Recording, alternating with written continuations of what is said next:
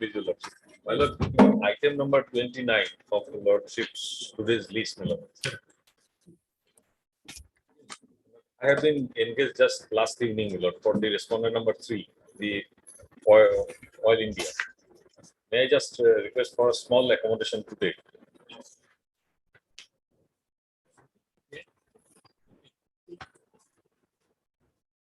Let it be there. I will accommodate you at the time if necessary. Huh? Because I don't adjourn these old matters. The petitioner has also filed an IA for inclement of the Ministry of Labor and Employment. Labor and Union of Employment. India, Lordship. That is also not on board. Yes, yesterday they have filed it. Then I can do it. Heard the learned counsel, Mr. Ardeka, Lordship. Ardeka for the petitioner and Mr. S. Doctor, senior counsel assisted by Mr. K. Kolita For respondent number 3. for the respondent number 3. The learned counsel for the petitioner submits that he has filed an application seeking impleadment of a party. Accordingly, list the matter again on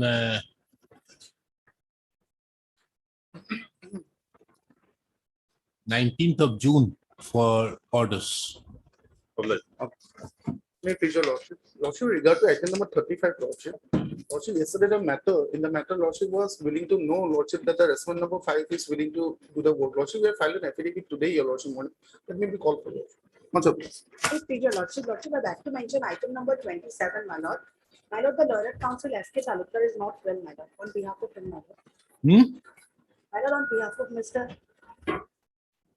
Yes. On behalf of Mr. S.K. Talukdar, my lord, I would like to mention the item number 27 for adjournment, my lord. He is not well today, my lord. Kindly the matter may be fixed for next Tuesday only, my lord. Some certain health issues, my lord. We will see, madam. I will accommodate you when the matter is taken up. My lord. Not now, because this won't be proper now. I don't adjourn any old matters. If it And as he is, is not present, my lord, only I'll be there available, my lord. so you be the president if you are taking, you have taken the responsibility for that purpose. My lord. Yes. Obliged. Wait, Mr. Lordship. Also, I'd like to mention a matter listing for admission, Lordship. Matter relates to, I think, discharged illegally from the armed forces because of my physical disability which I gained when I was employed. So matter, this is complete, matter may be taken up for admission. Any date, your Lordship, please, next week. You mention it next week. Obliged. Wait, please, your lordship. I beg, with the consent of the other side, I beg to mention item number 21. What's been this matter? The respondent authority has filed the affidavit on 29th. We have received a copy, and they made a statement that there are cases pending before the labor commissioner. So we are not aware about that. So we have to take the instruction, lordship. Yes, your name? SRA Nasir, on behalf of PD Nair. The learned counsel appearing on behalf of the petitioner seeks an adjournment on the ground of obtaining certain instructions. Taking into account the same, matter stands adjourned for 4 weeks. Obliged. Sure, I'd like to mention a writ petition. Matter is of 2021. Lordship, it relates to increment of payment. Lordship, from last 3 days, it has gone as leftover. Last time it had come in a Lordship's court. It was on February 1st, Lordship. Kindly next week. Make a mention next week, Monday, Okay, Lordship. make a mention. Hey, it is talking to you. This is not water. Who told you? May I please, This is something problem. Ask these people. Yes, may I please, lordship, I'd like to mention 2 WPC, both at 21 matter, lordship, pension matter, lordship, long time matter was not listed. So kindly matter may be taken on next week in date. madam, you mention it next week, Monday.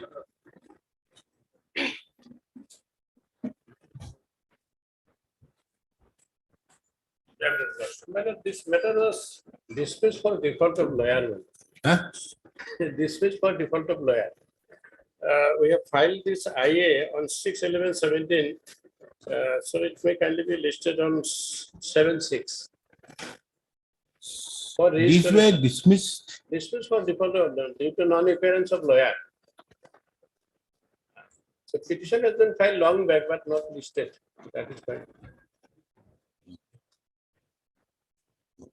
We'll have it on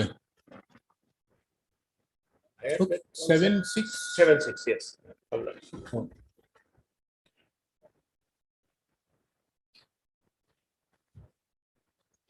Item number 1.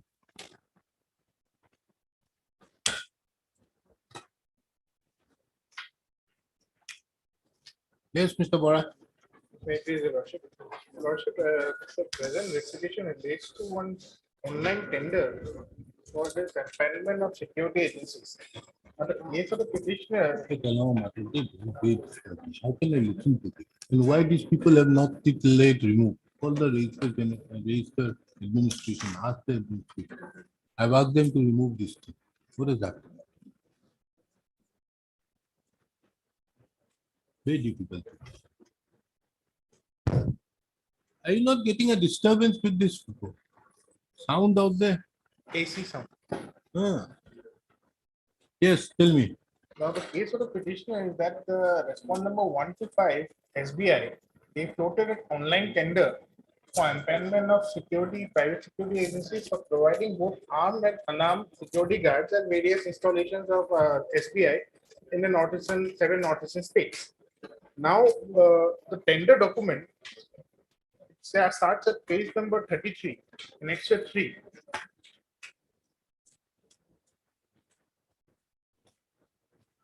At the top, the start date is 1/12/2018 and the end date Show was me the tender document. You are challenging a tender tender process, the way they have actually allotted the work to to somebody else. Yes, So you are challenging that. that, Okay. So show me the why. Why are you challenging it? because the private respondent number 6 and 7, they did not have that particular license under the Private Security Agencies Regulation Act, which they mandatorily supposed to have prior to allotment of work as per their own tender document terms. The tender document terms itself state that prior to 1/4/2019, when the start date of the allotment of work should happen, they should possess that PASARA license. Show me that.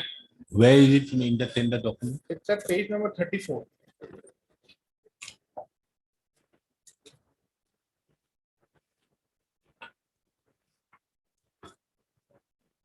Third bullet point. Since we have a present major deployment, I'll start with second bullet point. The security agency should be registered with the competent authority of the state government under Private Security Agencies Regulation Act 2005 in the state of Assam, Meghalaya, Arunachal Pradesh, Nagaland, Manipur. Clause. Second bullet point under the heading eligibility criteria. Page. Page 34. Since we have, security shall be registered with the competent authority of the state government under the so-and-so act in the state of Assam, Nagaland, so-and-so, whichever act is in force. Now, third bullet point.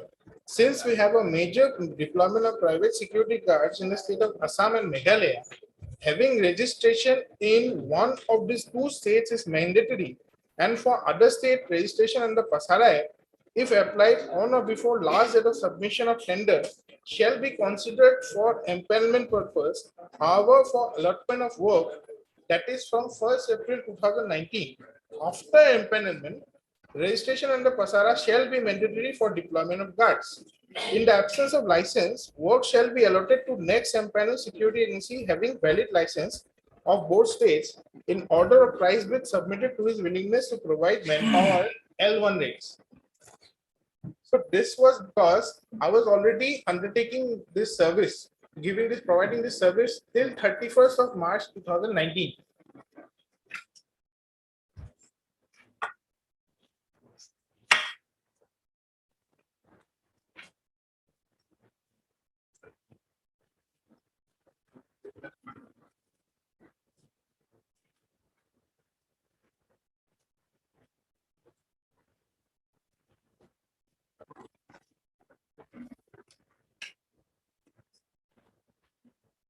Yes. So I was already providing this security guard service till 31st of March 2019. So your thing is that as per the tender condition, there is a requirement of twofold. First of all, there has to be a registration under the competent authority of the state government under the Private Security Agencies Regulation Act 2005 in the state of Assam and all these things. But in that case, it is mandatory to have out there because the deployment will be more to have it out there at Assam and Meghalaya. Assam and Meghalaya, and in rest of it has to be done on or before the date. Of allotment of road from 1st April 2019. Now I was already, my contract period was till, my previous contract was till 31st of March 2019. So it was only with effect from 1st April 2019, the new allotment of work would have started. Now, in terms of this particular tender condition, either Assam or Meghalaya Pasara license is mandatory as on the date of the submission of bid document. And prior to 1/4, everybody, there is no excuse. And this having a Pasara license is mandatory as per the Pasara Act.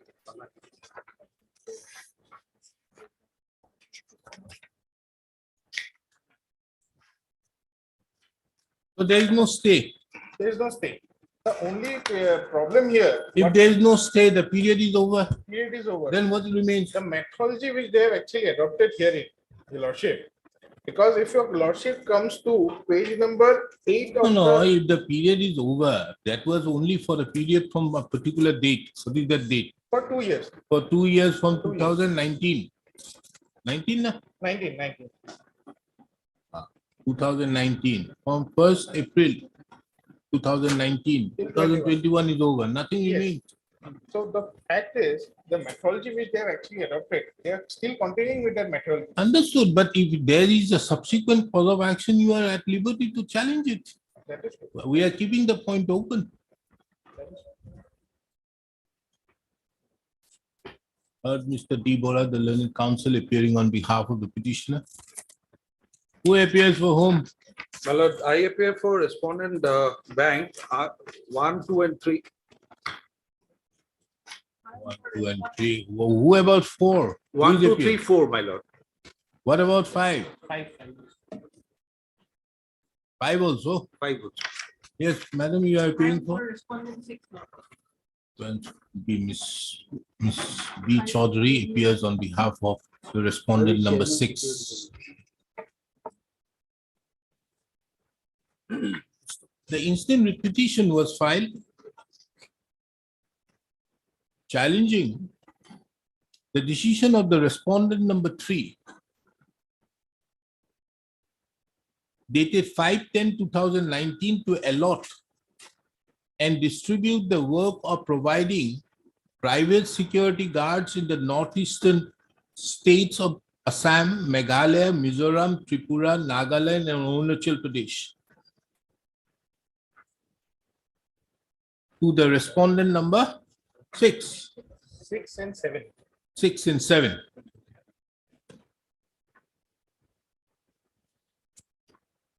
A perusal of the said tender document reveals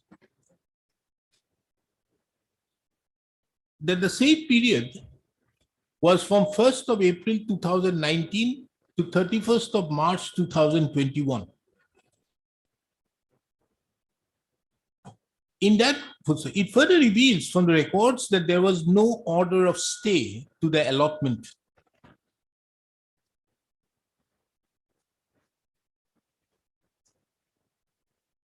Under such circumstances, as the period of the contract was over,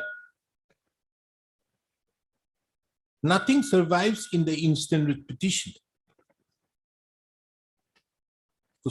Be that as it may, the learned counsel appearing on behalf of the petitioner submits that the methodology so adopted by the respondent state bank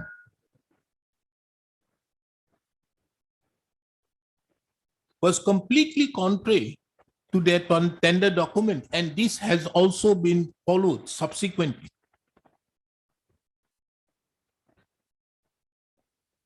And as such, the said point needs to be decided by this court.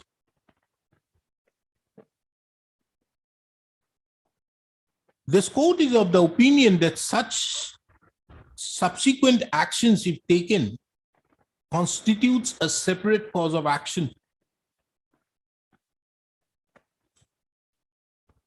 And the dismissal of the instant writ petition as infructuous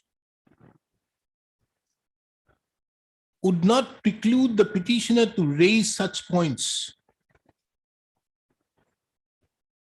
as have been raised in the instant writ petition. In view of the above, the instant matter stands closed.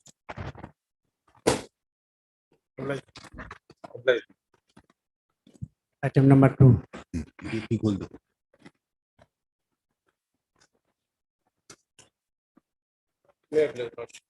Why it is with the PIL? Because my lord, case was pending for a long time. Our prayer is this. Lordship, PIL, Lordship, We are on the private basis of the order of the PIL, Lordship, the creation of the Gaubura lots in 8 districts, Lordship. Huh? PIL entire file is here. Why? Photocopy. Yes, PIL order is there and also single judge's order is there in your favor. Seeks a direction to the respondent to advertise the post of honorary Gaubura for every revealing village as per the letter issued by the government. In reply to so, the stand taken is that the issue is in the process of being considered in the light of the current. Yes, what is your prayer out here in the Our report? prayer is this, we are honorary Gauburas, we have been appointed by private organization, which is registered organization. And in several districts, my lord, some proposals are there. There's these types of Gauburas should be accommodated. And there was also order of the PIL in by Honorable High Court and also by single judge. That lordship may kindly see page 64 to Consider 69. why the deputy commissioner so and so shall not be directed to submit proposal regarding appointment of the present 94 petitioners by the Annexure 2 as the Gaubura in respect to the respective villages in terms with the government's letter dated so and or so cause as to why the petitioners should not be appointed as Gauburas against the respective way. But Mr. Mohammed, isn't it the case where there is already they have this particular made some executive instructions for the purpose Yes, of yes. appointment Those of a instructions are Gaubura? there. Then what That remains? we have annexed. Lordship, Just already been advertisement. And we have filed also representation that is not yet taken up for consideration.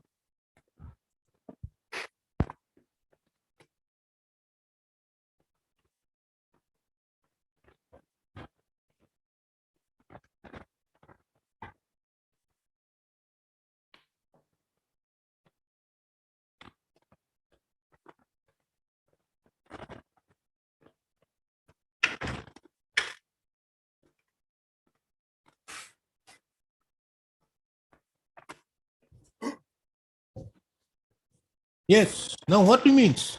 How can this order being passed by this court when they have an executive instructions unless you challenge them? No, executive instructions are in our favor. Understood. So, but So why it will will follow they- as per the executive instructions. Those instructions, where is those? No, kindly see page 50. That is in our favor, why you will challenge? We Oh, rather there welcome is. this. Yeah, got it. Somebody has given it. Page 50. Age of superannuation. This one is there, na? What is this? Notification of 6th of January 2016. I am referring to 10th January 2020. Page 50. And thereafter, so many communications. Appointment of honorary Gaubura, honorary additional Page, Gaubura. page Page 50, Annexure 6. 50. Yes. I am directed to say that the government of Assam has decided to appoint one honorary Gaubura and in each of revenue village of the state, excluding the 6 scheduled areas. For this purpose, a revenue village would mean a fully cadastrically surveyed and inhabited village, the land records of which are properly recorded in the village. Jamamundian would not include any non-cadastral village uninhabited village. So this was the order from the Commissioner and Secretary, Government of Assam, Revenue Department. Thereafter, Lordship may kindly see page.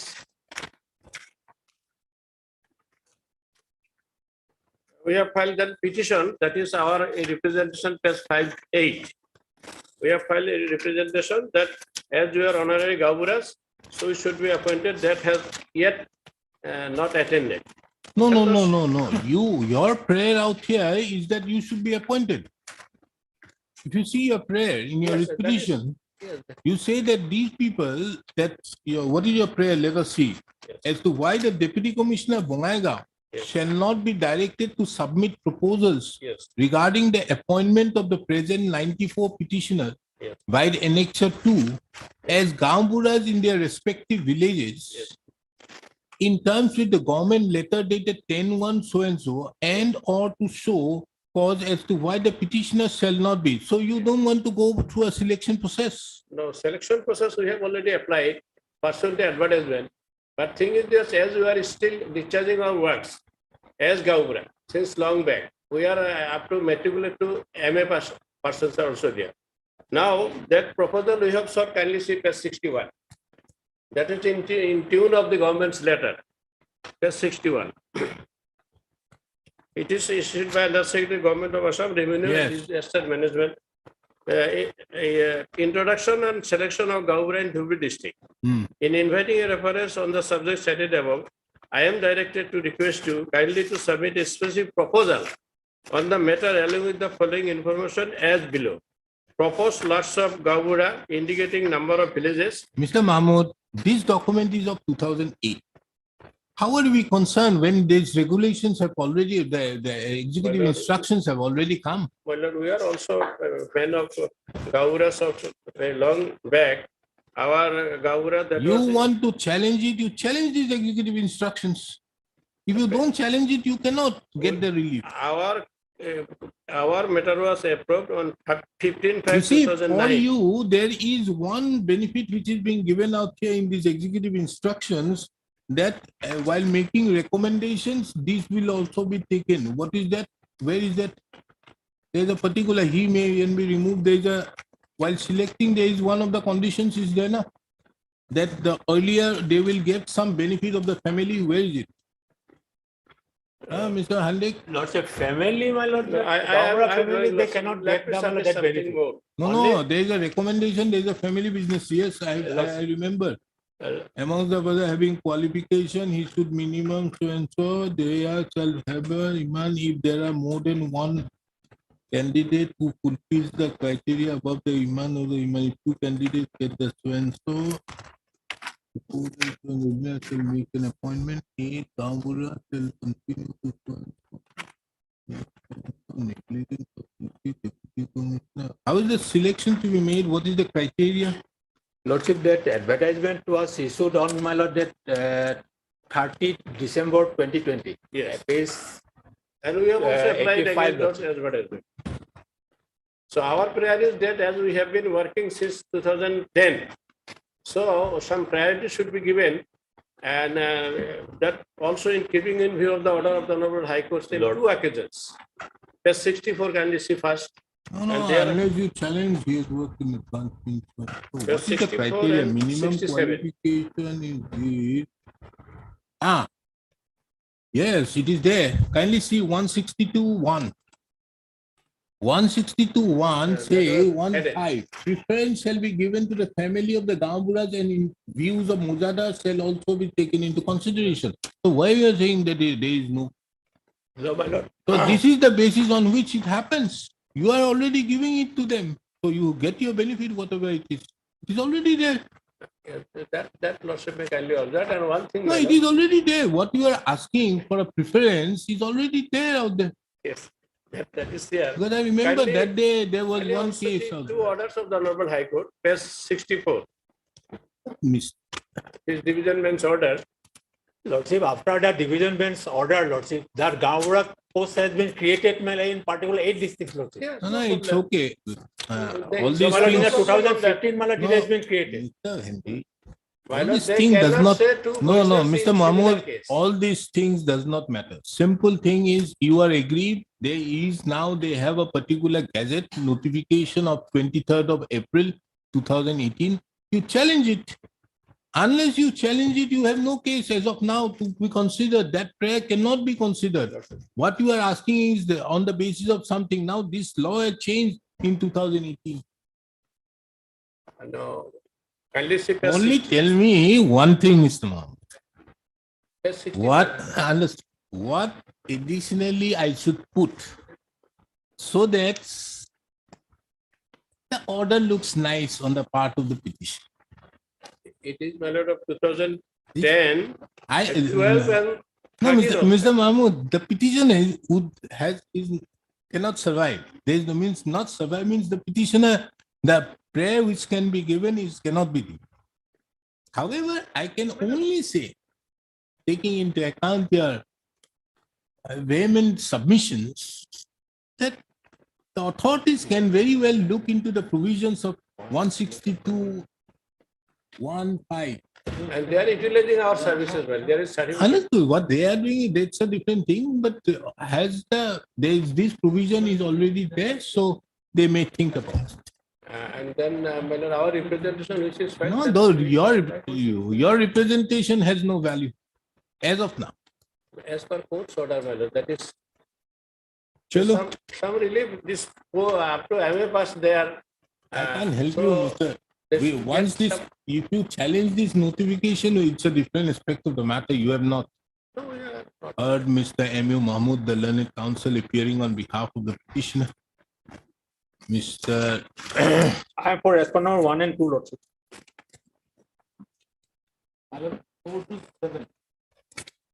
Mr. J. Hendrick appears for the respondent number 1 and 2. 1 and 2.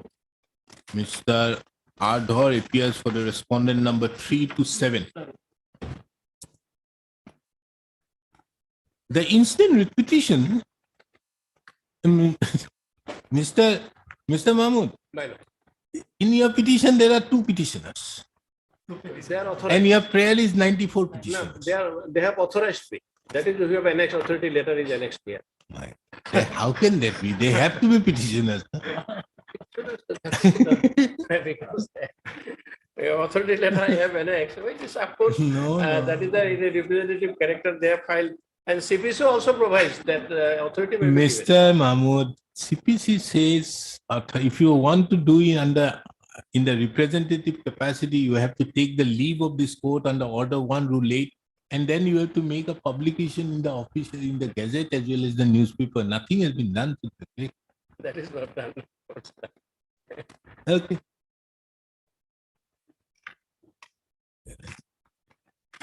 The case of the petitioners herein is that the petitioners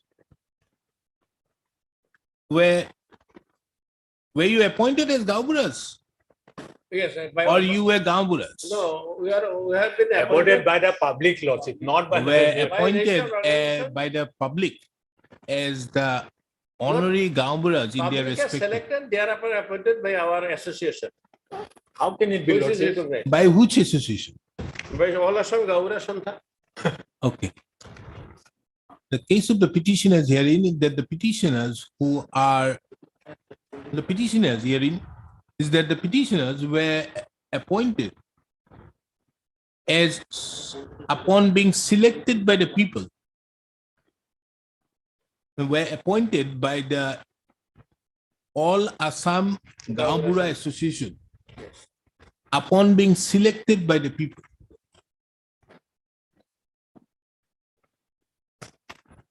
It is clear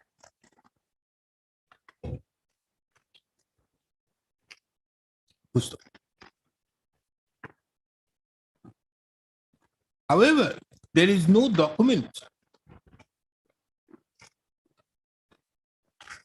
Yeah.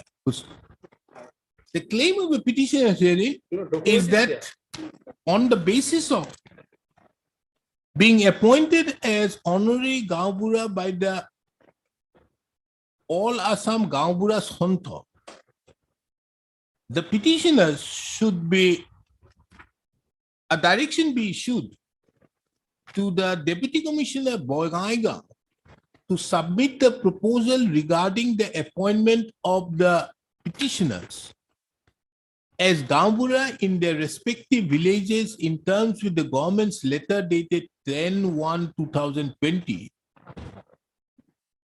as well as also for a direction upon the respondents to appoint the petitioners as Gambura against their respective villages.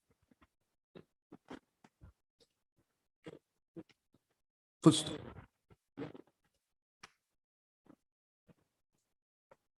it appears that on 6/1/2016, the governor of Assam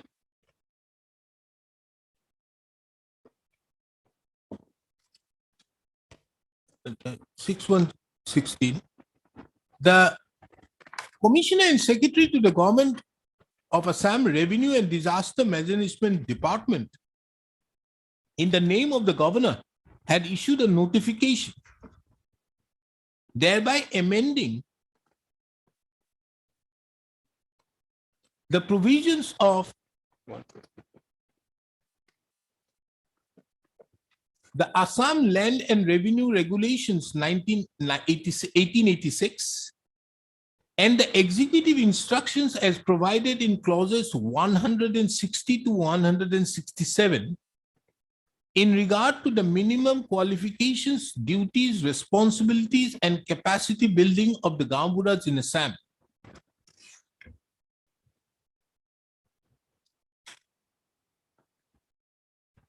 In terms with section clause 1 of the said notification,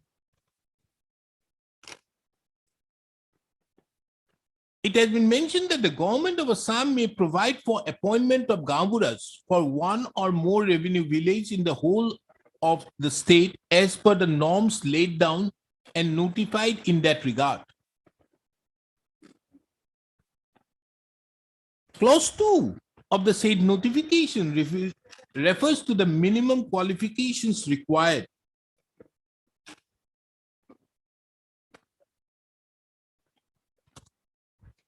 Clause 3 stipulates about the age of the superannuation and when a Gambura can be removed from the job. Clause 4 relates to the duties and responsibilities of the Gambura. Clause 5 relates to capacity building of the Gamburas. And clause 6 relates to the performance appraisal of the Gamburas in question. It further appears that thereupon, this notification dated 6/1/2016 was cancelled by the governor of Assam on the basis of another notification dated 10/4/2018.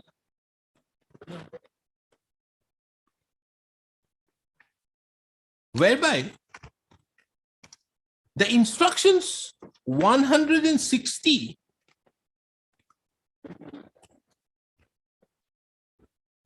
to 164 as contained in the executive instructions under the Assam Land and Revenue Regulation 1886 was amended, was substituted.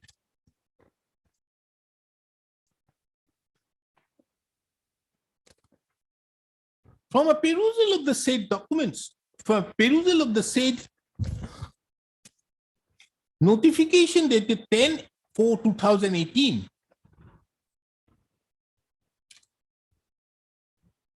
it shows that the appointment of a Gambura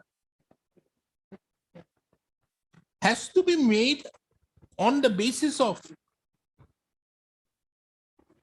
a selection to be carried out by the selection board in terms with executive instruction 162(2) of the notification dated 10/4/2018.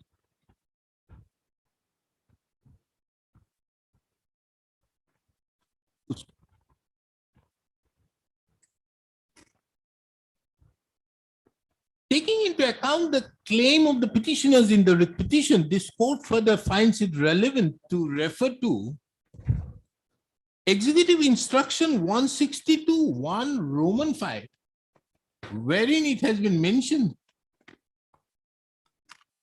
that preference shall be given to the family members of the Gamburas and the views of the Mojada shall be taken into consideration. Therefore, it would be seen that, further to that, it is also relevant herein to mention that these very instructions, the notification dated 10/4/2018 was further amended by the notification dated 19/7/2019.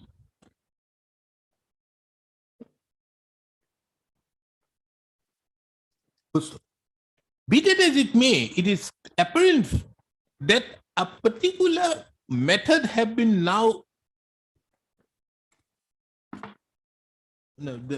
be that as it may, it is apparent from the notification dated 10/4/2018 as amended till date that there is a selection procedure on the basis of which, on the basis of the qualifications set out in clause 162(1) for the purpose of appointment of a Gambura. In that view of the matter, it is also relevant to take note of that these notification dated 10/4/2018 has not been put to challenge in the instant proceedings. Next.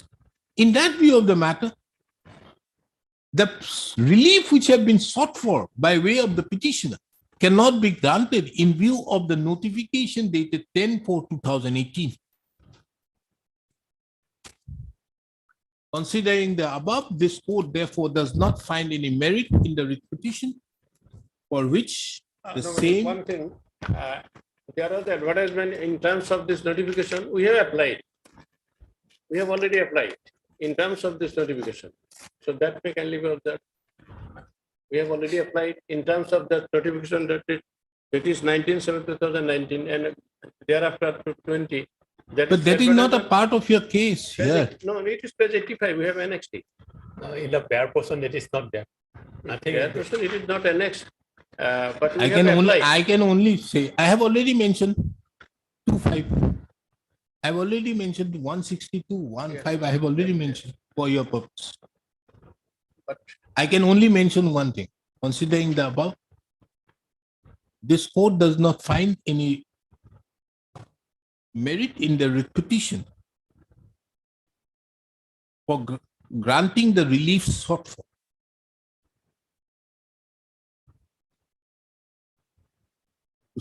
It is further observed, it is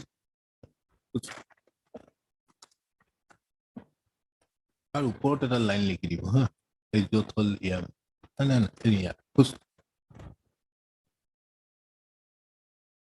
Before parting, this court finds it relevant to observe that the authorities concerned shall appoint the concerned in view of the notification dated 10/4/2018 shall appoint Gamburas in terms with the provisions contained therein as amended up to date. That is the most I can. includes the case of the petitioner. No, not that.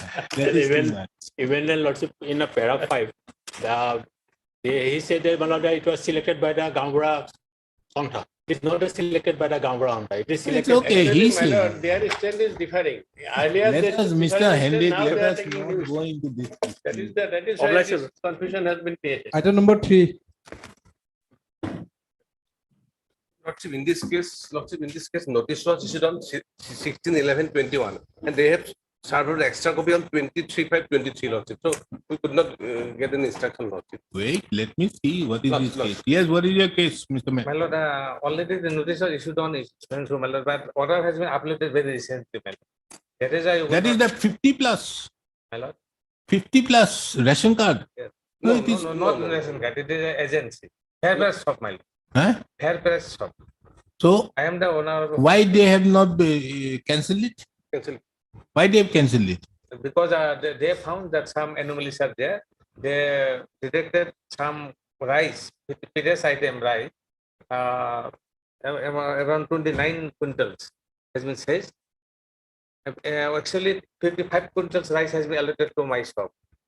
25 quintals we lifted as a first trip. Then second trip we want to reach 29 quintals. That when the truck come, my lord, then police says it, my lord. Police says that truck, second trip, and found that we are trying to misappropriate those rights. Accordingly, police case has been registered. We thereafter my license has been suspended. Then my lord, inquiry has been conducted. I submitted my focus reply, and without considering my focus reply, my lord, they take a decision that since the criminal case is pending, so suspend is to continue till disposal of the criminal case. where? Page 27. Where is that order? 27. Page 27. Huh? Page 27. It's a when was suspended in the order. Yes, the report then.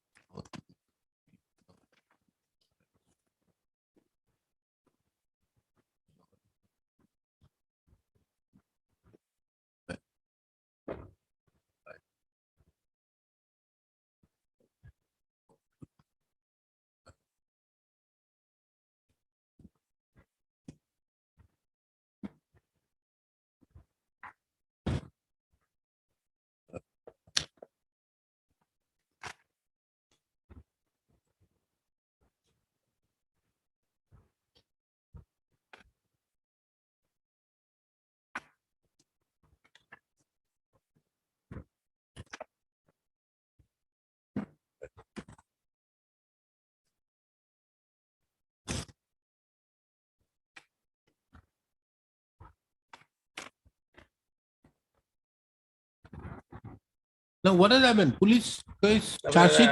Charge sheet has been submitted. Then I am appearing in the court. so appear, keep on appearing. Why should we interfere with this order? Then you are saying that because of the pendency of the police case, they have done it. No, there are two. The other reason, the inquiry report is against you. Yes. Then But you could not substantiate any other material. You were lucky enough. If there is some other authority, they would have cancelled the license. You are lucky enough that you were kept under suspension. Now I think you should, rather than fighting out here, you should fight out there in the criminal and get it out and then get it. They have not taken any action on of fact this. is, my lord, when the inquiry has been conducted, beyond the rice seized from my, actually I disclose all the things. My lord. My reply has not at all considered by the authority. I clearly stated what is happening. Actually, 55 quintals of rice allotted. First trip we lifted 25 quintals. When I try to replace blends quantity, my lord, But then Mr. police says. But Mr. Ahmed, kindly tell me one thing. How can this code go into those aspects? This is done under 15.1 Right. of the 82 order. Right. So 15.1 says that you will be given an opportunity of hearing. The opportunity of hearing was given and there is a report on the basis thereof given to you. If it is a question that these are the facts which were not taken into consideration, then well. But can this court decide unless you show the glaring perversity which is there? Then only this court can look into it. Otherwise, I think you are lucky they have still kept you suspended. The suspension normally as per 15.2 is for 3 months. That's it. The question of suspension does not arise in the instant case. It is a case of cancellation. You should be happy. You also can we see paragraph 13 and 14 my petition. I have seen it, but whatever may be, you are lucky. Don't you think so? Better, I think you should agitate your rights out there before the criminal court. In one case, supply driven, I found my law, you also can see that they found in another case. Mr. my lord. Ahmed, My if lord. I Yes, my lord. dismiss your petition, I will have to say that the power of suspension was not there. It should be cancelled. You want No, I am to not. put that. I I don't think know. better off you Yes, sir. withdraw. I am not. Because the problem is the other way. In that case, my lord, Uh, the injury found. However, since the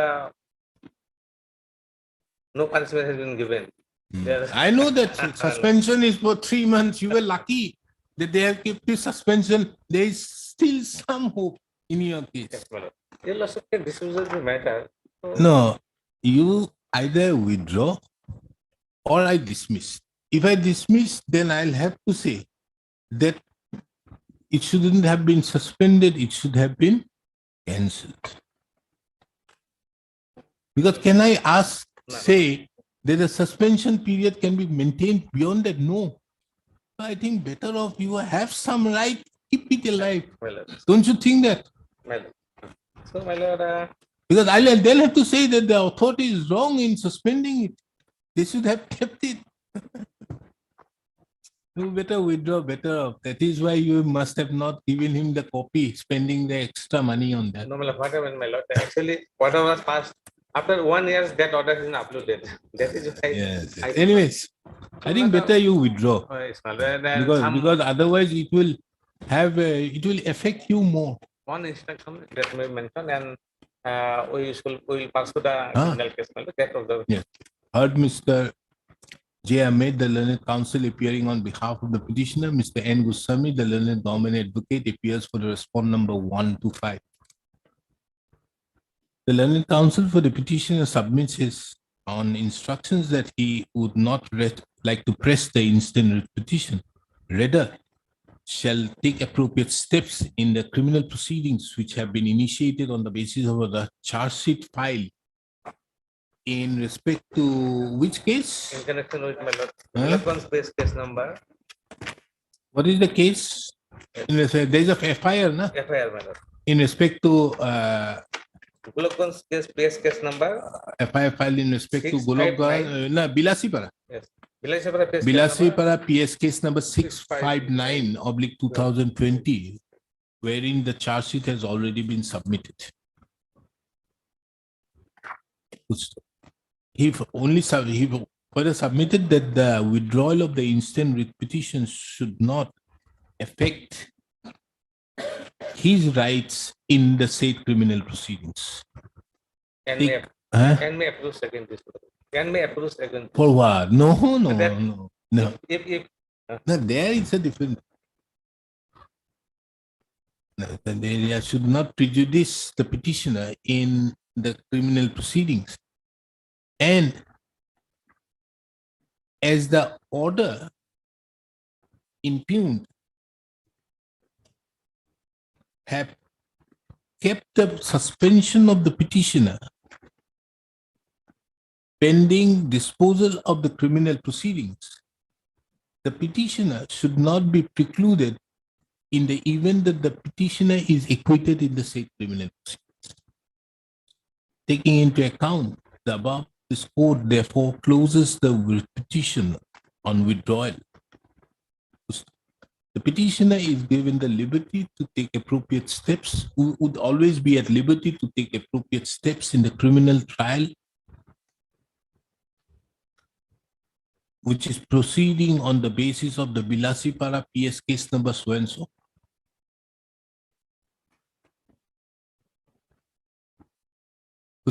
It is further observed that the withdrawal of the instant petition shall not preclude the petitioner to approach this court if in the said criminal proceedings the petitioner is acquitted. moment has withdrawal, my lord, some claim come, file loss complaint to the bar council. No, that is why I gave you that. But now, because here, order is otherwise wrong in the sense that it should have been, it couldn't have been suspended, it should have been cancelled. Yes. Hello. Item number 4.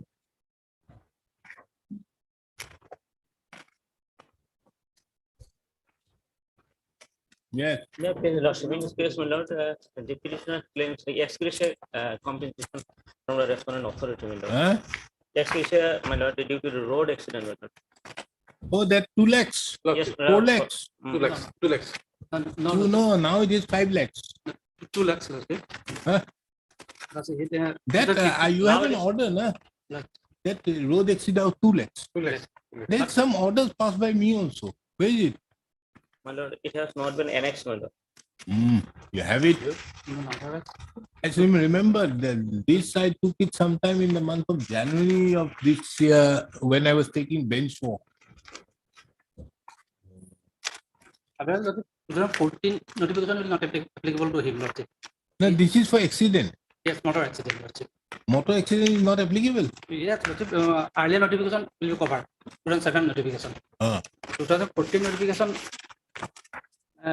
it is indicated that the incident prior to 15th of November 2014 will be governed by the OM public notification relevant to the period concerned, Lordship. When did the accident happen? My lord, in the year 2009. Yes, Lordship. And 2009, and then that notification was holding is 24/4/2007. Yes, Lordship. And as per the notification is entitled to. But there is a huge delay, Lordship. Why you have moved so My late? lord, in the paragraph number Accident. 7, I have stated, my lord. Huh? In paragraph number 7, I have stated, my lord. What? My lord, due to the ignorance and also, my lord, You learned it now. yes, my lord. Huh? At paragraph number 7, I have stated it ground of delay, my lord. Who are you?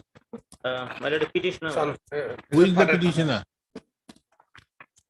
Petitioner is who? My lord, father of the deceased, my lord. Paragraph number 7, my lord. 7. At page 7, my lord.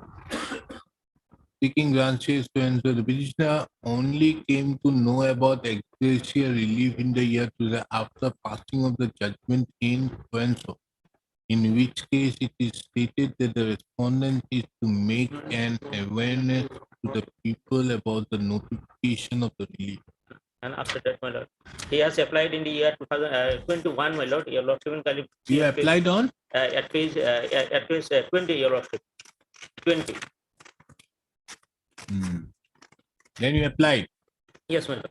You came to learn in 2019 Yes, my lord. and you applied in 2021 yes. My lord, in about a date in 2009. yes, my lord. Fantastic. Then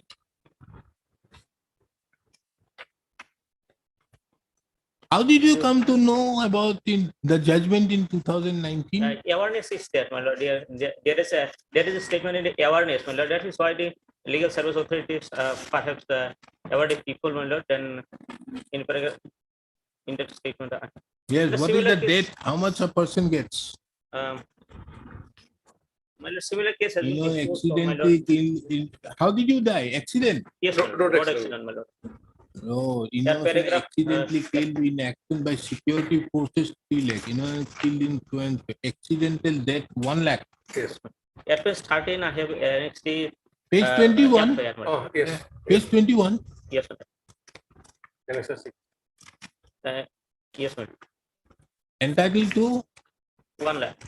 1 lakh. Similar case has been disposed of, my lord, on 10, my lord. Similar case disposal. In the year 2008, she died, my lord, and that case was disposed of by the Honorable Mr. Justice in the court number 4, my lord, on 10/5, my lord, couple of weeks ago, my lord. Regarding 1 lakh, my lord. Regarding 1 lakh. He also died in the year 2008, my lord.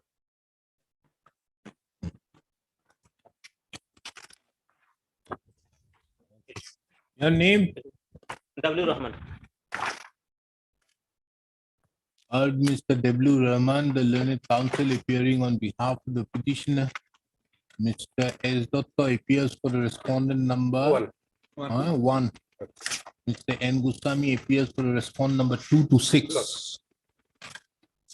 The instant petition has been filed by the petitioner, being aggrieved by the inaction on the part of the respondent authorities in not making the payment of the ex gratia payment in terms with the notification dated 24/7/2007. Next. The case of the petitioner herein is that the son of the petitioner died in a road traffic accident on 12/12/2009 near the hockey stadium, Beharbari, Guwahati, for which Bokista PS case number 604/2009 under section 279/304A IPC was registered. Where is the final report? FIR is 13, my lord. I'm not on that final report. Final report is not annexed, my lord. Then how do we know he died? But a Out of postmortem accident. report, your lordship. It further appears from a perusal of the postmortem report encloses annexure 3 to the writ petition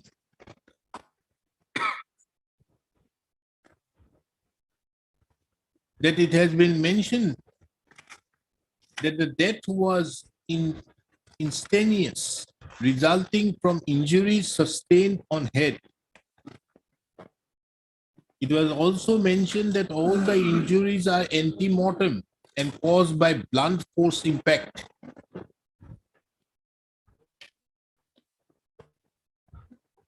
Annexure 4 to the writ petition is the death certificate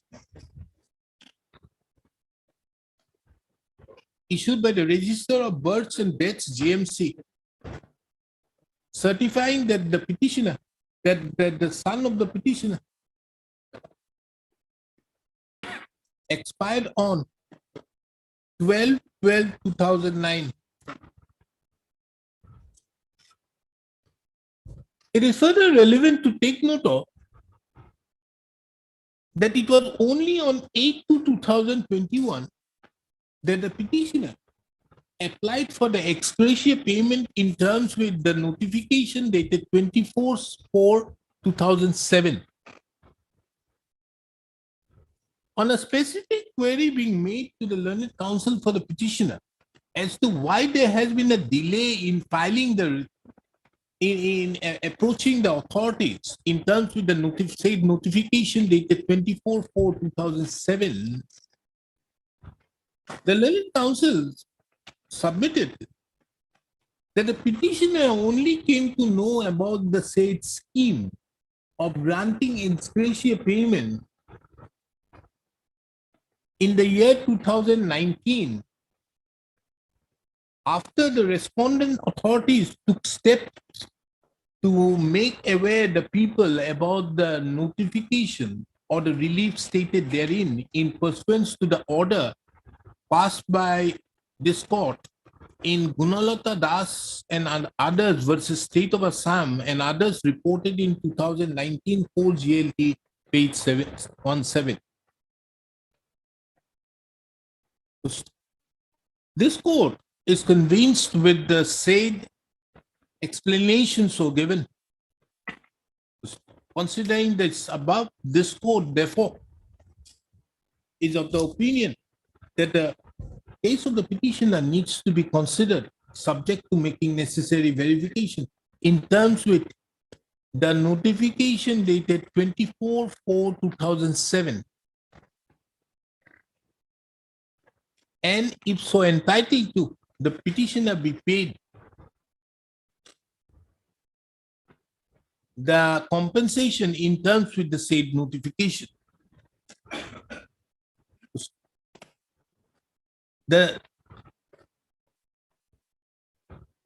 This court further directs the respondent authorities, therefore, to consider the case of the petitioner to make necessary verifications as regards the entitlement of the petitioner. And after necessary verification and consideration as to whether the petitioner would be entitled to in terms with the notification dated 24/4/2017, if it is found that the petitioner is if the petitioner is found to be entitled to the said compensation be paid to the petitioner. The said exercise be completed within a period of 4 months from the date a certified copy of this order is served upon the Commissioner and Secretary to the Government of Assam Revenue. EC will verify, then thereafter he will send to They will the forward. The date of submission of the certified copy to the respondent number 2, that is the Deputy Commissioner Borpeta. In fact, in the earlier matters, I've given it to the Commissioner and Secretary. When Mr. who was appearing, there was another who became a senior counsel. No? What was his name? Yes, Dekha. My direction may be respondent number 3, my lord, Deputy Commissioner Kamrup Metro, my lord, because the place of occurrence is at Kamrup, my lord. Respondent number 3. Okay, respondent number 2. That's it, my lord. Dispose. 5,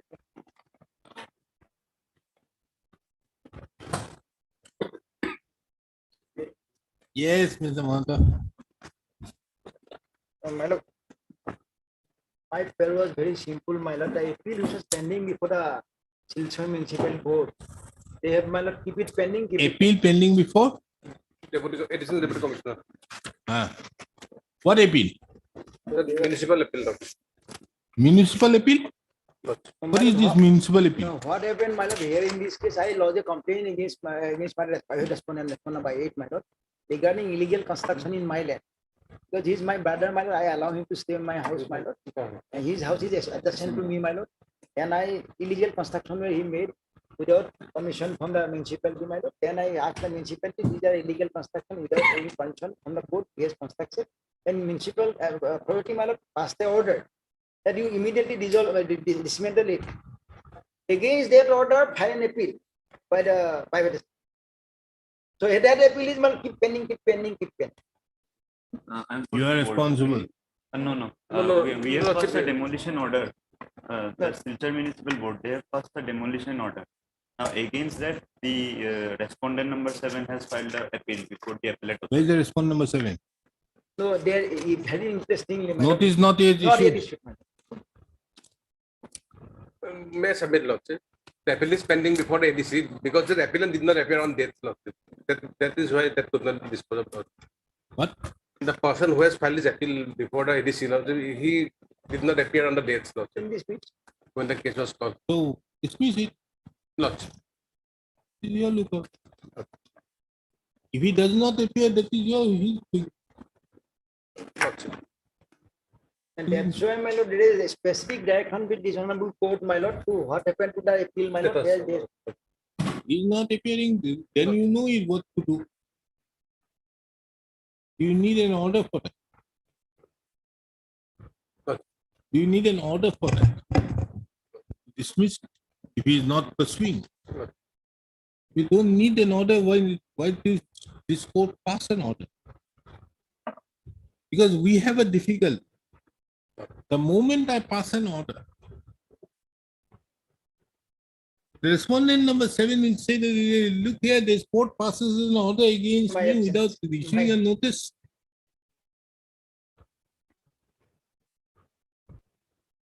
But if we pass an order in this manner, taking into account that within 10 days or 20 days, you are going to take steps for passing for disposal of the appeal within 1 month, and the petitioner withdraws it in view of that undertaking, then I have no problem. That is the only way out. My lord.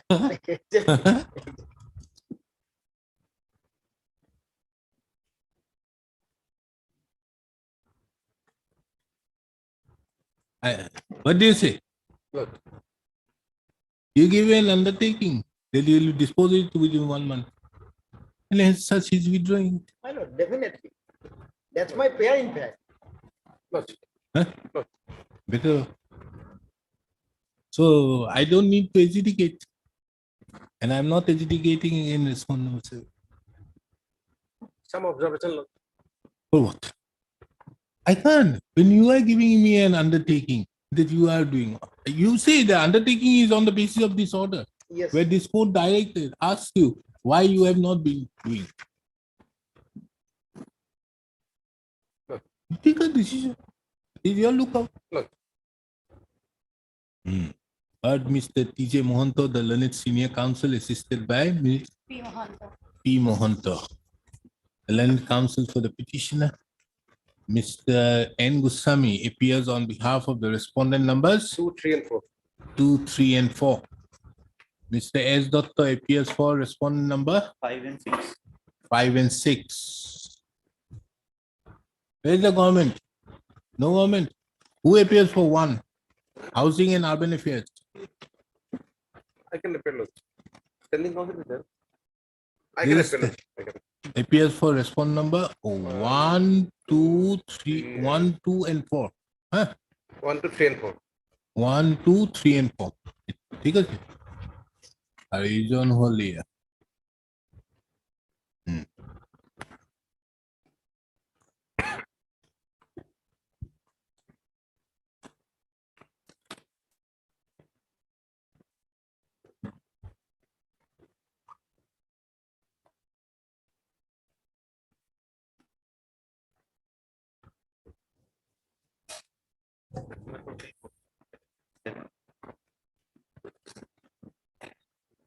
The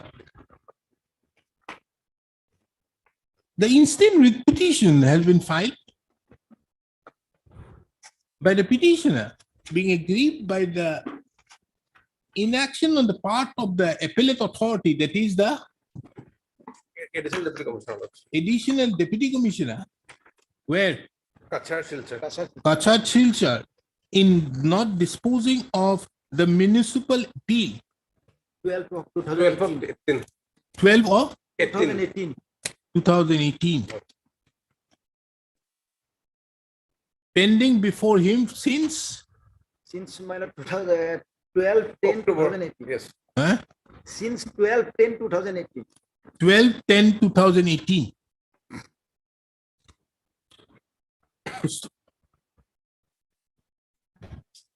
The learned counsel, Mr. N. Goswami, submits that pursuant to the orders passed by this court on 23/11/2021 and 1/12/2021, he has obtained instructions, Telephone inspector. had obtained instructions that on account of the respondent number 3, who is the appellant, not appearing in the said proceedings, the appeal could not be disposed of for all these years. He, however, submits that the authorities, in view of the pendency of the instant writ petition, have not disposed of the said appeal. But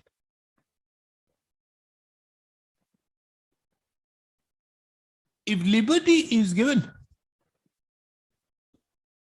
the authority shall dispose of the said appeal within a period of 1 month.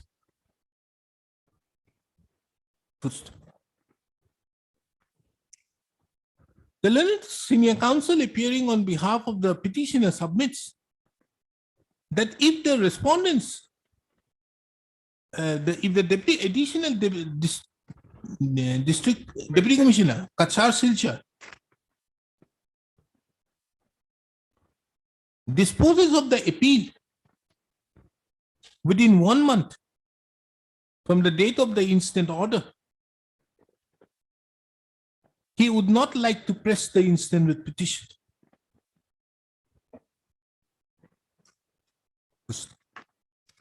Considering the, he, however, submits that if the said appeal is, however, not disposed, the petitioner may not be precluded from approaching this court again.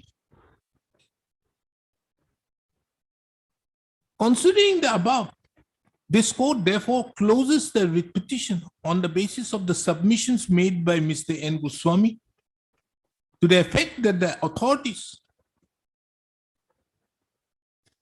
to the effect that the additional deputy commissioner Kachar Silchar would dispose of the writ petition the appeal within a period of 1 month.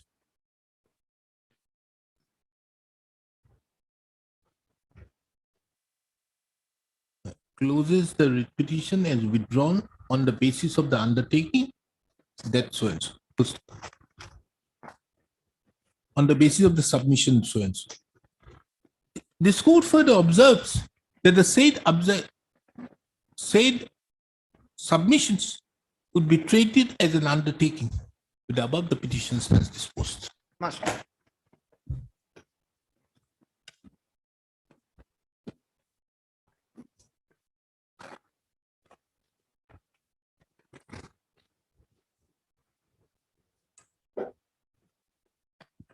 Item number 6 to 20 for admission.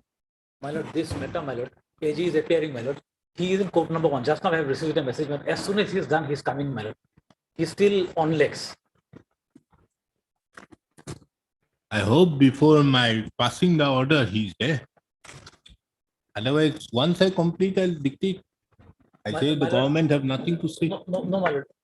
Or I'll pass an interim order. My lord, no, he is coming, my lord. I'm just praying that little accommodation for some time, my lord. For just some time.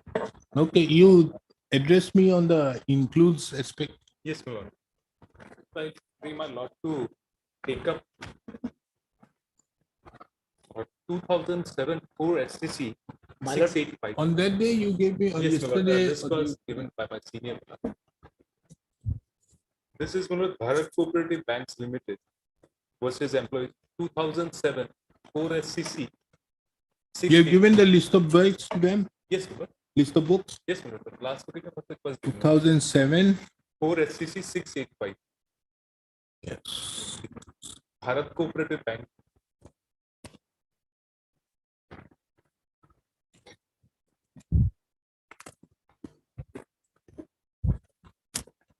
Hey, Manu Matthew, I'll come off. We have set it 10:15 now. Correct. Today was the date. Things have changed. my lord, can the mathematical after some time, my lord. After some time, my lord. He will address the court, my lord. Huh? After some time, my lord. No, I'm not disposing it right now. I'm hearing him on these judgments. I'm coming in 5 minutes. I hope he comes by then. But let me see his first judgments. You have not given any copies. Hey, judgment ulo na nahi. Have you given the list of books?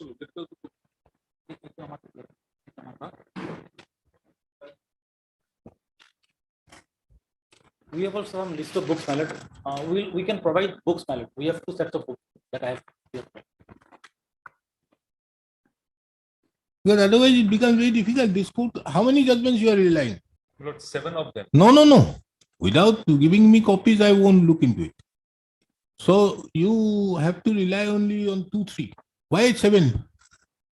You are only to show me includes aspect. Well, I'll Other restrict things we are not myself- concerned. Yes, my lord. I'll restrict myself only to 3 judgments. Now tell me which are the 2, 3. Lord, one is this 2007 4 SCC. Just 1 minute. That is Bharat Cooperative Bank Limited. Just 1 minute. Wait. And one is that Pottery's judgment. Huh? That Pottery judgment. Pottery. Pottery 77. 77. Yes, 2000. 7. 4 SCC. 685. 4 HCC. 685.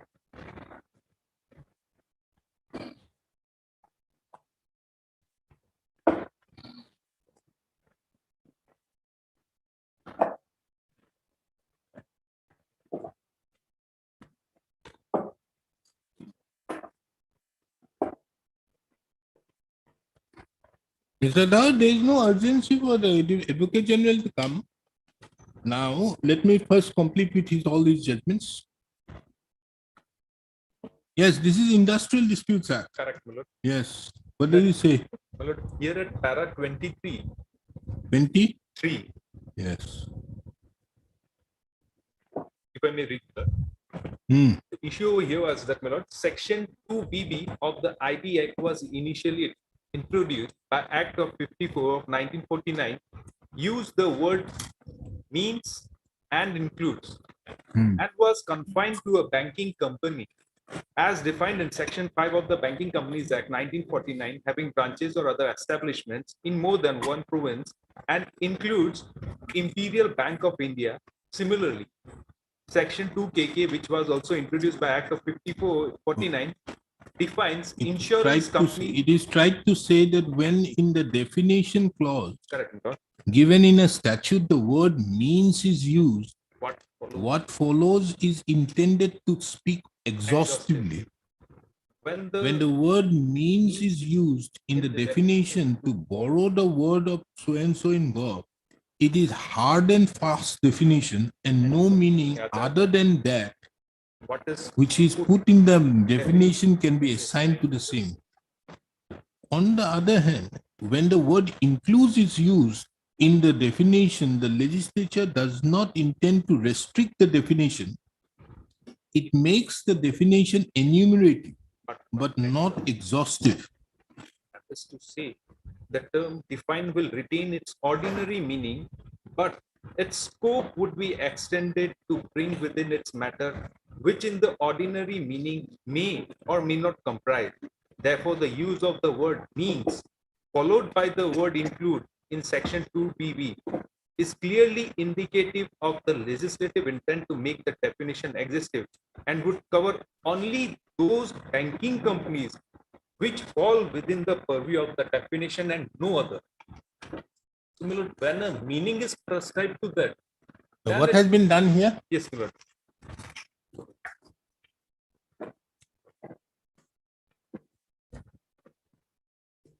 Page 53, my lord. Page 53 of the writ petition, my lord. Ah, My lord, here they have mentioned chadar, mekhla or panic and include. and includes. Down below is the explanation for the purpose of this order at clause H. Meaning has been assigned. my lord. Mekhla means. Now that I know. Yes, my lord.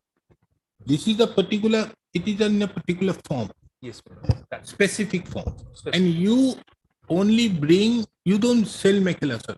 No, my lord, we are confining to that. This combination is different from what has been provided under the Act. So you won't like to go into the aspect of Mekhala Chador because you also manufacture We manufacture in Mekhala the Chador, but on the basis of some other cloth, the man-made fine. Man-made. So, The basic ingredient so is the going into the question of explanation, because you are not concerned now because you manufacture Mekhala Chador, but not with that fiber. not with that fiber. Absolutely. So That is the content. question as to those were initially fabrics of long length, Yes. without being cut to the size of a Mekhala Chador would not have Would no not meaning have weight. Would not for you for me. because you sell it by We as sell it, Mekhala my Chador. lord. Yes. That is Only thing is, you mean to say that this is exhaustive and includes, therefore would mean will fall is within the used in the purview. definition. The legislature does not intend to restrict the definition. It makes the definition enumerate, but not exhaustive.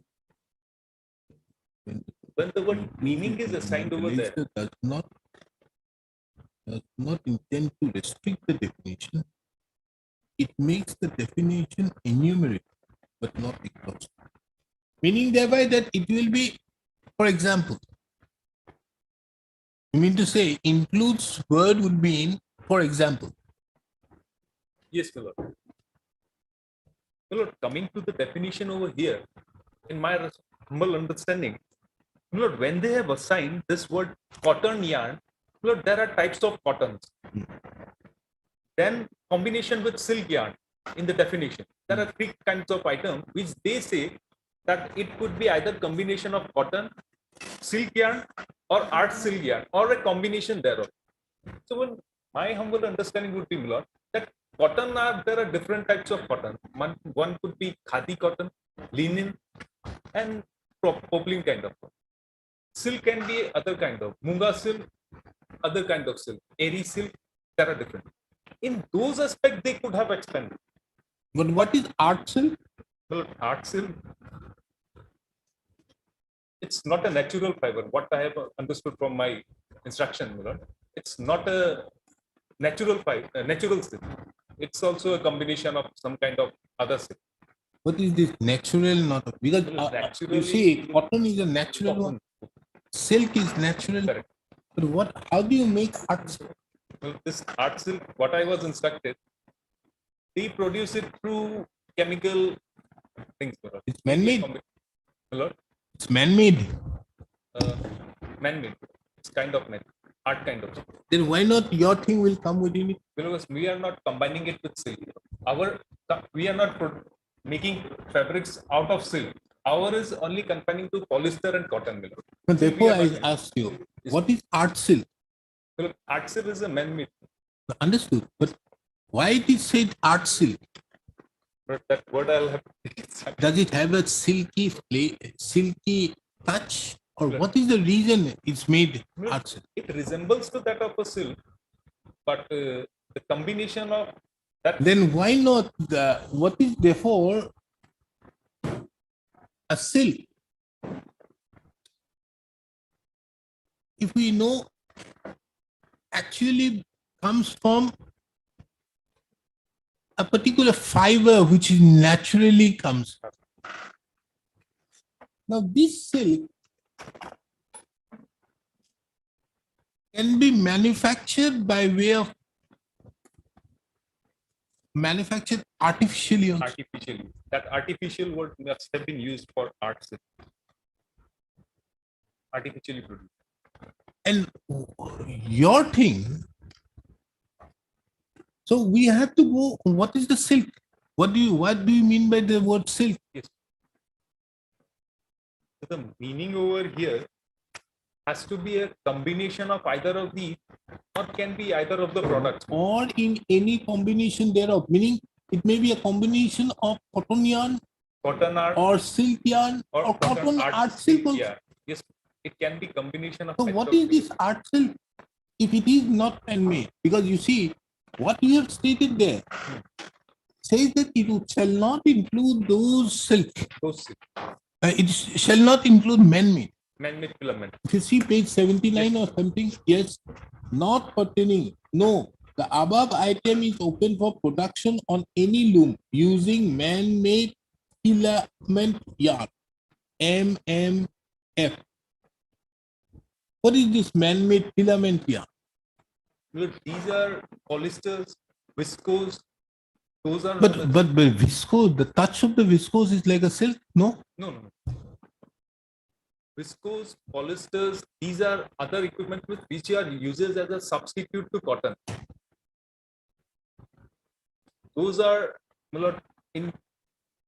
No, this is viscose. Yes, this is viscose. So if this is viscose out there, yes, then viscose will come under MMF. Correct. This viscose may have a silky touch. Would it come within an ambit of art silk? As therefore, the aspect of what is art silk won't be relevant. I'll come at 12. You just find out. I'll just have instruction on that. Also. Correct.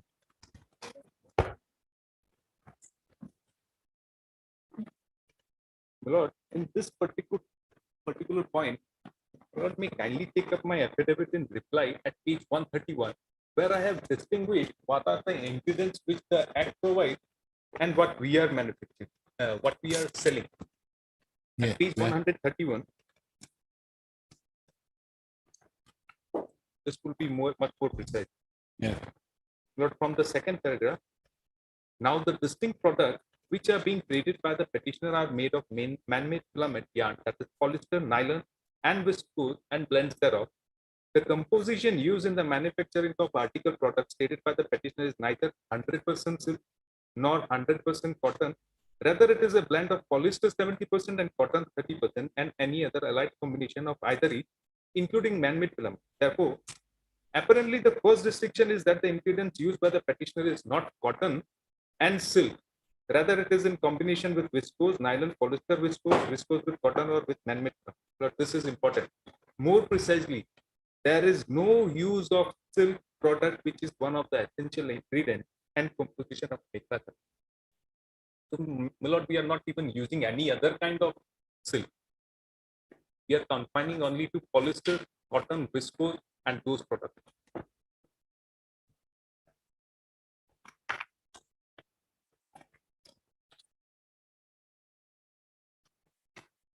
And that apart, my lord has rightly come to a conclusion that when the meaning has been assigned, it has to be seen in, then my lord, it will come within the context of what your lordship has rightly pointed out in pottery scheme. No, if the artificial silk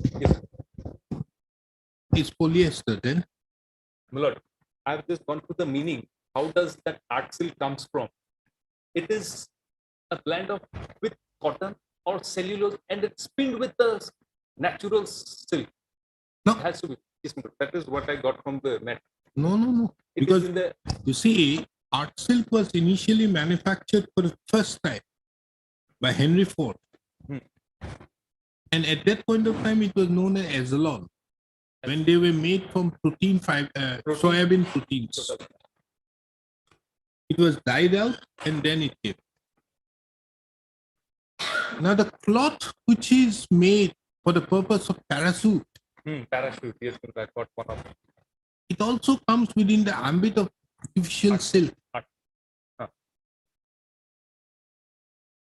So art silk will come, don't you think, would come within the ambit of it is artificial silk. Yes. It will have a very thing, not only that the viscose is there, rayon is there, even polyester would come in. My lord, it has to be in resemblance with silk. No. That is what I could justify from what the definition provides. It has to be It says natural silk may be a particular product which is made out of natural fibers and it is pretty expensive. And as such, these are being made man-made filaments on the basis of which the artificial silk is. So you can't say that it is only rayon. It includes nylon also. The word silk, in my respectful submission and understanding to my limited knowledge of understanding, and the word art silk would not have been used. When they Then what would they use? Fiber? As other products, they were very well mentioned that with any other fiber or any other man-made filament, and the respective meaning assigned that it has to be seven in, that will be in the context of what has been provided.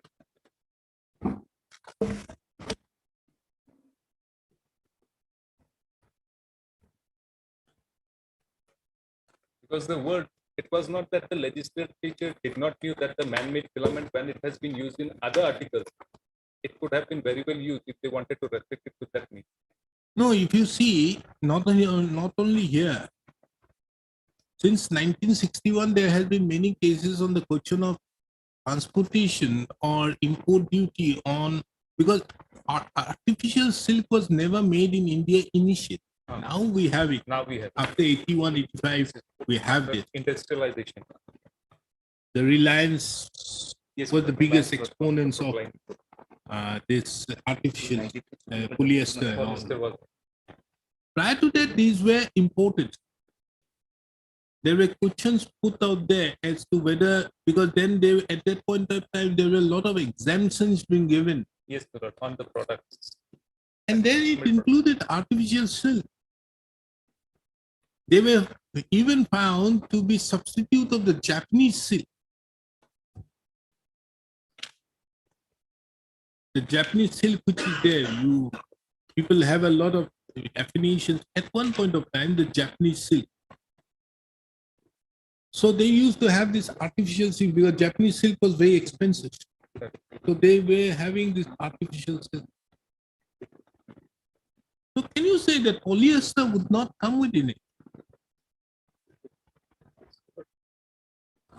Better understanding of it would be, when the word silk has been used over here, artificial silk, it would have confined itself to the combination of artificial with any other No. fiber. With any other fiber. Silk That with couldn't any have other been. That can't be, because artificial silk is a thing which is made absolutely not with natural fiber, because otherwise it will come within the ambit of blended silk. blended. Correct. That correct. Your logic. Blended silk will be a combination of an artificial silk with silk. There might be, in some cases, you may find a lot of blending which is being done. How it is blending are done, these are made out of a particular these are all made of threads. Correct. So you blend the thread of a pure silk with an artificial silk and you can make out a product.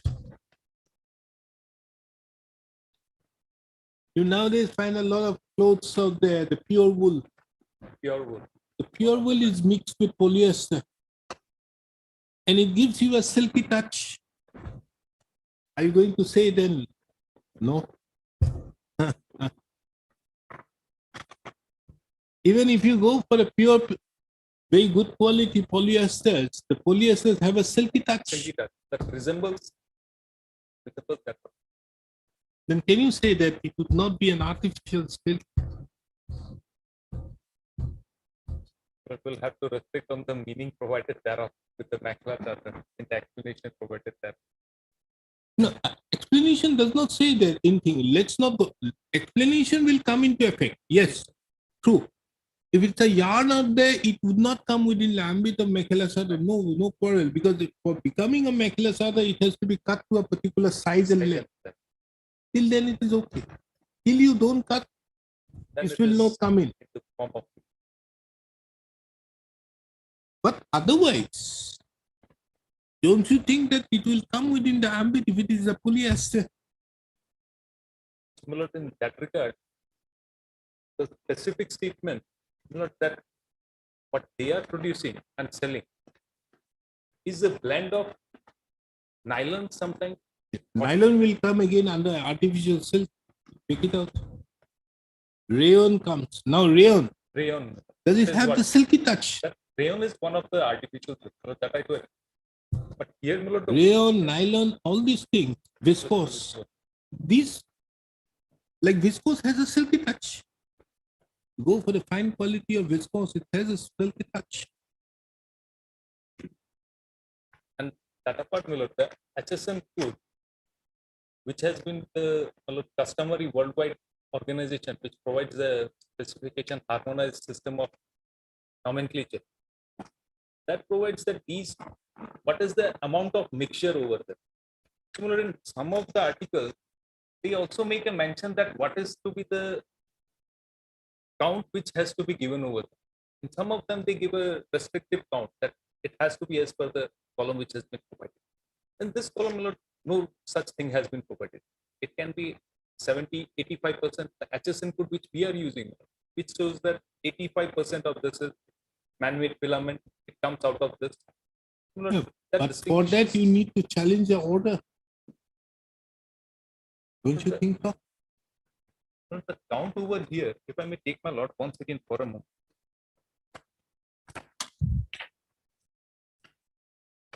Yeah, there is no count business. Yes, Mr. Irrespective of the count and style. That is why I'm saying there is no the concept of count or has not been mentioned. The 100 counts or 20, yes, 200 counts. That is not relevant. But Milord, in first of the item where sari has been mentioned, Or art silk yarn or twill weaved with check or stripe, designed irrespective of count and dimension. And it's with characterized extra by wrap a border. or extra weight, design and includes. These will already come in. Yes. Dokona and all these things will come. But otherwise, if it comes within the ambit of an artificial silk. Now, if you see another thing, interestingly, from the cotton yarn, they say, yarn would be, what do you mean by yarn?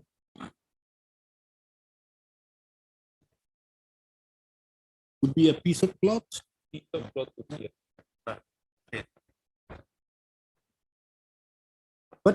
to come within the ambit of Mekhela or Chadar, Mekhela or Chadar or Kanek and all this thing, it has to be cut into size Yes, my lord.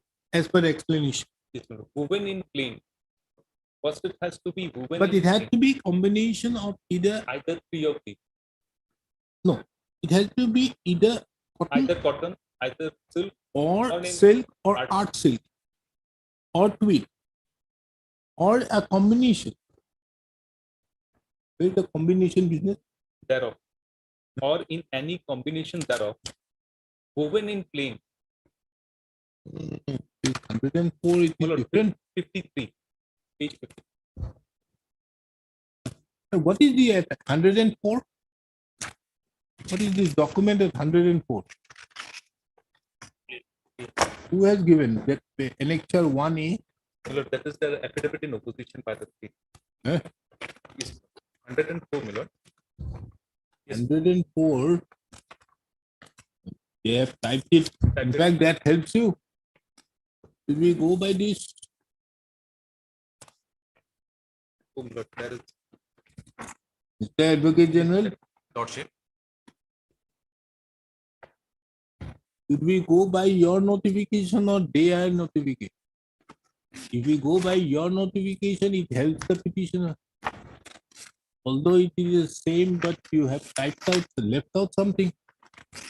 If I'm not wrong, The original is also given. If kindly come to 104. Yes, Lord. The combination of Other Mekhela Phenek is used for covering lower so and so, is manufactured from cotton, silk, art so and so, or twill, weave so and so, or irrespective. The combination is missing. Yes, that's what I. Woven in What is mentioned? Which makes everything different. and woven in plain, my lord. That Now part of- kindly see page 53 of the repetition. Lordship will look into page 53 because this is a typographical inadvertent mistake. So in any combination thereof. So even a blended silk will come within the ambit.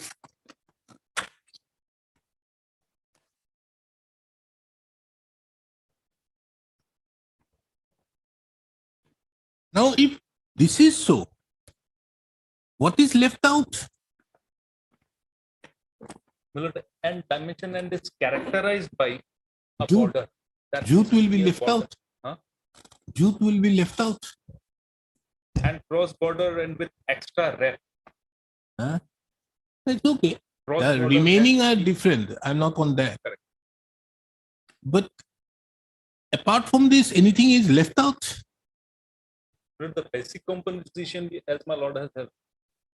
Lord, the basic composition, my lord is suggesting that this will come within the purview of art sale. Even after that, my lord, the characterization of this product. No, When the a specific- characterization would be when it transforms into Mekhela Chador. Yes, press Till transformation. it does not form into Mekhela Chador, it doesn't come within the Doesn't come. ambit of that. Yes, that's So once you cut into size of that and bring it within the ambit of this definition of Mekhela Chador, means a piece of cloth with ends swung, meaning thereby you have to sew it, and then woven. which is used by women Women as a and dress or or petticoat in so and so, meaning thereby it has to be round, it has to be put in that manner. Yes. The moment you sew it, then it becomes a Mekhela Chador. Now what happens if it is not sewn? Then Would it come within the ambit of it? Then in my respectful submission, my lord, it would not come in because the meaning and the context is 1977 and the other to 2007. It may be an art silk, even a It would be cotton, then it would even be if in it the were form of cotton It will stand manufactured out there, but if it is not sewn, then it would not come within the ambit. then that, right correctly. Yes.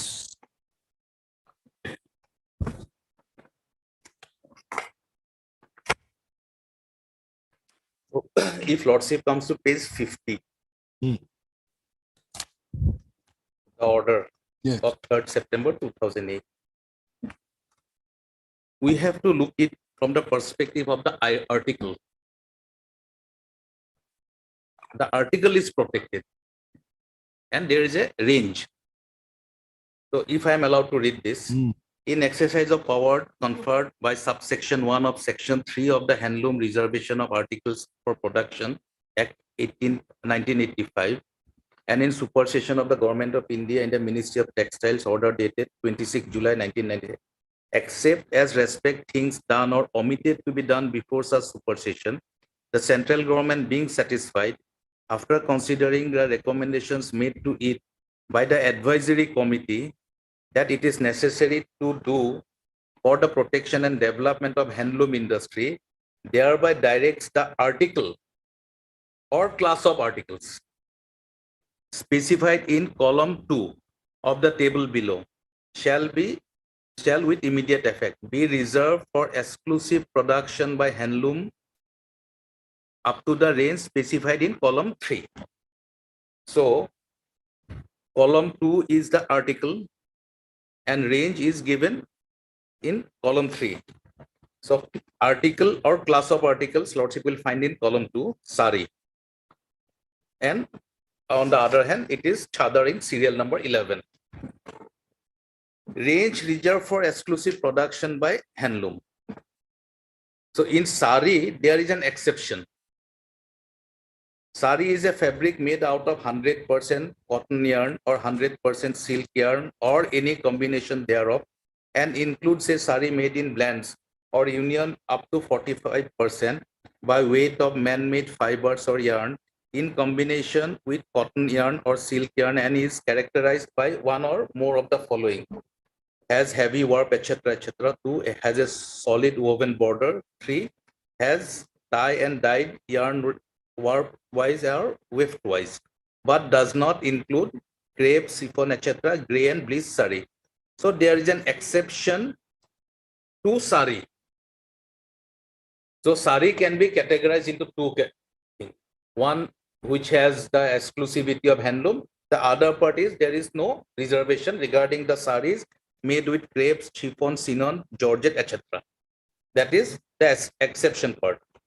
But in case of chadar, serial number 11, the whole article, chadar, mekhela or phanek, are covered by this protection order. Explanation up to the range that column 3 says, range reserved for exclusive production by handloom. So this is the complete range. Here, suppose taking the example of dokhona, donka, khamlet, phanek, etc. or puan, whole article is protected. Identically, Lordship, in chadar, mekhela and phanek also, it is because chadar, mekhela or phanek are not made of, never made of polyester. It is not a product made of polyester or any other fiber except the fibers which are given indicated here. That is cotton yarn or maybe silk yarn or art silk yarn or any combination thereof, woven in plain or twill weave with check and stripe design irrespective of counts and dimension, and is characterized by a border or cross border with extra warp or extra wave design, and includes all these things. And definition also, B, mekhela means piece of cloth, a particular cloth with ends sewn. So there should be two edge, two borders. So it is in a roll, Lordship has rightly said, it will not come under this order. That will be a pure cloth. But once it is sewn, it will become cloth. The difference between cloth and cloth. No, therefore, I had put the question to you before you came. See, what is being used out there? Like, just for example, you were referring to sari. Let's go to sari at page 50. Yes. But does not include crepe, yes, chiffon, chinon, georgette, and cotton wire. What are those? These are artificial silks. Artificial saris. Artificial silks are not included here. No, they are saris, not artificial, but made of artificial yarns. No. These crepe, chiffon, chinon, georgette, cotton voile are all artificial silks. Lordship. Therefore, that is what the discussion where I was having. Artificial silk initially was first thought about by Henry Ford. That is what I was telling him. Saying that he made it with soya beans. dried out, put it with alcohol. It came and name was Noémie Azlon. Then it was further developed by the French and made it rayon. Rayon then became further. That is why I was saying in 1961 you got a lot of cases of the Supreme Court in the income tax matters, wherein at that point of time India did not have any artificial silk. So all these things were there were certain imports which were being made out there, and they were getting some exemptions. Just for example, I was saying about the Japanese silk. Japanese silk is very expensive, but what you used to get at that point of time is artificial silk, which is made out of Japanese silk and all. So these were being brought in. So it includes a variety of things. Yes, one thing may not come is the jute. A fiber made out of jute would not come within the ambit of it. If you make a mekhala With jute. out of jute, then it would not come in. That is totally different. Yes. So, but otherwise it will come. But the most important aspect is to become a mekhala, it has to be sworn. Unless it is not sworn, it doesn't become a mekhala. So come within this, you have to take steps only if it is sworn. Can you take steps in respect to which is not? And they cannot sell the piece of cloth without sewing and cutting it. It will not become a chadar. You get a lot of clothes out there. That is the reason why now I get it. You get a lot of, if you go to Kashmir and all, you get a lot of clothes which are being made out of, not handloom, these are artificial silks out there, which are just, this, what do you call the woman they wear, the salwar kameez, these sets. These are not sworn. The reason why these are not sworn is the moment it is sworn, it gets attracted under this. So you keep it in this, in a shape and size, they get it sworn out there, then there is no problem.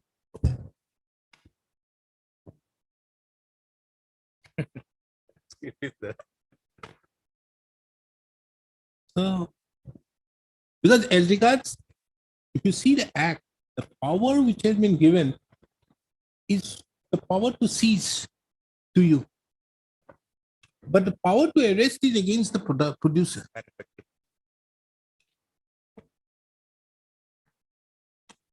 But wouldn't you come within the ambit of a producer the moment you sue it? Yes, that activity, if we do it, but we will come. This would not otherwise become mekhala chador unless and until it is sworn. There are a producer who sues it. The cloth is not there. He only sends the cloth from Gujarat. You sue it. As soon as we come within the purview. Huh? As soon as we sue the end, we come within the purview of that. You we are purview over finalizing there. this product in the So form of wouldn't a you be the producer, manufacturer? only in case we do this end. If we take the job on that part from which they left it over, as they have cut it and sent the clue. Now the next step to Like Mr. Vegetarian, if you kindly see Gamusa, how they have said it. Kindly come to serial number 3 at page 51. Lord. A towel is a fabric woven in plain, matte, quill, honeycomb, hugback, or combination of these with border and heading, which includes a towel made of cotton or blends of cotton with any other fabric. So even if you make it with jute also, it will be a gamucha. You cannot.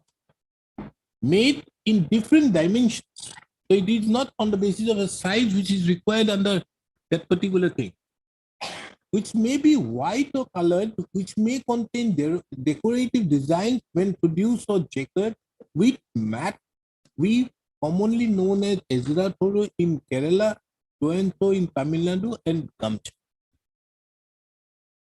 So any Gamcha will come within the ambit of 3, Michibot. So it can be of any dimension, nothing. But for the purpose of mekhala, it has to be this one. H. Mekhala means a piece of cloth with ends woven together, which is used by women as dress or petticoat in a sack. Now, if you come to the act, Where is that act?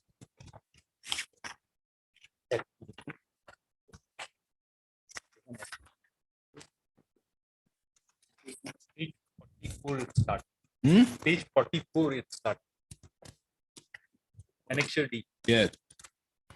You see the power here. Yes. Finally come to page 46. See, the power to inspect is at 7. Any officer authorized by the central government, now the authority has been given to the director of HELNU, may enter at all reasonable times any place or premises of any manufacturer in which any textile articles are stored, kept or exposed for sale, and may require the production for inspection of any book so and so and kept and ask for such information relating to the manufacture, storage or keeping for so and so. This power is given for the power of enter and inspect. Now kindly see the power to seize. If the authorized officer has any reasons to believe that any article or articles of articles specified in any order made under section 3 is being produced in any place in contravention of such order, any article produced in contravention of the order are secreted in any place, any article or class of articles is liable for forfeiture and he may enter into the search and so of any or any power loom which is the opinion of the authorities officer may have been used for the production of such article of so and so. So the moment, therefore, if you sue it, within it come you come within the mischief of becoming a producer of Mekhala.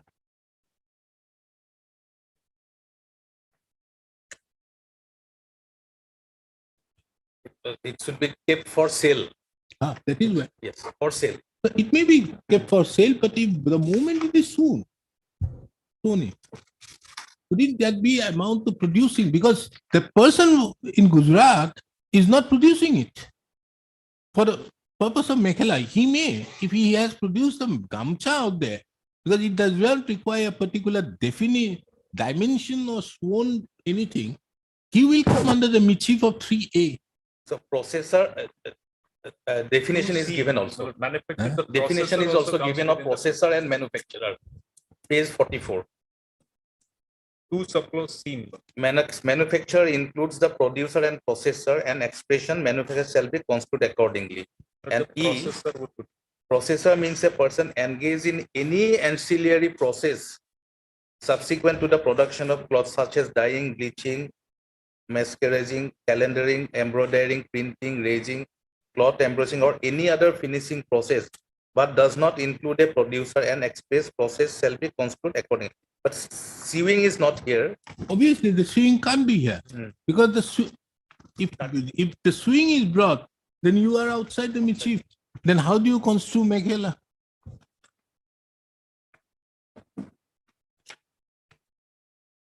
So the best thing, Mr. Betala, is that you stop suing. Lordship will not give ideas.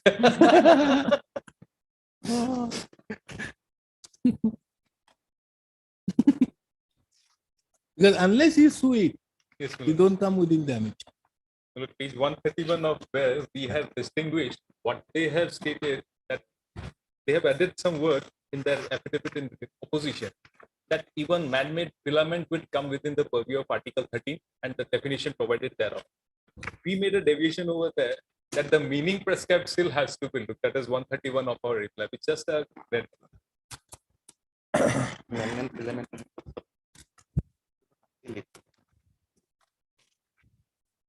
that part only, that even the Yeah. meaning, look, page 135 may take my mind. Yes. Similar. Para 8. Para 2, page 135 is para 8. 130. 130. 130. Yes. Similar, I had mentioned for the sake of brevity, Miller, from the middle itself. For the sake of brevity, the distinction is depicted below. Chadar, Mekhla or Panic. This is the definition as has been provided. And on the page number 131, it has been exactly provided as what has been within that. Similar, we deviated on this then. The explanation provided under clause H further states that. Similar, we confined ourselves to this particular meaning. That since Mekhla means the clothes even and together. So now the distinct products which are being traded, then we have debated from our stand that on the other Distinct hand, products which are being traded by the petitioner are made out of man-made filament yarn, polyester, nylon, viscose, and blends thereof. The composition used in the manufacture of article products traded by the petitioner. Neither 100% silk nor 100, rather it's a blend of polyester and so, and any other allied combination of either each, including man-made filament. man-made filament yarn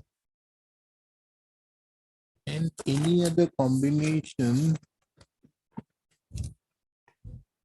and or in any combination thereof. Now what happens if a cotton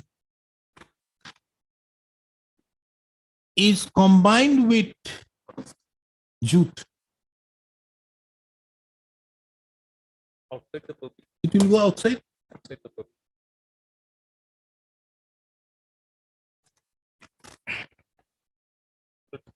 Neither of these filament. Because here it's a, or in any combination thereof, meaning it has to be in combination of either cotton yarn, cotton silk, or art yarn silk. So the moment it is not within the purview of these, a jute or anything else which is not man-made. That's the follow-up.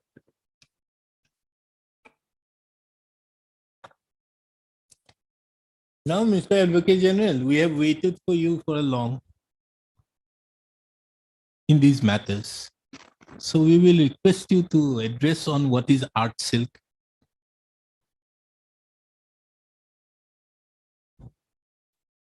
Art silk. Silk yarn arts. And more specifically in relation to Annexure K, page 79 of the requisition. And the day I caught hold of the CGSE, he has fled. He's nowhere to be seen. Yes.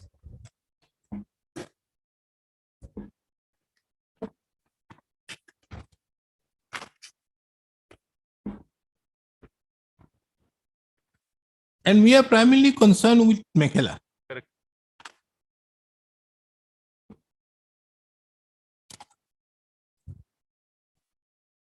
So far as art silk yarn is concerned, Lordship, I'll have to take instruction because this will be something technical. So it will be some modification of silk yarn. So it will be some modification of silk yarn. So, but the exact meaning of this should be placed before this honorable court. And now page 79, what they says,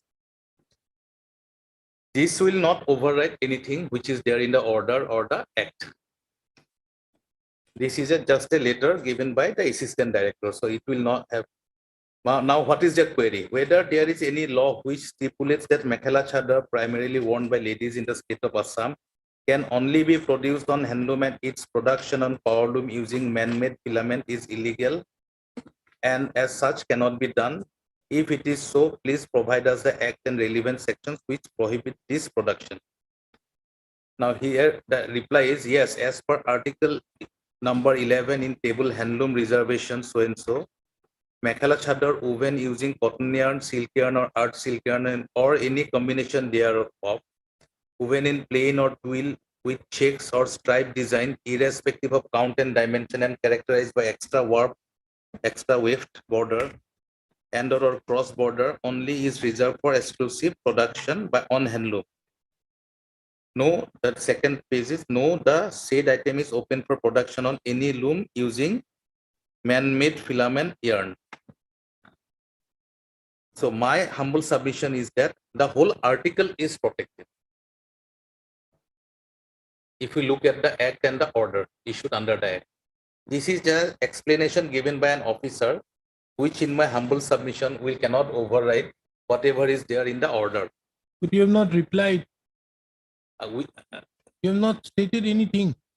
There is a specific statement made. That is why I asked them to get instructions out there. There is nothing out there. it's a point of law actually, Lordship, but still if you, that. There is no denial to that fact also in your affidavit. You are absolutely silent at paragraph number 20. You have 30. You are completely silent on that 30, of their writ petition, and you see your reply. Nothing. Not admitted. No, we have said it is not admitted as stated by the petitioner. We have not admitted it. No. You have not stated, dealt with that particular document. That what he has stated is that we have made an RTI and the RTI says so and so.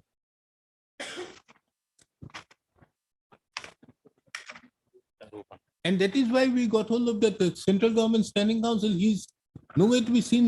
The moment I asked him, didn't I? RTI information as such, Lordship, Yeah. are not meant to be given. They can only give facts. They are giving opinions here. Now, another thing is, how do you take care of Mekhala? It's okay. It's the one which is round. How do you take care of the Sadar? Mekhala is sworn. What about the Chadar?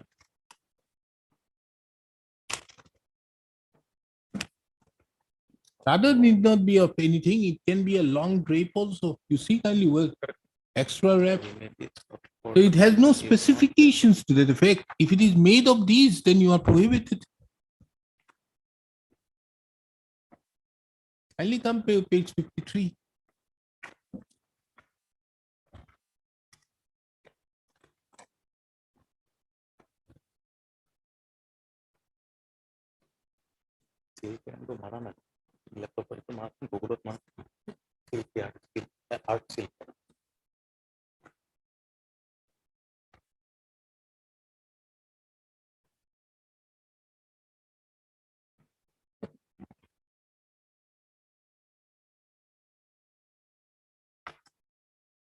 The chadar definition meaning has not. Lordship, one very interesting thing I have found.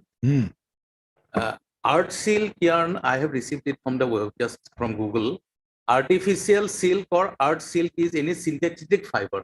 That is what I'm saying. Yes, Lordship. Then the whole case is gone.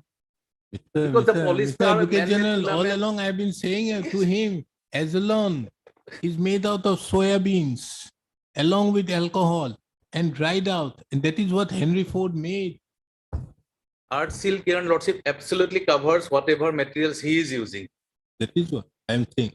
I'm therefore saying Mekhala has to be stitched. But what about the chadar? It doesn't require to be stitched. It doesn't require a particular manner in it has to be. It is only to be a thing which is to be wrapped on the upper or the lower part of the body. There might be, maybe a extra wrap also. So it may not be, there are some like a sari would be 5.5 meters. The chadar is maybe small, but then also it may have an extra wrap. Lord, in that respect, my Lord, the dimensions and characterization by a border. So therefore there is no dimensions also. And irrespective of count and dimensions. Yes, my Lord. And is characterized by a border. The characteristic of a border has to be A border or cross. cross-border with irrespective of extra wrap. count and dimension, and is characterized by a border or cross border. So if you say that if there is no border, it not fall within the ambit of a chadar. The exceptions which has been carved out over here, that the exceptions which has been taken over here, that it has to be characterized by a border, has to be read in conjoint reading. That meaning has to be assigned to the entire, Characterized by a border. even the entire thing from above in combination of either of the silk yarn, cotton and polyester will have now to be characterized with a border and cross border, then will not extra wrap or No. extra wrap design By a border and or cross border. and or has to be or need. If there is no border or cross border, then there is no problem. It won't come within the ambit of chadar. And Mekhela also has to be a border across. Yes. But that Because here Mekhela has it also, includes but the it word. has been further explained explain. and further limited that the Mekhela has to be brown. Brown. So recently I was going through the judgment in explaining what is an explanation. It explains further, it reduces what is Scope- there. scope, yes. Mm. Ambit is This is the latest, very recent judgment no? That- On explanation. KN Nina, but that Chief Justice DY Chandra, that consumers need Hello. Yes, anything else? Regarding chadar may not be stitched also. It's a piece Not, of that cloth. is why I'm saying That it is not required to be stitched, but it has to have a border or cross border. That is also not required. Yes, it is required. Border characterized and is characterized by a border or a cross border with extra wrap and or extra width design and interest. So there has to be a border or a cross border. Where Lordship has found it. No, page 53. Page 53. fifth line. After 56, Here, on top. dimensions in- and its character. And dimension can have border or cross border with, I guess. Right. But Has there- to have a border or a cross border. Even for Mekhela also. Mekhela also. A Mekhela which Mekhela is is border just requirement which stitching. is stitched but doesn't have a the border or cross border would not come within the ambit of Mekhela.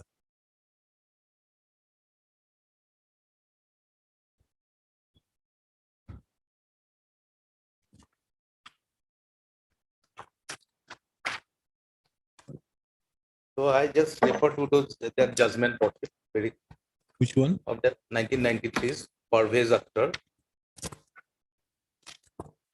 when the whole act was put to challenge.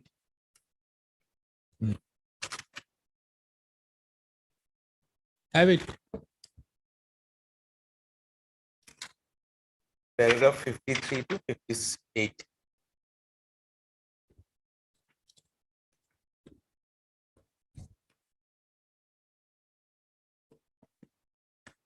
Paragraph 54.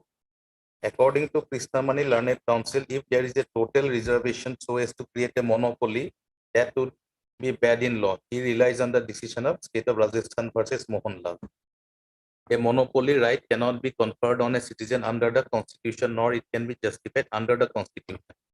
This argument, in our opinion, proceeds with a misconception. There is no question of monopoly created in favor of handloom industry. Certain kinds of textiles are reserved to the handloom industry. Still, there are a number of items available for powerloom owners and they can manufacture. The items of textiles generally manufactured in the mill and powerloom sectors have been left out from the reserved items. Only those items which have traditionally been manufactured on handloom have been reserved for this sector. As a matter of fact, the reservation order in favor of the handloom have been on the statute book since 1950. But this has not deterred the growth of powerloom sector in the last 3 decades. Recently, when the powerloom started producing items which are traditionally being manufactured on handloom, that caused a serious inroad into the handloom industry. The result was an unequal competition for the handloom sector. If, as rightly pointed out in the counter affidavit of the Union of India, handloom industry is the biggest cottage industry in the country and is next only to agricultural sector in providing rural employment. Certainly, the accusation that the impugned order has created a monopoly in favor of handloom industry is totally baseless. In this connection, the Estimate Committee of 1977-78 6 Lok Sabha in its report on powerloom industry made the following observation.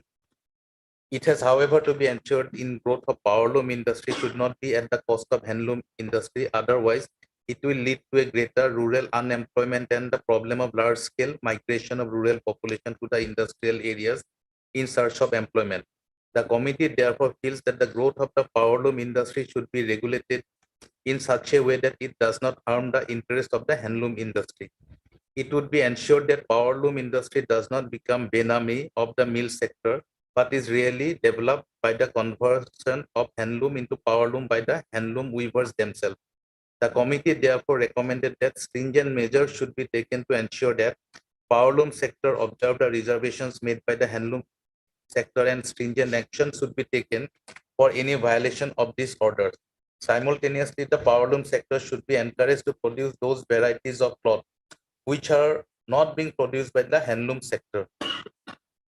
The committee have already in part 1 of their report recommended for formulation of an integrated textile policy assigning the role of the various sectors. Mr. Advocate General, kindly come to paragraph 61 and 62.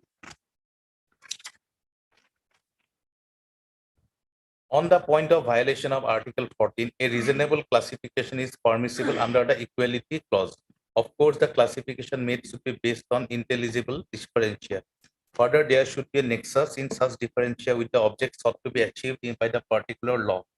Article 14 requires that all persons subject to a legislation must be treated alike. In other words, equal must be treated alike and in like circumstances and conditions. Undoubtedly, the handloom sector forms a distinguishable class separated from power loom sector or mill sector. The reservation of certain articles for exclusive production in the handloom sector has the objective of protecting the handloom sector against unequal and powerful competition by the mechanized power loom mill sectors. At the same time, it is also necessary to ensure continued production coupled with sustained employment to the handloom weavers, largely concentrated in the rural areas. This is also in accord with the government declared policy of supporting handloom sector due to its large employment potential. The classification hence has a rational nexus with the objective of the Act. The handloom are operated manually. The number of persons employed is many times more than in power loom for production of similar quantities of cloth. The reservation of articles for handloom does not pose a serious threat to power loom. It has been proved by the fact that even though the handloom reservation orders have been made on the statute book since 1950, the power loom have continued to proliferate, and there is no reason to believe that any of these looms are likely to be closed down due to reservation order. The power loom owners are only required to diversify their line of production so that they do not produce cloth reserved for handloom. As already pointed out, the reservation of handloom has continued since 1950 for the protection of rural handloom artisans and their continued employment in the industry. Since the government policy has always been to create more employment, particularly in rural areas, it will be unthinkable to imagine the social problems that will be created if the employment of millions of handloom weavers is taken away by allowing power looms to produce all items without any reservation. Handloom and handicrafts are the only traditional cottage industries which provide maximum employment in the rural countryside. So this is the basic objective, Lordship, and therefore it has to be very strictly and stringently followed. Does your state have the same objective? Yeah, of course, Lordship, it was not very strict earlier, but now the things When? have changed. Now things have changed. That is why all this action has been initiated. Understood. When did you change it? Better late than never, Lordship. Understood very well. No, why I'm saying it, there's a reason why. The state never enforced this policy all along. Yes, now you can very well forbid. But you have also to take note of that they have a lot of stocks. How do you take care of that? The stocks that can be taken back and it can be diversified for other products. Because something has to be done. Otherwise, you came up only in the just before the Bihu. You came up with this notice. This was in circulation for last 2-3 years. If we look at the various, in fact, the power loom owners who are doing this business in Guwahati, they have series of meetings earlier. In our affidavit, we have, I think we have mentioned all this series of meetings for last couple of years. Where Where you mentioned yes, that? yes, it is there, Lord, in my affidavit. And they were also present in all these meetings. Yes. Page 121, if they are referring. Notification. But this is totally in respect of Assamese Gomosa. They have made a mention over here. But we have taken a stand on that also, and we were never informed about it. Page 121, Annexure 5. 121. Yes, sir. This is the minutes of the meeting of the handloom reservation. This was done on 18. Yes, my lord. 6/6/2018. And my lord, may kindly see the fourth paragraph over here. After The threadbare handloom- discussion. The Honorable Mr. Handloom and Textile stated in the meeting that the Assamese Gomosa is uniquely identified. Not the entire meeting is based upon this Assamese Gomosa, and nothing has been mentioned as regard the proper implementation. Mekla of Chadar or the something. No other product. Only it was Assamese Gomosa, and we are not. These bearers of the strength agreed to stop the selling of powerloom made gamusa in the state to protect the interest. The department issued to provide handloom made traditional gamusa that were Yes. also Page agreed to 122. circulate a notice to the business for all the states to immediate the sale of handloom made gamusa of the state instead of power. Will continue the inspection in the business establishment of the state.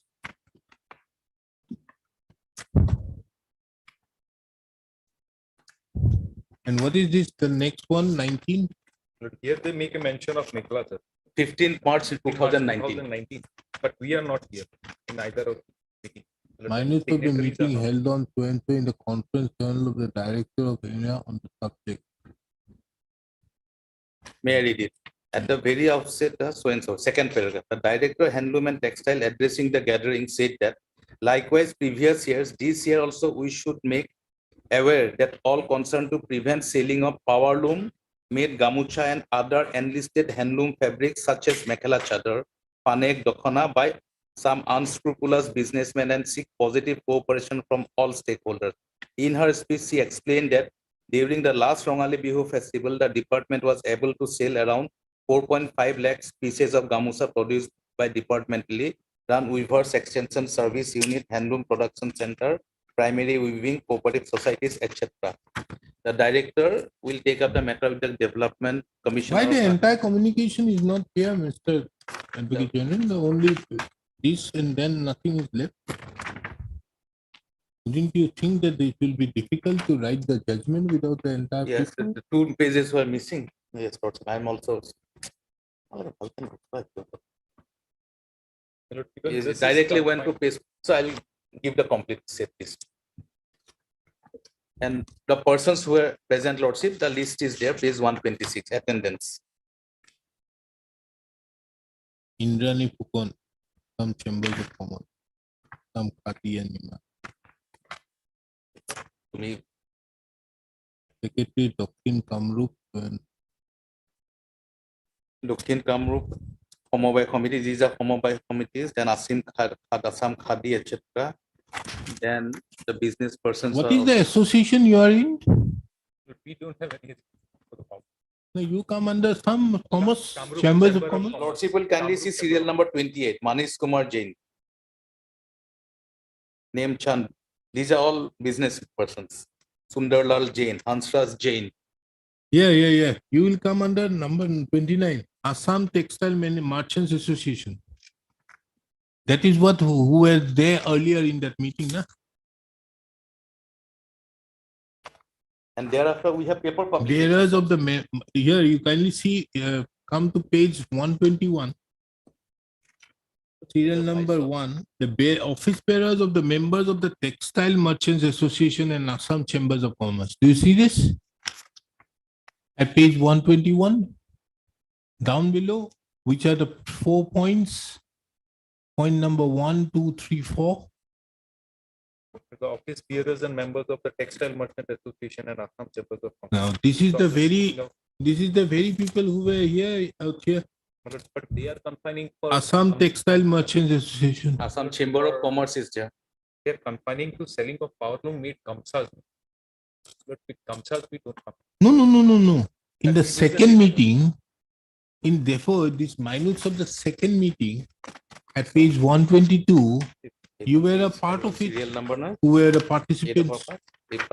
Here also they talk about 4.25 lakhs of sales of gamsas per but they are confining themselves to the Kamsa cell. But then also has been enlisted as Mekhala Sadors, Panek, Dokna. There is a mention of there. So your people were present.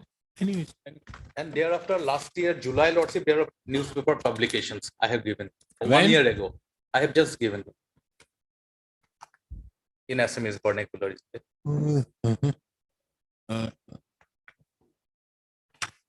So last July, they came to know at least. If they cannot sharp up that responsibility.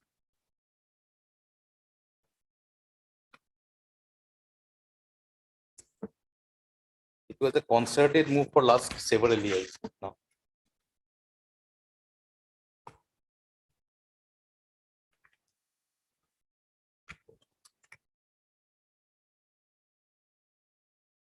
Now you have seized all their materials. We have not seized.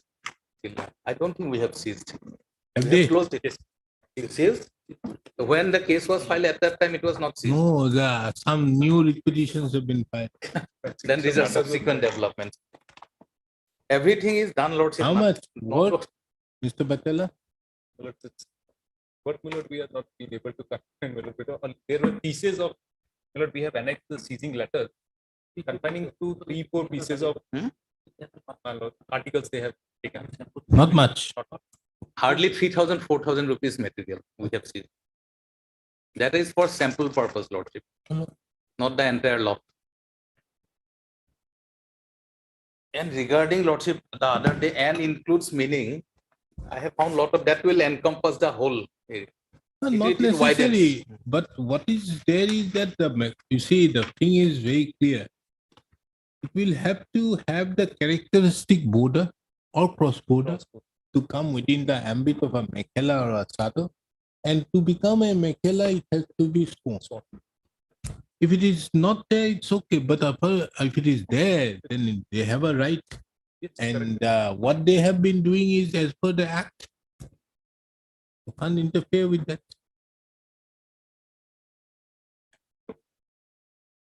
What is it? As simple as that. But Lordship will not give ideas to them.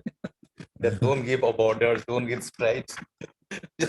We have categories They have stated that R&D we don't team. come within the ambit of this because of the definition provided under the act. No, you were on the basis of the apprehension that art silk would not encompass a man-made film. But Then the meaning assigned below art that silk is civil and too wide. It has been given only for man-made only. Because they can't put art cotton. art cotton. That one, There is no concept of art cotton. but below the word man-made filament would be more precise in the meaning that my lord, if it's a totally viscose product, or if I made it only without any combination of the other two products, art silk or silk, No. Viscose is an art silk. this my lord, that man-made filament, if I totally produce with 100% cotton, mixing with that, It's okay. and the border design, No, 100% cotton, it will come. this my lord, then 30% silk, it will come. the It is a character- combination of cotton and art silk. It will come. the basic fabric with the characterization of that border, web border, that will, So if it there doesn't have a border, yes, then it is. then it is outside. What we are, what we are to understand, that when the ambit says this thing, we are not confining that the border has been made up. Characterized by a border, we have not maintained. We say that we produce on the basis of only clothes. The cloth Only? is only combination of a basic cloth, Of a? basic cloth, with the Ah. composition of the cloth. That viscose cotton we just produce it. We are not mixing it with silk also. We make an arrangement to that effect. That we are not combining. But viscose is an artificial silk. This will then characterization of border also we are not doing. We are saying that the product which we are manufacturing, which we are selling around, is a combination of a basic product, viscose and this. We are not going with the characterization of border also. So that also keeps us outside the purpose. No, if there is no characterization of the border, I'm explaining it. If there is no border, nothing, no problem with you. But if there is a border, If that is then you border, it have a will come problem. within the purview. If you have sworn it, you have Yes, a problem. then the power lies. The moment it becomes, it has the comes within the definition of explanation, you come within it. Because this is after all a penal statute. But you will come, don't you think that you will come within the ambit of a manufacturer if you sue? Yes, that processor what which your lordship has. You are not, you don't come within the ambit of a processor.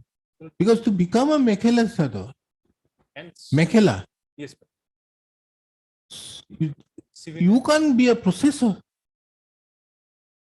Because the term suing not there. it's not there. Processor is in that word. It's not there. It's in the. Because it has to be sworn to bring it within it. Then we come within the virtue of manufacture. Then you have a problem. Then we have a problem. Well, no, we have categorically stated we are trader. We are not processing with these people. No, if you are suing, Yes, you that have a will be problem. because that is not our statement otherwise. No, but you have stated in this page 130. You have categorically stated out here in 131.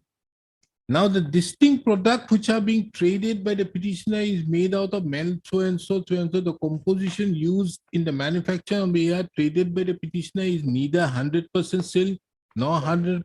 Rather, it is a blend of polyester 70% and cotton 30%, and any other allied combination of either, each, including man-made filament yarn.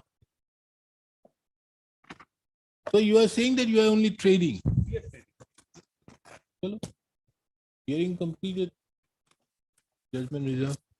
Deeply open.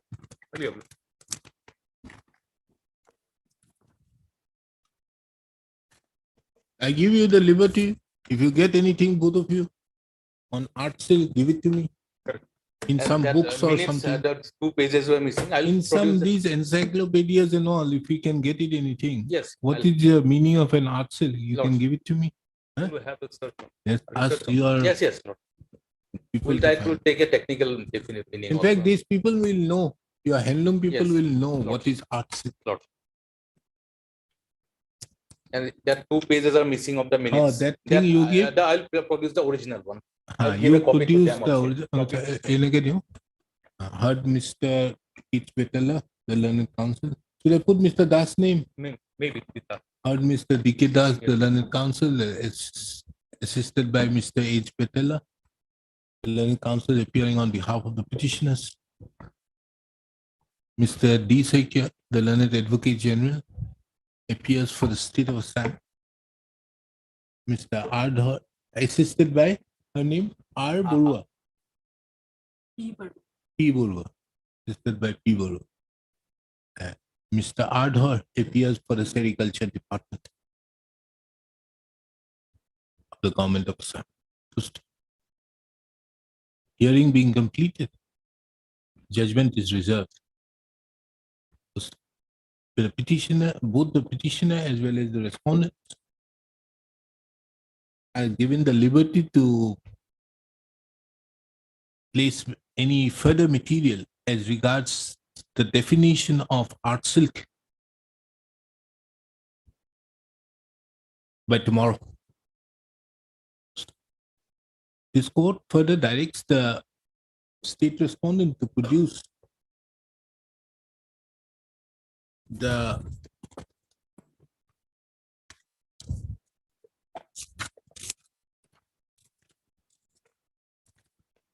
Annexure 5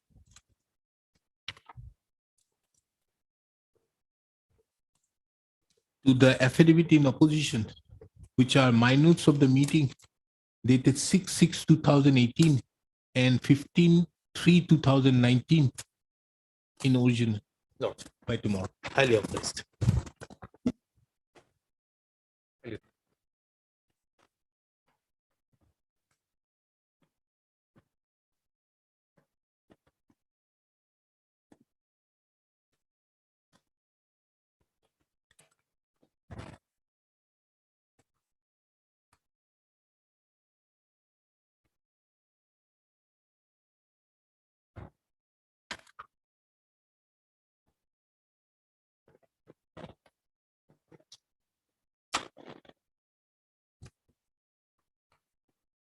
Mr. Vitala, sorry, couldn't help you.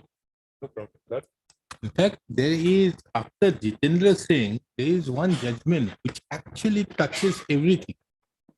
Whatever the points you have raised everything. That was Gaurav Pradhan. I hope you know about that judgment. And wherein Jitendra Singh has also been distinguished, saying that in Jitendra Singh, there was a specific clause. On merit, not Huh? on merit. For merit, persons who are not married. Jitendra Singh. No. Jitendra Singh was as regards changing from scheduled tribe to scheduled, a person who is already getting the benefit, who takes the benefit in as a scheduled caste. Would he be entitled to take the benefit of the general? On unreserved. On that. Now, there was one notification there of the state of the MP, I suppose, na? Jitendra Singh was MP, wherein it said, wait, let me read it.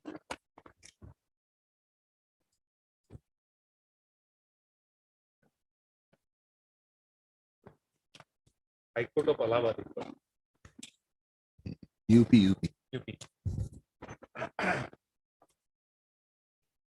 It shall be immaterial that he has availed any facility or relaxation like relaxation in age limit available to reserve category. So this Supreme Court in this case of Gaurav Pradhan versus State of Rajasthan 2018-11 SCC, it's there here in the judgment.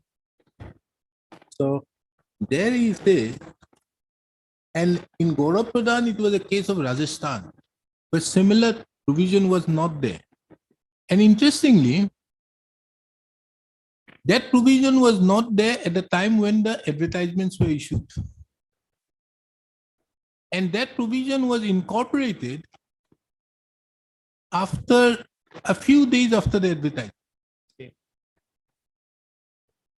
And the Supreme Court not only says that that is different, also touches upon the other aspect of the rules of the game being changed.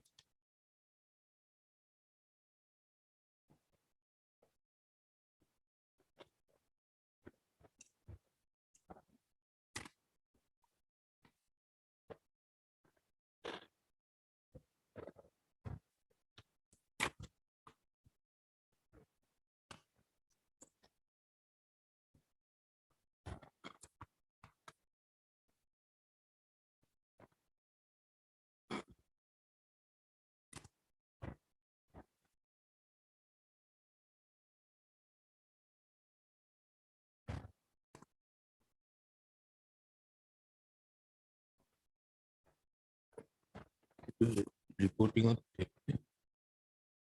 here you see what the Supreme Court says: the circular of the government shall be treated to be in force for the purpose of reservation which is in force at the time of recruitment. Recruitment commenced by the advertisement dated 7/10/2010 and 25/10/2010. At that time, only the circular dated 24/6/2008 was in force. Hence, the subsequent circular dated 11/5/2011 cannot be applied in the present recruitment.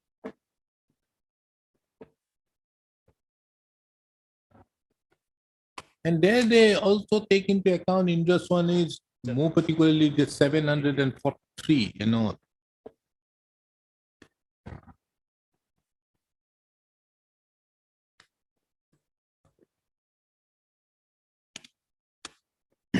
I also relied upon another judgment, that is Ashok Kumar Sharma. That judgment wherein although a person was not eligible at the time of submitting, but later on he became. These came under those OBC category things. Yeah?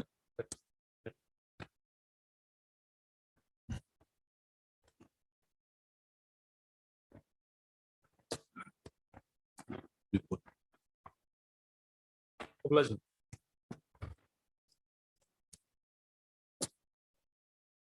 Item number 35. Yes, please.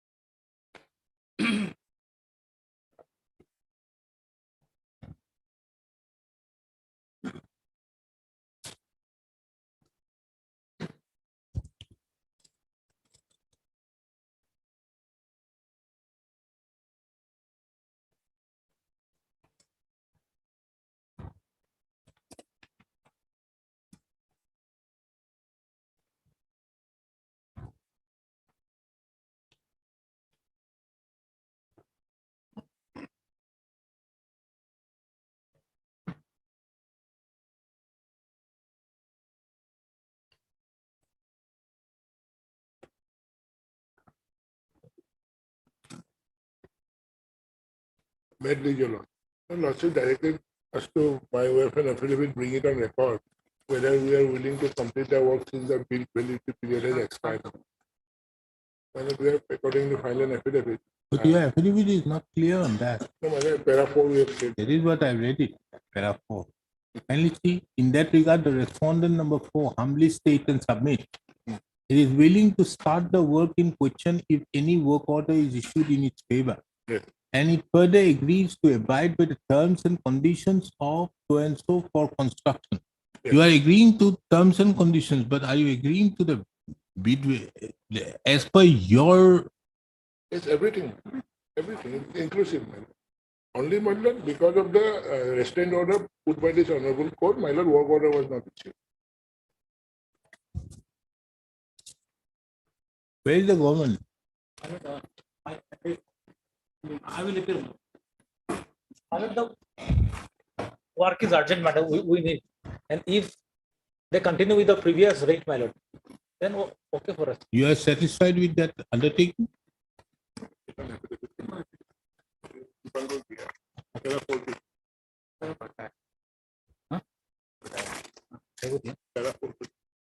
Where is Mr. D. Nath? My lord, he was in court number 1, he's coming in. I saw him just now. Yes, my lord, again, somebody called him here to go rush. That's why I'm here, my lord.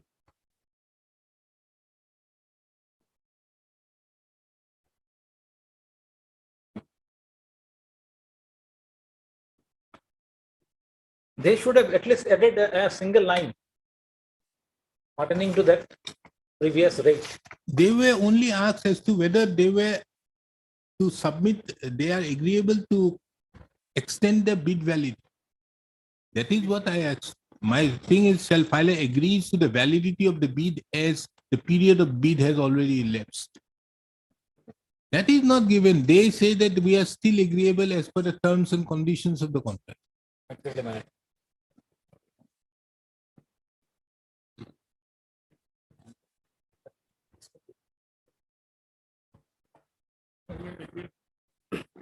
You're okay with this?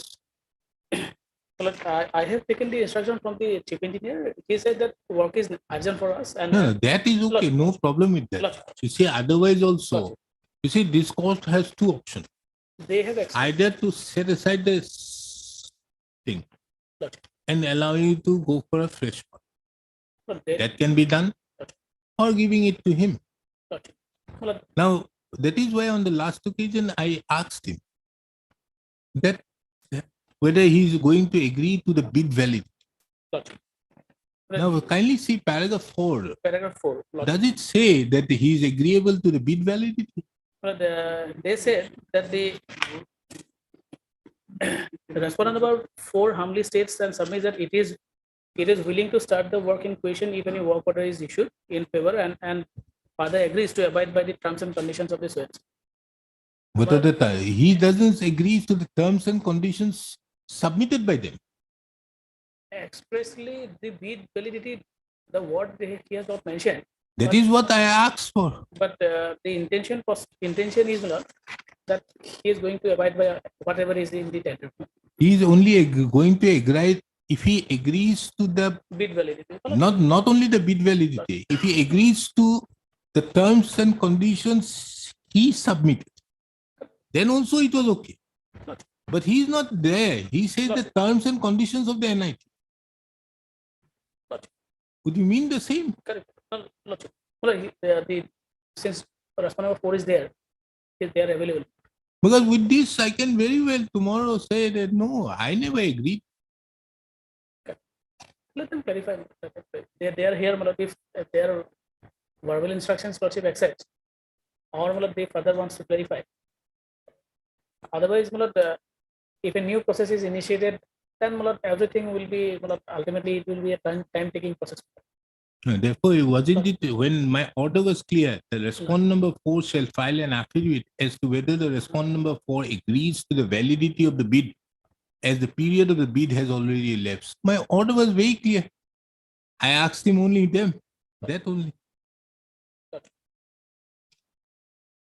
Let them come up. Let them come up with that. We are agreeable to our bid. Whatever we have. Why haven't you put it on the affidavit on that? What is this clever drafting about this thing? Inadvertently. No, there's no inadvertently. This order was very clear, specific. And I asked you the specific thing only. You never said that. Too much. I have a good reason to withdraw, set aside this. I can set aside because you can't say on the basis of the EMD, the attestation was not required, as I said to you. But I am not willing to interfere on the ground that if you accept it. No, Lordship may. Because now if the bid validity increases, why I'm saying, Mr. Nath, kindly appreciate. If the value they say it will be increased, then it will, because of the pendency of the writ petition before this court, wouldn't they get an unfair advantage from the second L1, L2? When the second L2 is not a party here. Correct.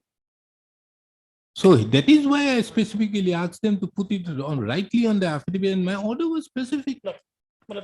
It would be in the interest of the things. Absolutely. Let them come up with that. They should. Since Lordship is indicating, Because otherwise, why should I? Because tomorrow, they have not clearly said, although I have asked them.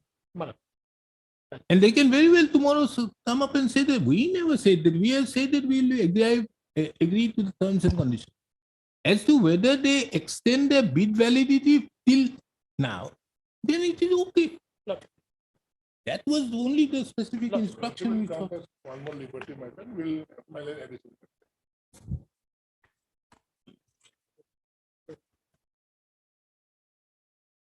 None appears on behalf of the petitioner on call. Mr. B. Nath, the learned senior government advocate, appears on behalf of the respondent in the state, and Mr. J. Patwari appears for the respondent number 4. Mr. D. Nath submits that this court, by the order dated 31/5/2023, asks the respondent number 4 to file an affidavit as to whether the respondent number 4 agrees to the validity of the bid, as the period of the bid has already elapsed. He further submits that the additional affidavit so filed is not clear on that aspect of the matter. Mr. J. Patwari, the learned counsel appearing on behalf of the respondent number 4, submits that he will file a further affidavit, making it clear by tomorrow. List the matter tomorrow at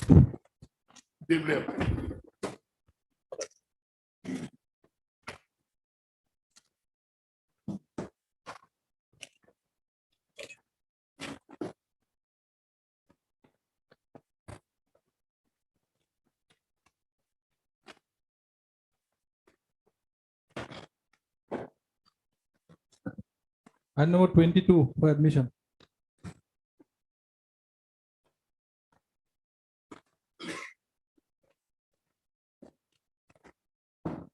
I don't kindly take up the matter after some time.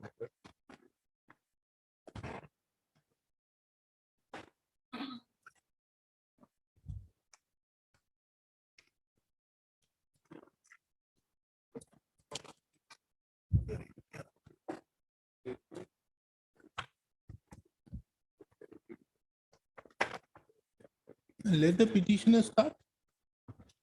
Sorry, Now you have difficulties? can I pay for some accommodation in the midst of this matter? No problem. I have no problem. Anyways, I'm getting rid of this bench very soon. Whenever you want. My predicament is that he is now hanging. This person, petitioner, is now hanging.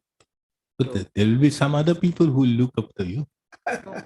No, definitely, that is not an issue. But the thing is, my lord, if some inconvenience of my senior, then my lord, any short date, my lord. Okay, whenever it is convenient for both. Any short date. 13, 13? Oh, 13 বহুত দিন। 12 তারিখে মই নাথাকো। তার আগত 5 করুন না। 5 মাহ। সেইকাৰণে 13। If it is not inconvenient, my lord, 13th, my lord. I have no problem. I am not taking up that. heard Mr. H.K. Das, the learned counsel appearing on behalf of the petitioner.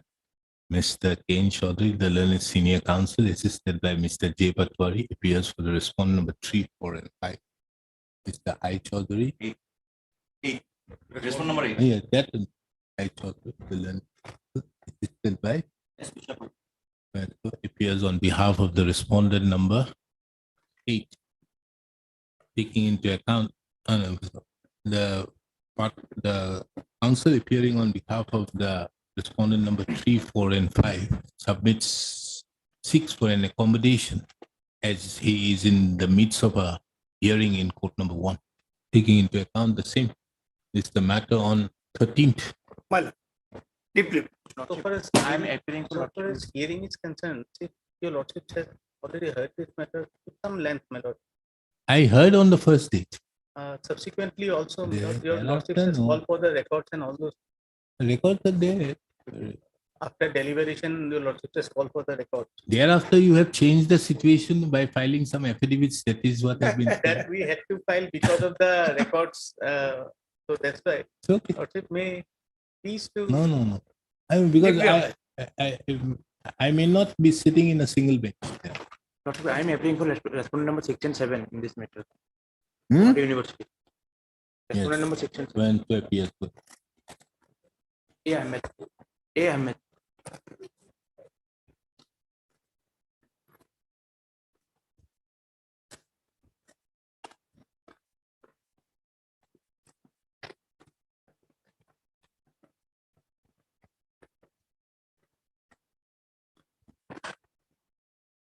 And number 23 for hearing.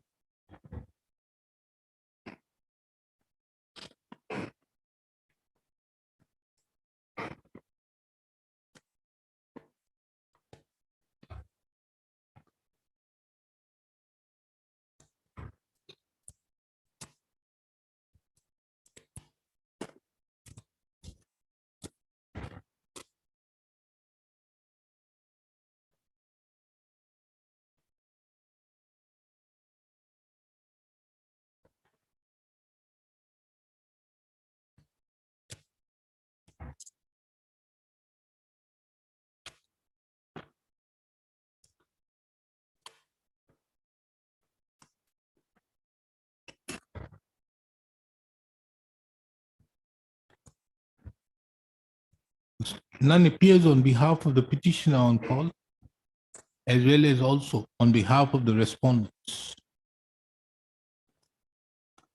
This is a repetition of the year 2011.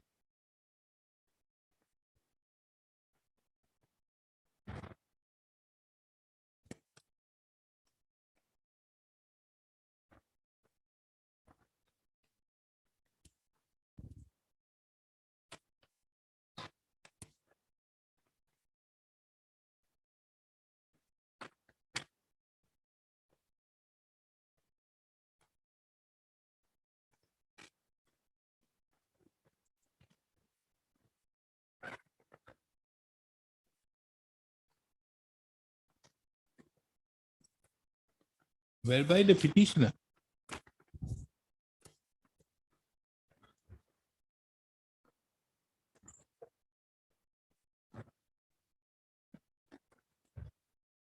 had sought for fixation of the pay scale as UD assistant with effect from 5/8/2003 and release all service benefits, that is area salary and other pensionary benefits,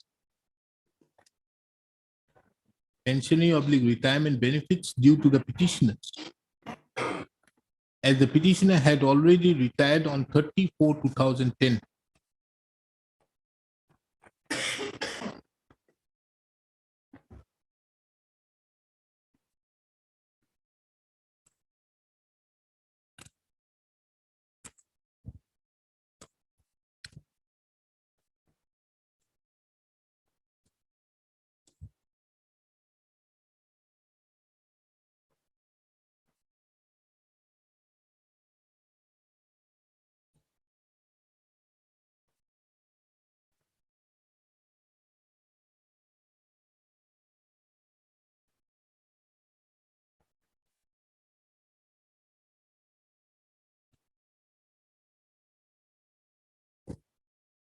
it reveals from the affidavit filed by the Deputy Director of Health Service, bracket Ayur, Assam,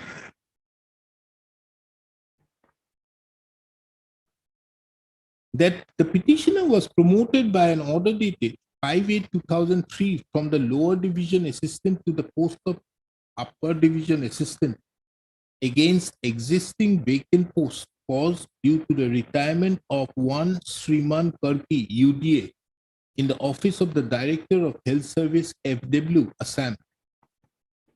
However, the petitioner never joined in the office of the Director of Health Service, FW, Assam, and he never worked as the UDA till the date of his retirement. It is under such circumstances the petitioner continued to draw the salaries of the LDA only, and he has never drawn salaries of an UDA.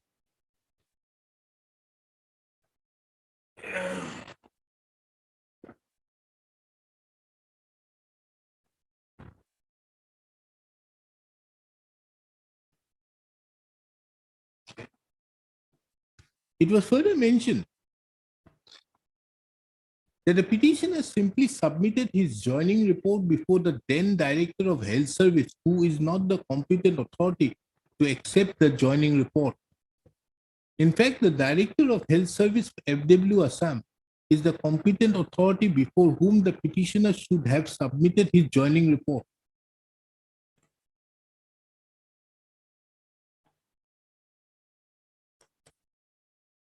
As the petitioner had been promoted to the post of UDA by an order dated 5/8/2003 in the vacant post at the office of the Director of Health Service, Family Welfare, Assam. It has been further mentioned that there are three directors in Health Service, Health Department. One is the Director of Health Service. The second is the Director of Health Service, Family Welfare, bracket family. And the third is the Director of Medical Education. The common cadre of the three directors have been maintained by the Directorate of Health Service, but the pay fixation, administrative control, and other service conditions of the employees of each directorate are maintained by the respective directorate, as each of the directorate is separate and has independent entity.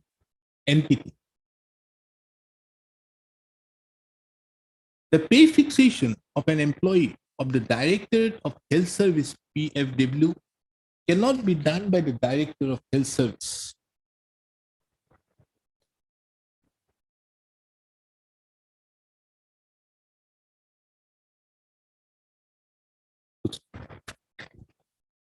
Taking into account the above stand taken,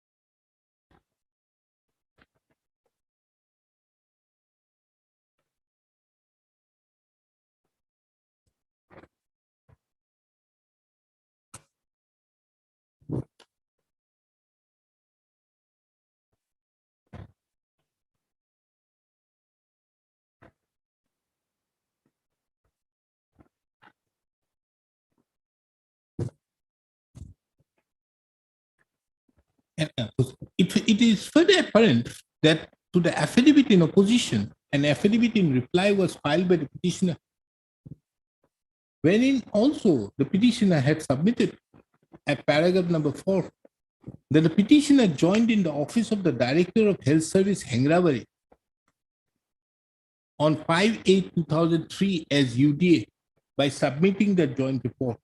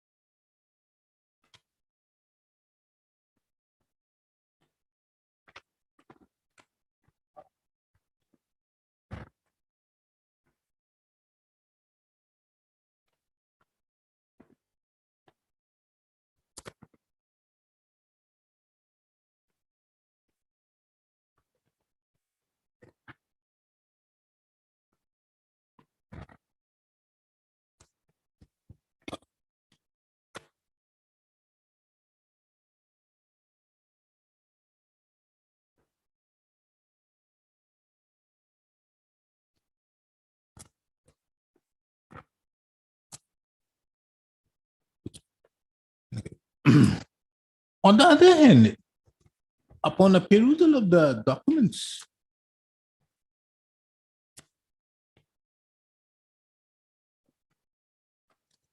enclosed to the writ petition, that is Annexure B, which is the promotional order issued to the petitioner, it would reveal that the order was passed by the Director of Health Services, SAM, whereby the petitioner, being the senior most lower division assistant among the 3 health directorates of Assam, was promoted to the post of UD assistant on purely temporary basis against the existing vacant post caused due to the retirement of one Sriman Karki, UDA, Office of the Director of Health Service, Family Welfare.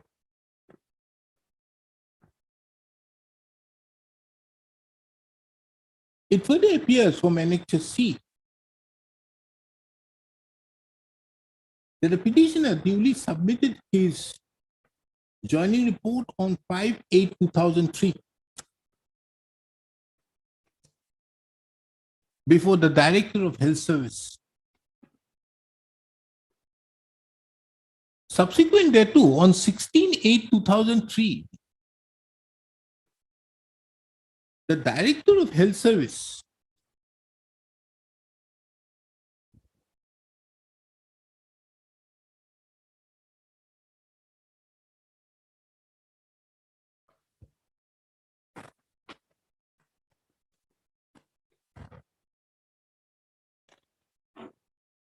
have passed an order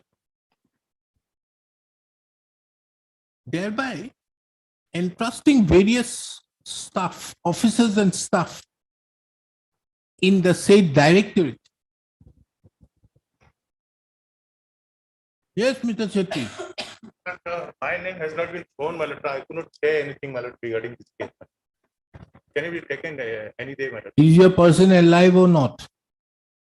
Who, my lord? Petitioner. Petitioner, the actual petitioner has been expert. Now his wife and daughter is there. Have you made them parties? Yes. When? It is mentioned. That the legal error they have been made for. They are before the court. Yes, they are before the court. Hey, it will Already in the cause list also it has been shown.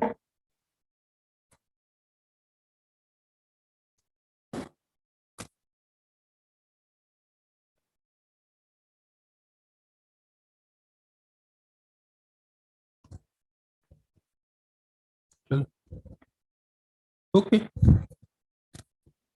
By showing my name, my lord. Otherwise, Not necessary.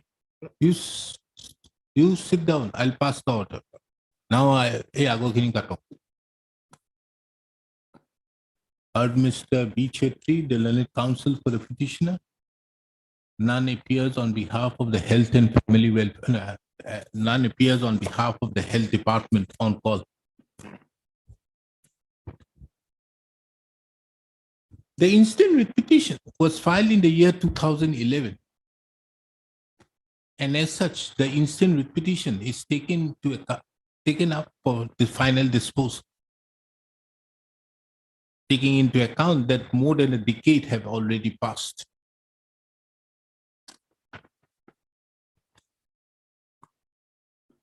The case of the petitioner herein is that the petitioner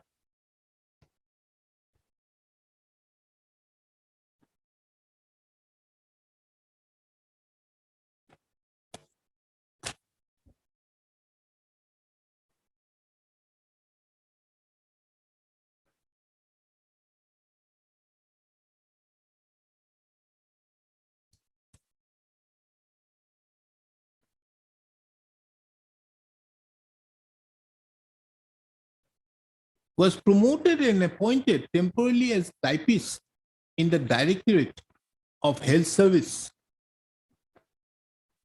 by an order dated 8th of July 1977.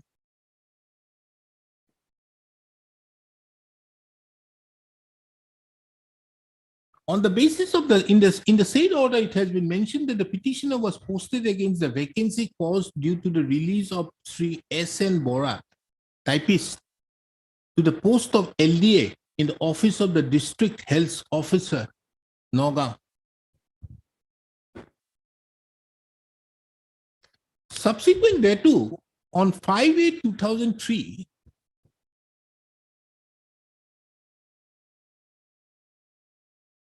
the Director of Health Service, Assam, taking into account that the petitioner was the senior-most lower division assistant, promoted the petitioner to the post of the UD assistant on purely temporary basis against the existing vacant post caused due to the retirement of Sriman Karki, UDA, Office of the Director of Health Service, bracket FW, bracket close, Assam.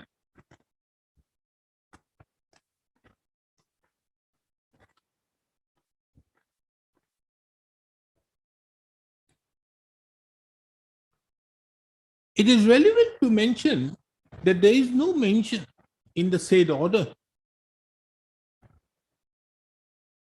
where the petitioner has to join, that the petitioner has to join before the Director of Health Service, Family Welfare, Assam. Be it as it may, the petitioner on 5/8/2003 submitted his joining report to the Director of Health Service, Assam,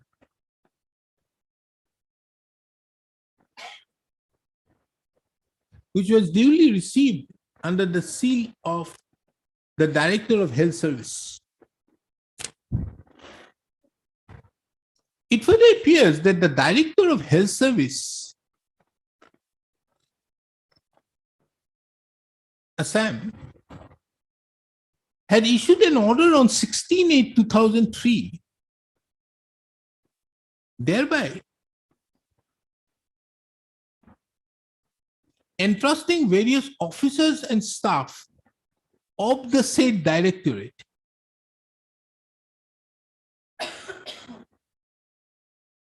for control room duty to gear up the inevitable emergency situation being occurred due to Japanese encephalitis, an epidemic for flood and post-flood in the state. It appears that the petitioner's name was shown at serial number 3 as UDA.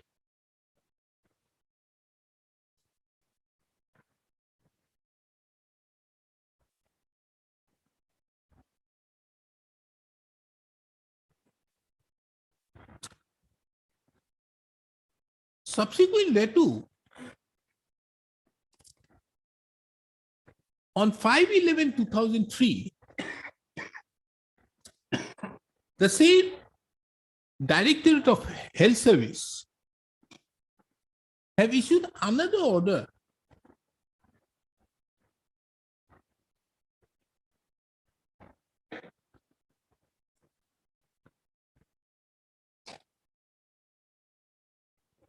whereby various officers and staff were detailed out in the control room to gear up the inevitable emergency situation.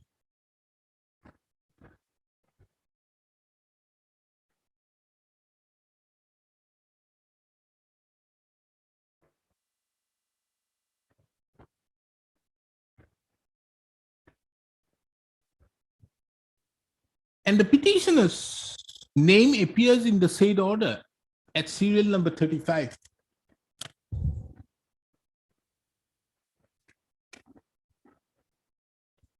And shown as UDA.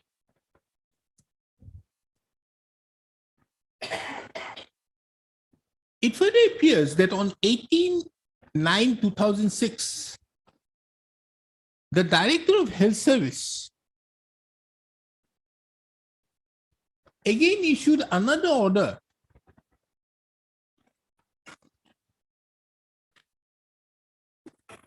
whereby various officers and staff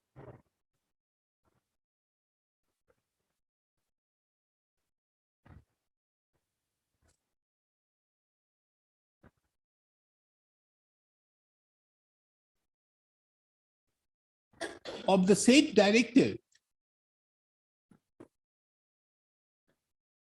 including the office of the Joint Director of Health Service bracket M oblique Joint Director of Health Service bracket L oblique Joint Director of Health Service bracket TB oblique ERO bracket filaria.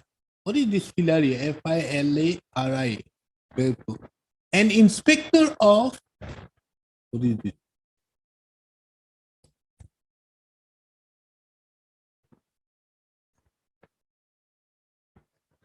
Take a petition, did you? Mr. Chetri, what is this? Kindly see at page 22, that document. Inspector of what?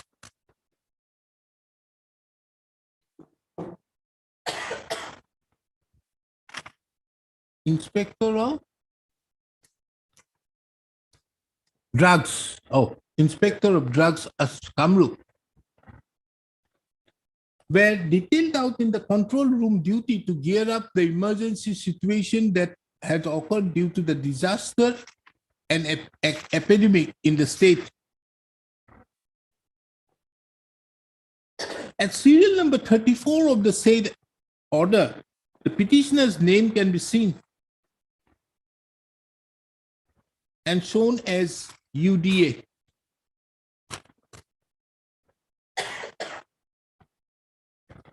It is the case of the petitioners that in spite of the petitioner being promoted to the higher post of UDA, but the respondent authorities continue to keep the petitioner, continue to pay the petitioner the salary as regards an LDA, the salary as payable to the LDA. Under such circumstances, the petitioner had from time to time submitted various representations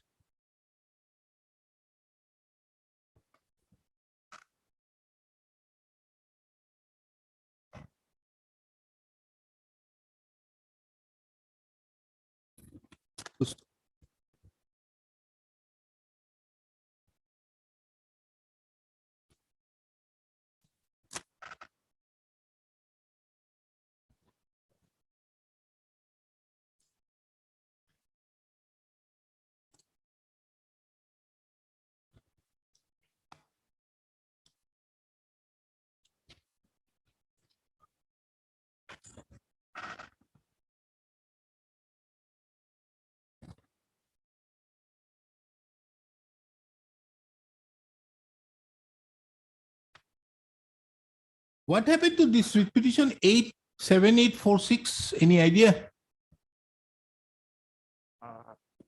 That has been disposed of. I have written some.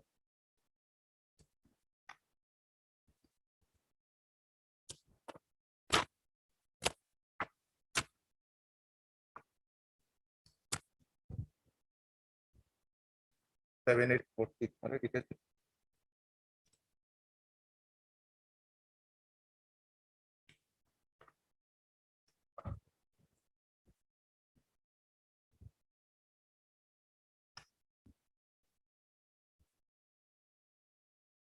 What happened to 7846?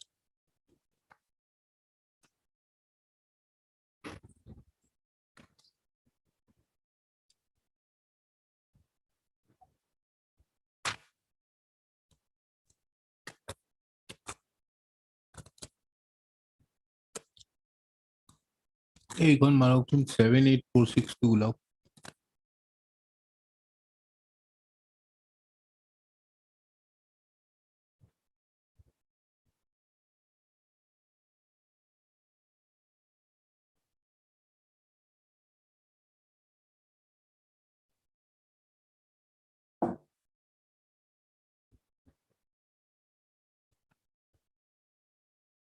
Seven, 846.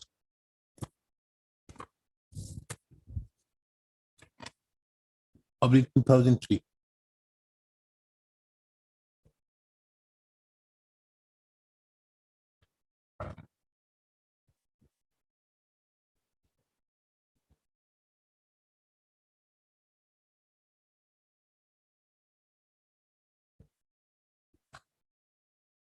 A disposition order.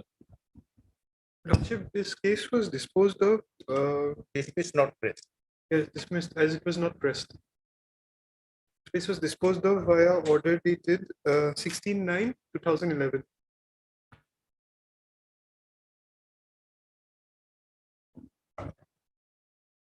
At this stage, it may be relevant to mention that one Pawan Kumar Das had challenged the promotion of the petitioner dated 5/8/2003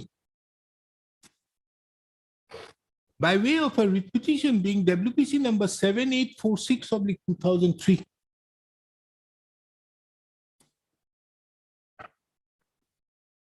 This court, by an order dated 23/9/2003, issued notice and in the interim state the order dated 5/8/2003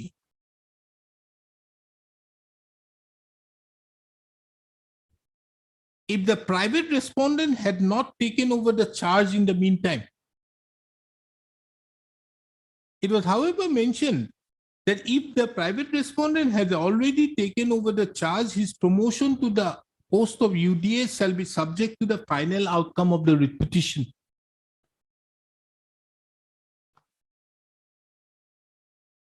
During the course of the hearing, the learned counsel, yes, your name? Lordship, M. Bhuya, I'm on behalf of P. Gogoi.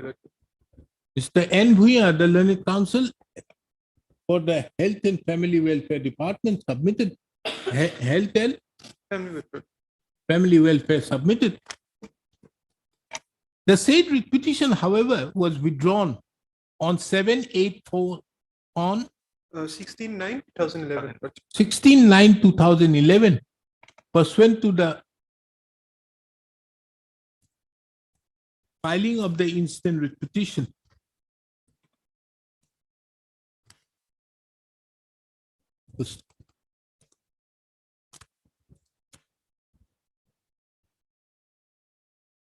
It further reveals from the records that on 1/9/2009, the Director of Health Service issued another order whereby the petitioner was shown as LDA, Accounts Branch of the Directorate.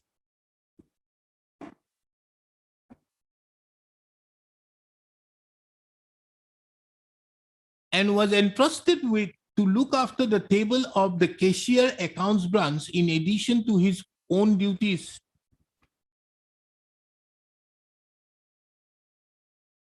Without any financial benefit until further orders.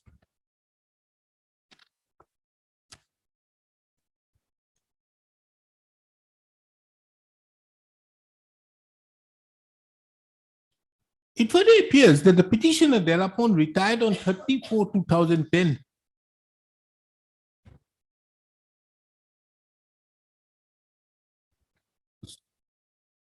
Being aggrieved by the fact that the petitioner was not given the salary as well as other benefits, including the retirement benefits on the basis of his salary to the promotional post of UD assistant. The petition, the instant writ petition was filed seeking a direction upon the respondent authorities for fixation of the petitioner's pay scale as UD assistant with effect from 5/8/2003, and to release all service benefits, that is area salary and other pensionary or retirement benefits due to the petitioner,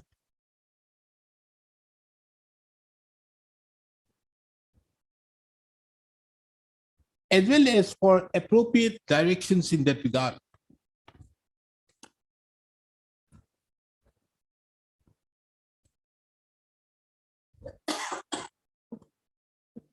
It reveals from the records that pursuant to the filing of the instant writ petition on 24/2011, this court admitted the writ petition.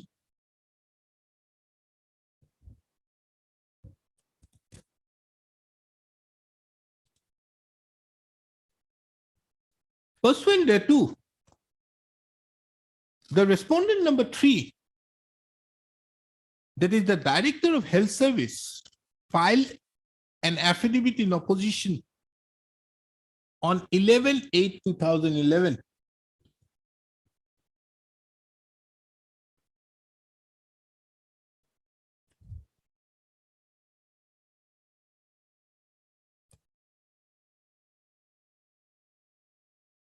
In the said affidavit in opposition at paragraph number 6, it has been mentioned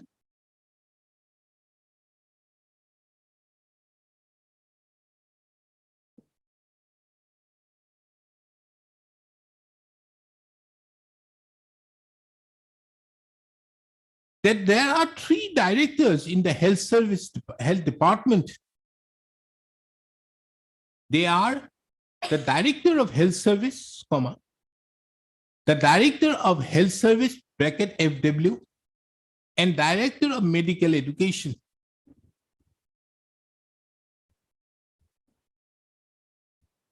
The common cadre of the 3 directors have been maintained by the Directorate of Health Service, but the pay fixation, administrative control or other service conditions of the employees of each directorate are maintained by the respective directorate, as each of the directorate is separate and has independent entity.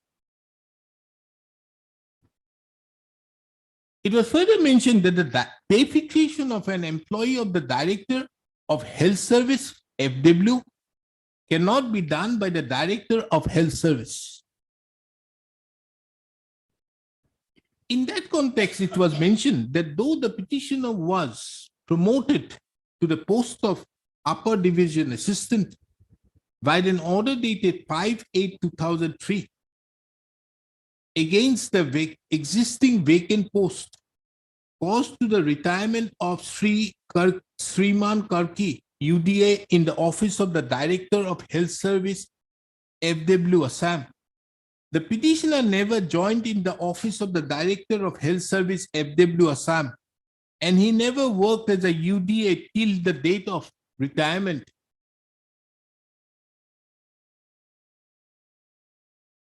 It has been further mentioned that the petitioner did not join in his promoted post, and as such, he continued to draw the salaries of the LDA only, and he never drawn salaries of any UDA. It was further stated that the petitioner had simply submitted his joining report before the Director of Health Service, who was not the competent authority to accept the joining report.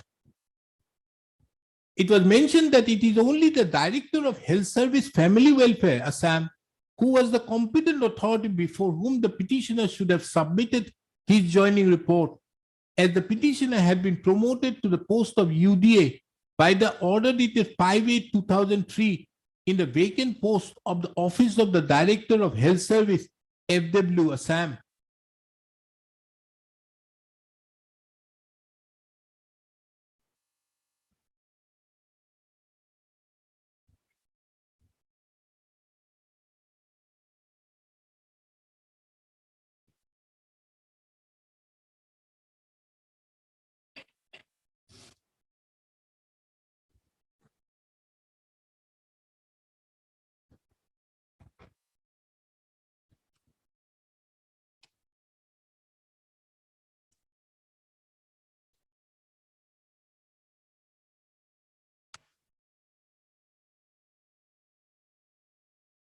As regards the communications which have been enclosed as annexure D series,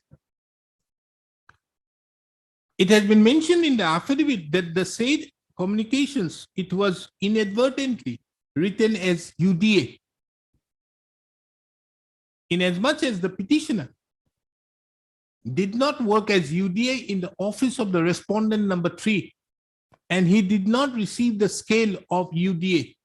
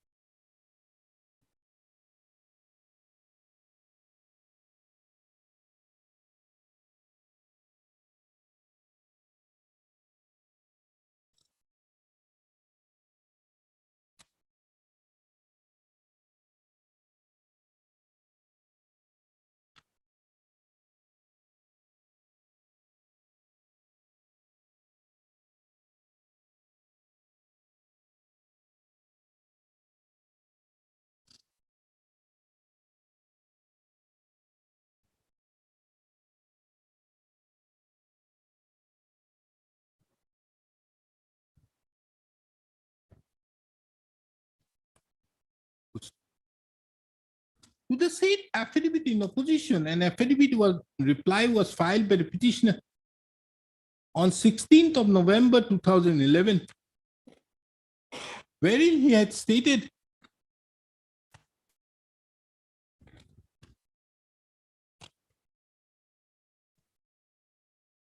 that as the order was passed, that he was promoted to the post of UD assistant.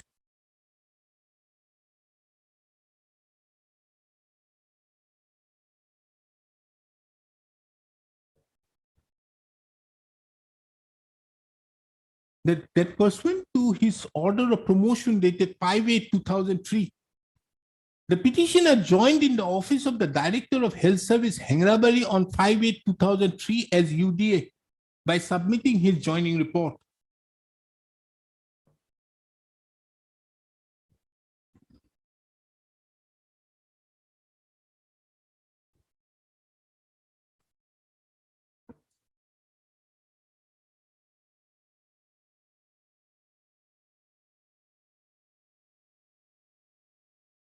It was further mentioned that when the joining report was submitted by the petitioner on 5/8/2003, the Director of Health Service ought not to have accepted the joining report by endorsing his sign and seal and allowing him to continue in the same establishment to discharge as UDA. It was mentioned that the promotion order dated 5/8/2003, the petitioner was never directed or asked to join in the office of the Director of Health Service, FW, but he was promoted against the vacant post of Sri Karki UDA of the establishment bracket FW.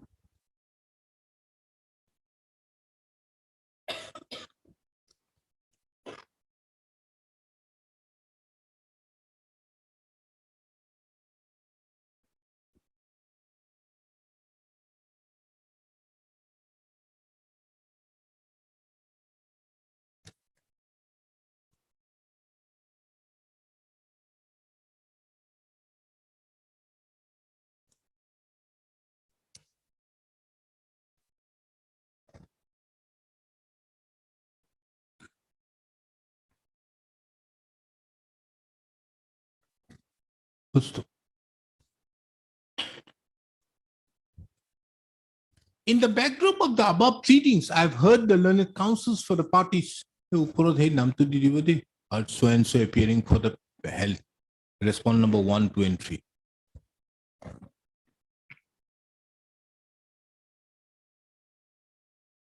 From a perusal of the pleadings, it is apparent that the It is the direct respondent number 3 who is the director of health service. No, area.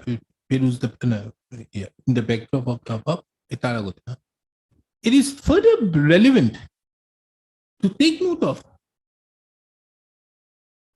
that during the pendency of the instant writ petition, the petitioner expired, and by an order dated 3rd of January 2018, his wife, Srimati Nandita Ghosh, was substituted as the petitioner in the instant proceedings.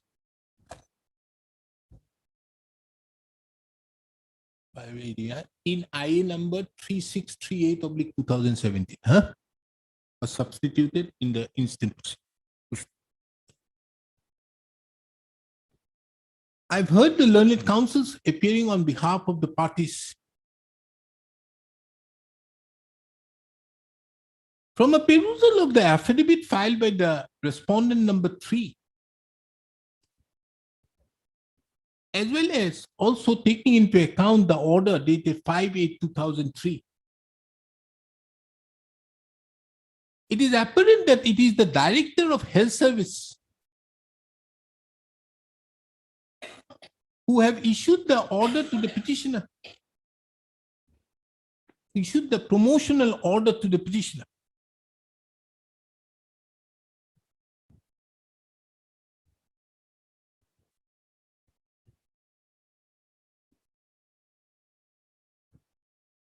On 5/8/2003. There is no denial to the fact that the petitioner submitted the joining report to the Director of Health Service on 5/8/2003. Therefore, the order dated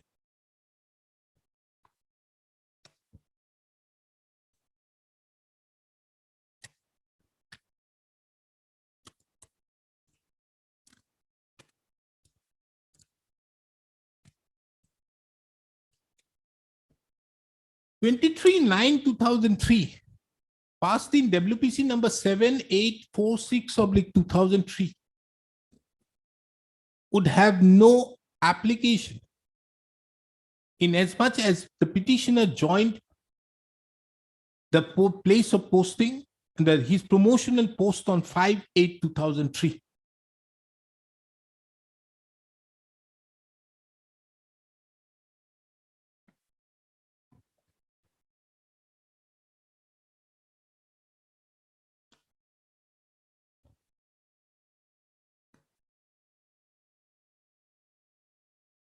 Now, therefore, the question arises as to whether the petitioner should have joined before the Directorate of Health Service, Health Service, or the Director of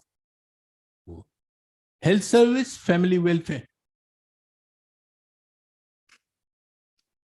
The order dated 5/8/2003 is silent in that respect.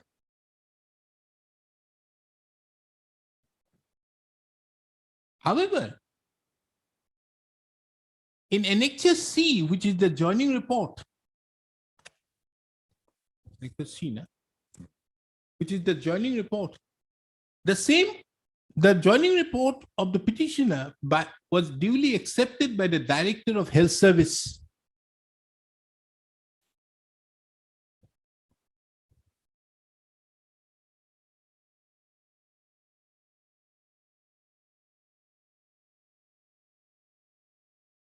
The communications enclosed as Annexure D series also shows the administrative control of the Director of Health Service upon the services of the petitioner, in as much as the petitioner was deployed for the control room duty, wherein the petitioner's name was shown as UDA. Was shown in the various communications enclosed as Annexure D series as UDA.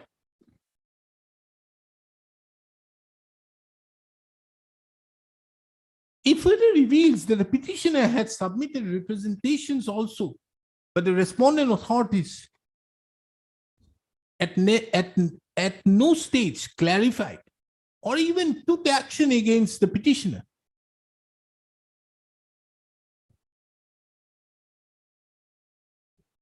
For not joining his place of posting.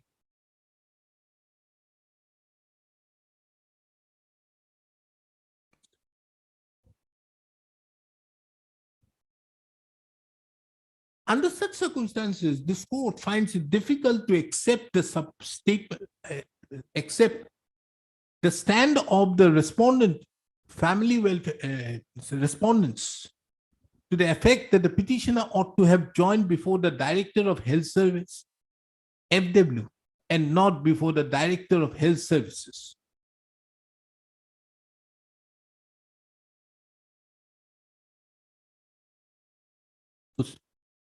Under such circumstances, this court is of the opinion that the petitioner would be entitled to the salary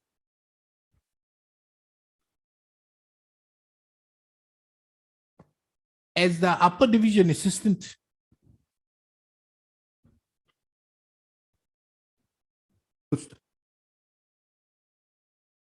now that the petitioner having expired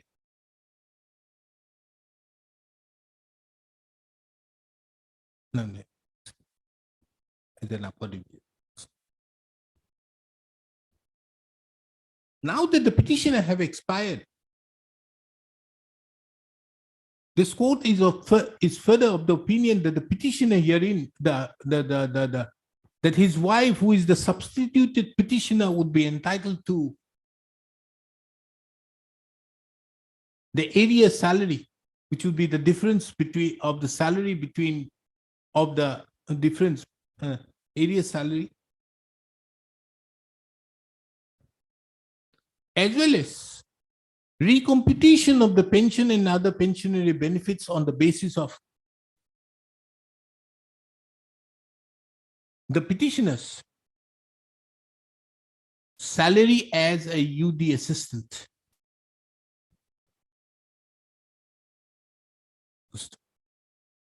Accordingly, this court therefore disposes of the instant writ petition with a direction to the respondent number 3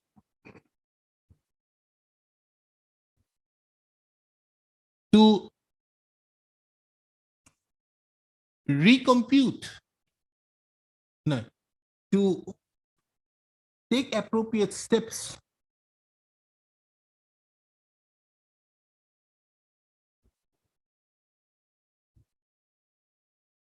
for payment of the area salary to the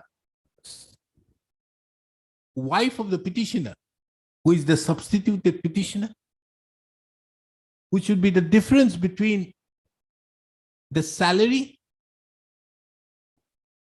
of the UD assistant prevailing at that point of time with the salary which the petitioner received during his lifetime, during the time the petitioner received pursuant to his order of promotion. And also further to recompute the pension and other retirement benefits of the petitioner on the basis of the UD assistant, on the basis of the salary as the UD assistant. The said be computed, the said exercise be completed within a period of 4 months from the date a certified copy of the instant order is served upon the respondent number 3. Tate etut line likhi dibo etut recomputed area and to disburse tar upore agor paragraph and to disburse the same within a time frame. Tar tolot likhibo the said exercise be completed within a period of 4 6 4 months from the date a certified copy is served.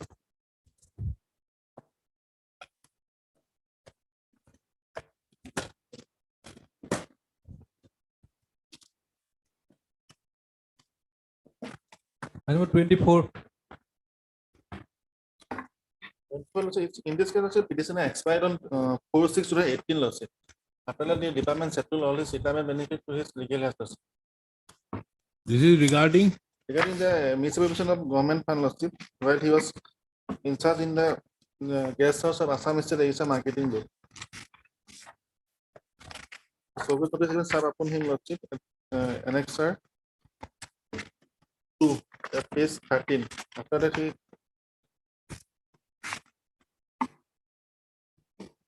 I think it's just focus notice. After that, he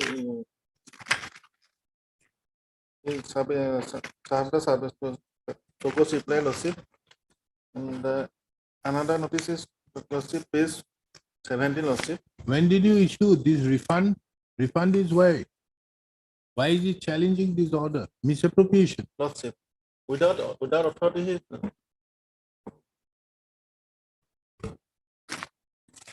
He retired. no lordship. He expired on 4/6/2018. And did he retire or was he in service? In the service, he expired lordship. In service, he expired. Lordship. Now, is there any pensionary benefits? Also, we have already settled all the retirement benefit, lifetime retirement benefit to the legalize of this petitioner. So are you, what about the amount? Amount is not told with me. Lordship. Are you going to recover that amount? No, that was not recovered. Lordship. It's my instruction. Lordship. So we apply Rafiq Masi and say that this recovery cannot be done. Lordship. I think that is a better option, not to keep this, because tomorrow you may not like it. You are a kind-hearted person. You never know those people who are sitting out there. Heard Mr. None appears on behalf of the petitioner on call. Mr. NJ Gogoi. N.J. Gogoi appears on behalf of the Assam State Agricultural Marketing Board.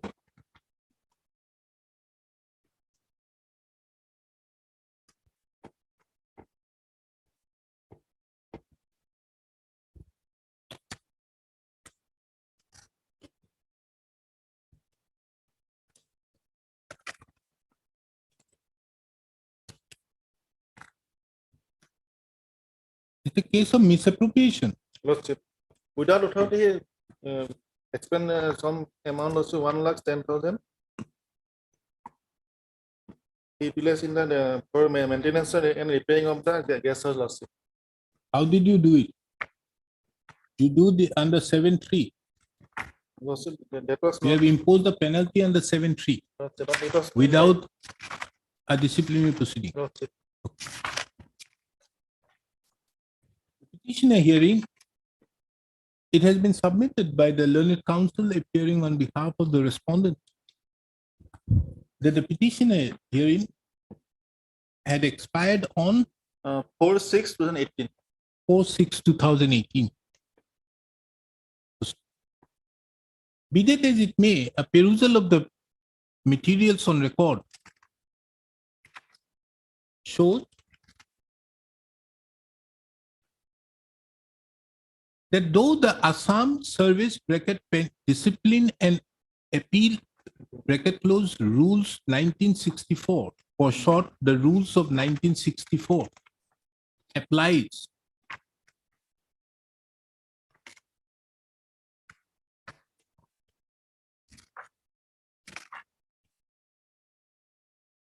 to the respondent number 1.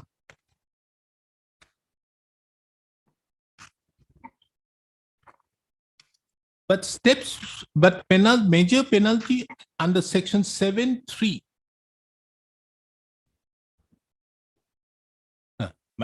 But penalty under section 7.3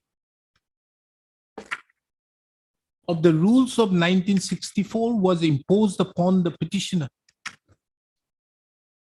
without an inquiry as is mandated to be taken in terms with Rule 9(1) of the rules of 1964. Considering the above, this court, therefore, is of the opinion that when the statute, when the rules of 1964, when the rules of 1964, which is a statutory rules framed under the proviso to Article 309 of the Constitution, provides the manner of doing provides that provides in terms with Rule 9(1) that without an inquiry in terms with Rule 9 of the rules of 1964, there cannot be imposition of penalties as stipulated in Rule 7 of the said rules.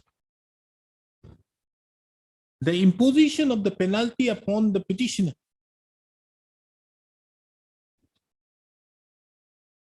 is contrary to law,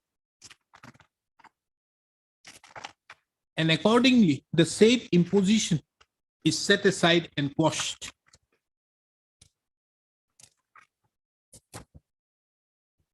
And accordingly, the said imposition so sought to be done in terms with the communications dated 10/6/2011 and 17/11/2011 are set aside and quashed.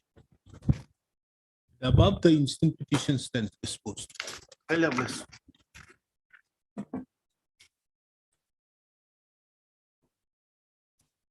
Twenty-five. Thakur, he has to speak too.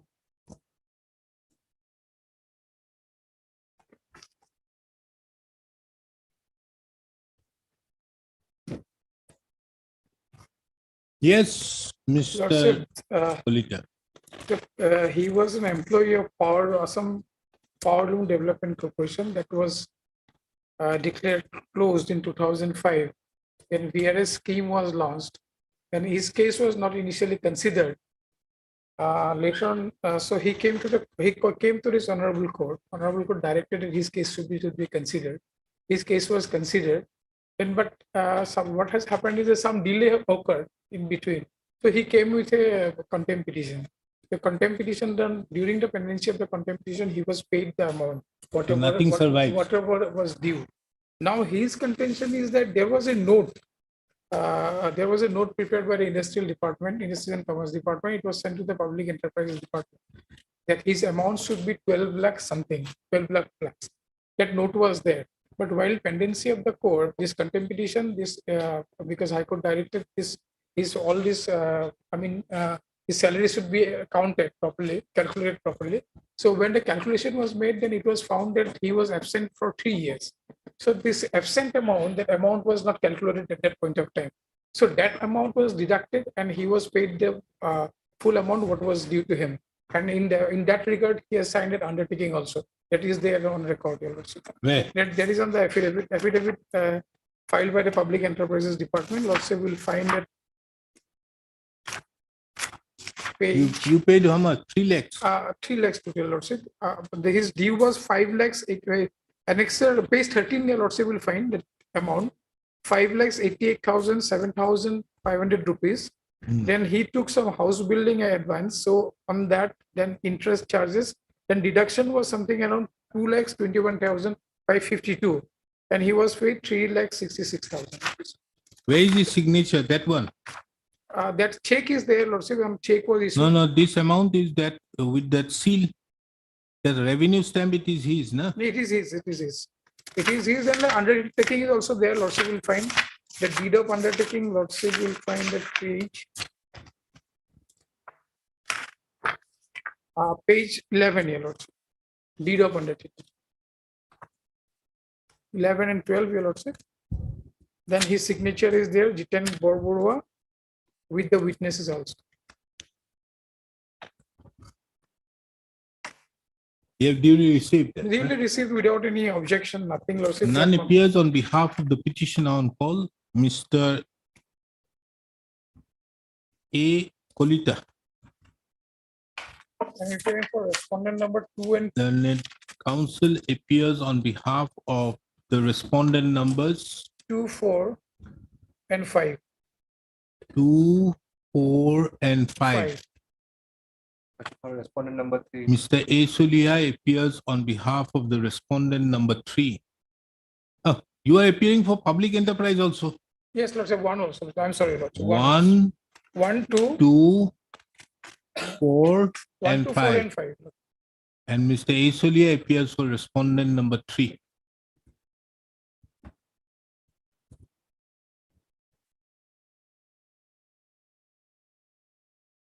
The instant writ petition was filed.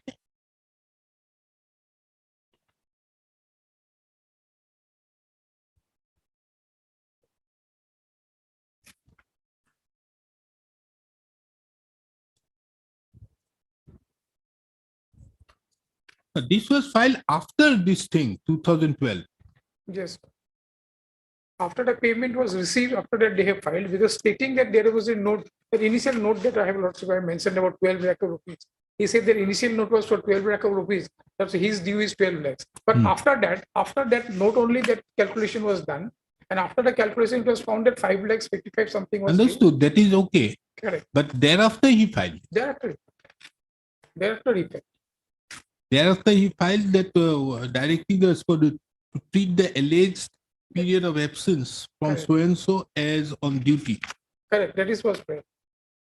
Now, what is your stand? Our stand is also if he was absent from there, so like there is a speaking order also that has been passed by the department. Speaking order, Lordship will. 1/11/2011. Yes, Lordship. Huh? Speaking order is 1 second. He must have enclosed it. The speaking order, Lordship, is this clearing. Yes, the 1/11/2011. Yes, Lordship. That is the speaking order. He challenged it. Yeah, there is a speaking order. Then there after this speaking order, this payment was made.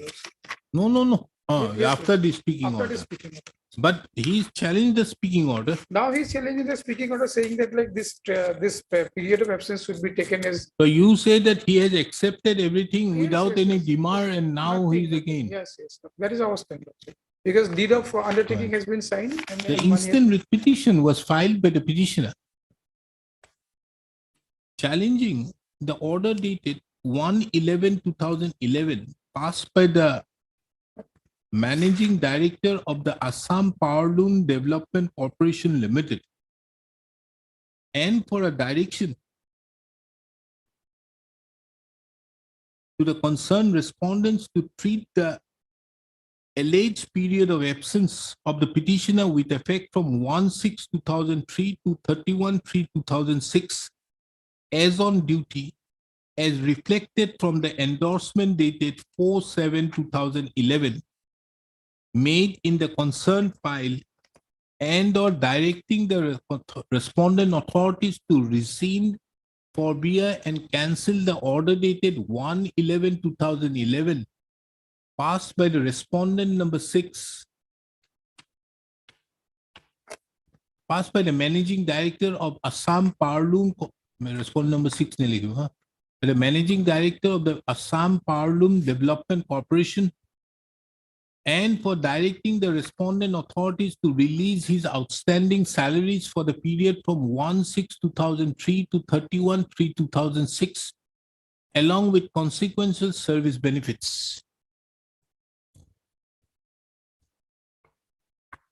It appears on record that prior to the filing of the instant writ petition, the petitioner had earlier filed another writ proceedings, which was registered and numbered as WPC number 1808/2008. Correct. The said writ petition was disposed of by an order dated 28/1/2010,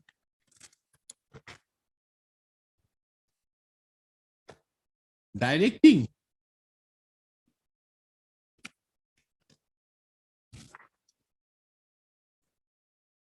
That is page 38, your lordship. The effective part.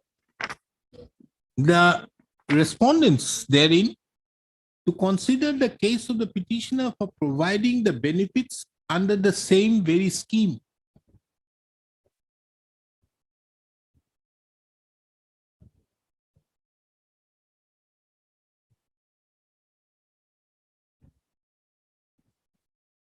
It was further directed that the said exercise be carried out expeditiously as possible, preferably within 4 months, facilitating which the petitioner may approach the authorities with appropriate application along with a copy of the order.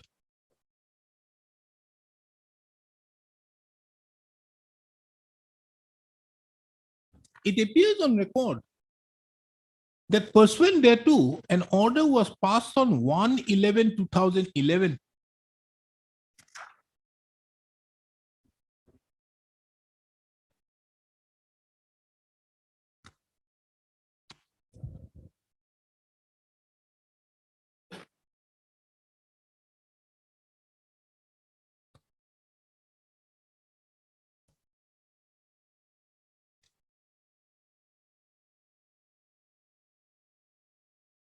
It was observed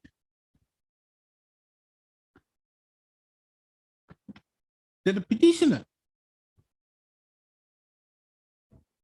shall not be entitled for the salary and other allowances for the period of his absence from his duties, that is from 1/6/2003 to 31/3/2006.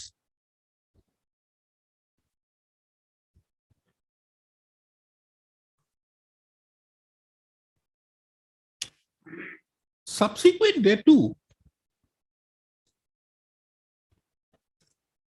it appears that a contempt case was filed, which was registered and numbered as contempt case C number 66/2011.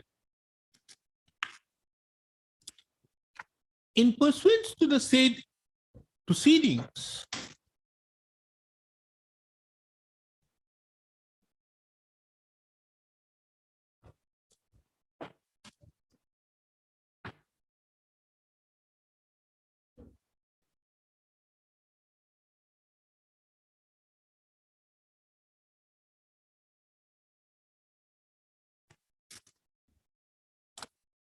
it was found that the petitioner was entitled to an amount of rupees 5,92,550, being the revised VRS, etc., dues payable to the petitioner.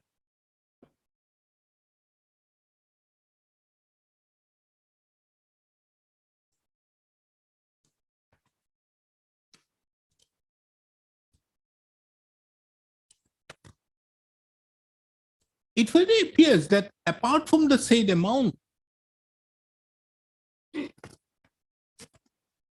although the said amount, it further appears that although the said amount was payable to the petitioner, but there were certain house building advance as well as interest charges on house building advance, which totaled to 2,21,552. Deductible. And accordingly, upon deducting the same, the total entitlement of the petitioner was rupees 3,66,523. It further appears that the said payment was duly made to the petitioner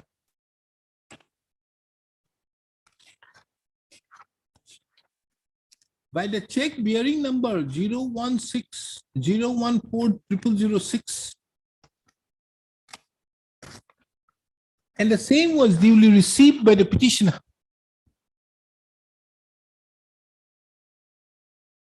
And the petitioner further gave an undertaking on 15/5/2012 that he had no other entitlement from the said respondent corporation.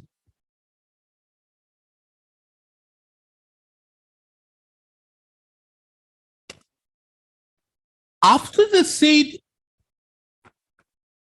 After receipt of the said amount, the petitioner thereupon filed the instant writ petition in the year 2013, alleging that for further entitlement on the basis of the unpaid salary for the period from 1/6/2003, 1/6/2003 to 31/3/2006. 31/3 so and so.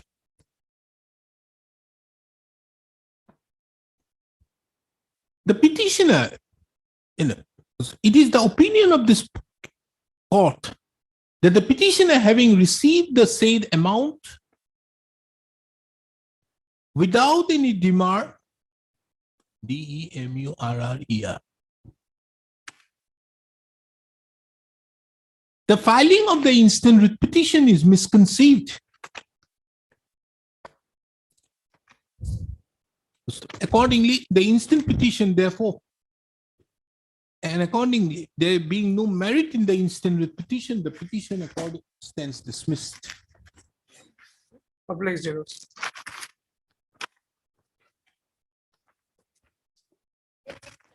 Apologize for for item number 6, my lord, I am checking now because my mother-in-law condition is very critical, so I could not attend my mother-in-law, my lord, her health condition is very critical, so any moment, anything happens, so I could not. Item number? Item number 6 to 20, my lord, and look at it, my lord.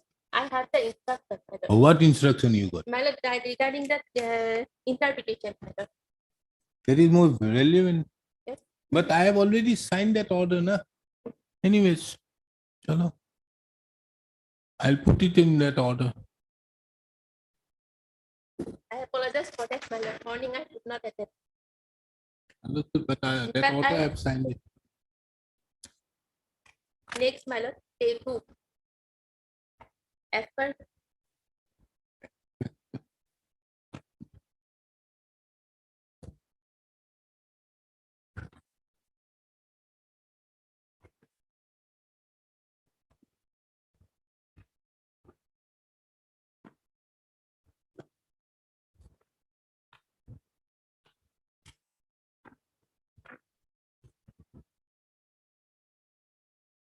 Are you saying that art silk yarn is only viscose? as per the instruction, my lord, among the above silk and cotton are natural fibers and artificial silk is regenerated. Yes, my We lord. went for a reserve for Regenerated endowment. cell- last line, my lord. No, understood. But are you saying that art silk yarn will only be viscose, That is not instru- polyester? No, my lord, that is as per instruction. This instruction, my lord, I have it. No, Regarding what the do you mean by definition this bracket article. thing? Which one? You see, we are only concerned with art silk yarn. Yes, my lord. His Cotton yarn or silk yarn or art silk yarn. Art silk yarn, why have you put it in bracket? Viscose. Are you only saying the viscose will come, not nylon? Not rayon? not rare, but as per their interpretation, art silk is a generation in man-made fiber with natural resource. Where? And the last line of the second paragraph, next page, my lord, 2.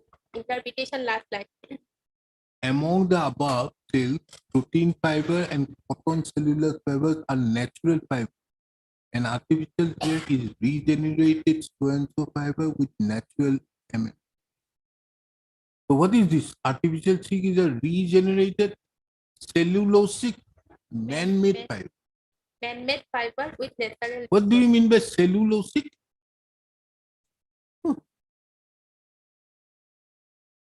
Among the above, silk, protein fiber, cotton cellulosic fiber are natural fiber. Artificial silk is a regenerated cellulosic man-made fiber with natural resource. MMF. is a regenerated cellulosic man-made fiber. So would polyester come within it? Polyester, my lord. Cotton, silk, art silk. Yes, my lord, polyester will come because first one is cotton, net, silk, yarn. Another is art silk.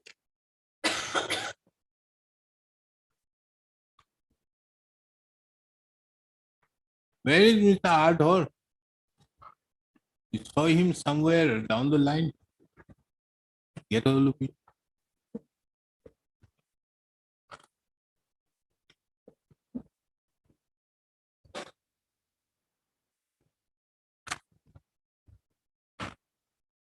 Manufactured from cotton yarn or silk yarn or art silk yarn. Why this bracket viscose has been given?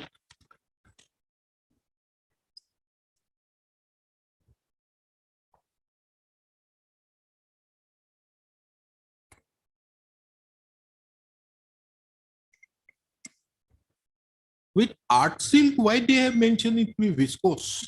Yes, my lord. Viscose.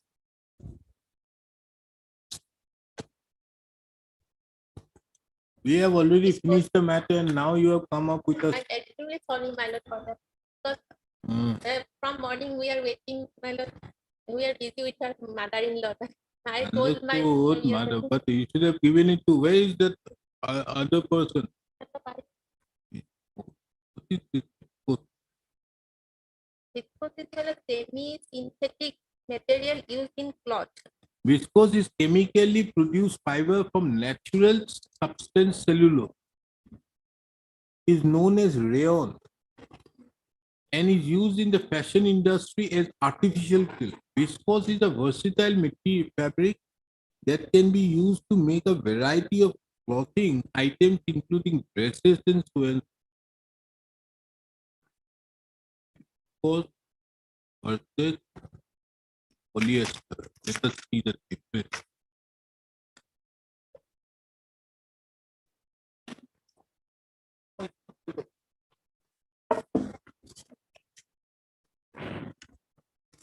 What do you mean? What do you understand from that? Polyester dries faster and does not wrinkle as easily as viscose. Polyester is stronger and does not shrink, while viscose is more likely to peel, whereas polyester resists abrasion.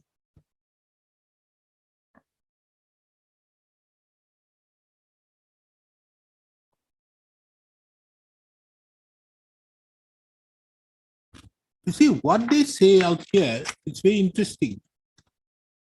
Among the above, silk is protein fiber. The fiber which is taken out from that particular worm. You get it? The last three lines on Yes, the madam. first paragraph. Among the above silk. Silk is protein fiber. So you get that point. Cotton is cellulosic fiber. And natural fiber. Artificial silk. And artificial silk is a regenerated cellulosic man-made fiber. With natural resources.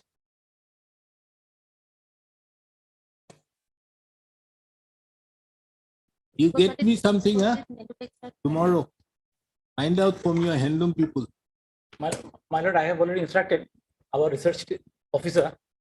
She is, my lord, about artificial. Yes, ask them to give it to me and give this also to them. Give this thing to them and explain to us what is this. My lord.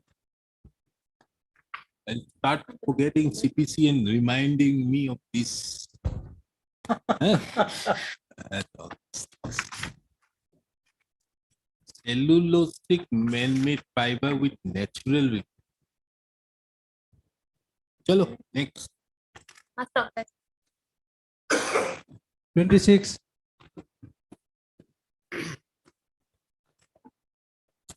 My lord, the petitioner before your lordship retired from service in the year 2004. My lord, after his retirement, my lord, he was convicted. So What is your prayer? My lord, during, after his retirement, he was granted provisional pension. Now that has been stopped. Then? My lord, the question is whether a person who is convicted, his pension can be automatically stopped. Pension rule provides that the power has to be exercised by the governor under 21. So that has to be done, my lord. You have been convicted. Yes. I was convicted after retirement. Though the proceeding started before retirement, but I was convicted after retirement. If your lordship goes to the affidavit of the department, Yes. there is nothing Convicted to, of what? my lord, by the special court, corruption. For what? Corruption. Corruption. LOC LOC scam, my lord.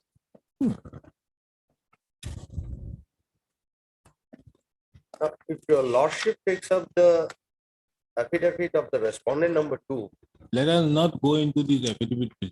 Let us first see. Rule 21.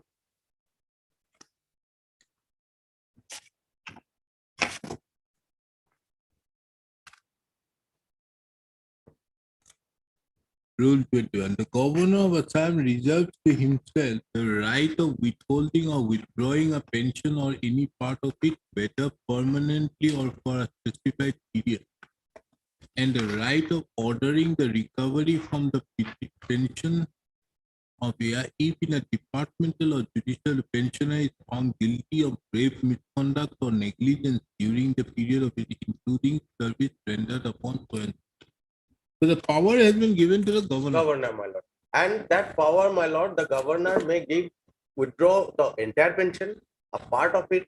That has not been done. No, my lord. If your lordship takes up the affidavit. Why is it required? Yes, have you done it? The governor has exercised the power? No, my lord. It has been admitted in the affidavit. No press instruction in this regard, my lord. I have No, have the governor done it? Simple is this. no, As per your instruction, has the governor done it? I have not. Your person is alive, dead? Yes, ma'am. He is alive.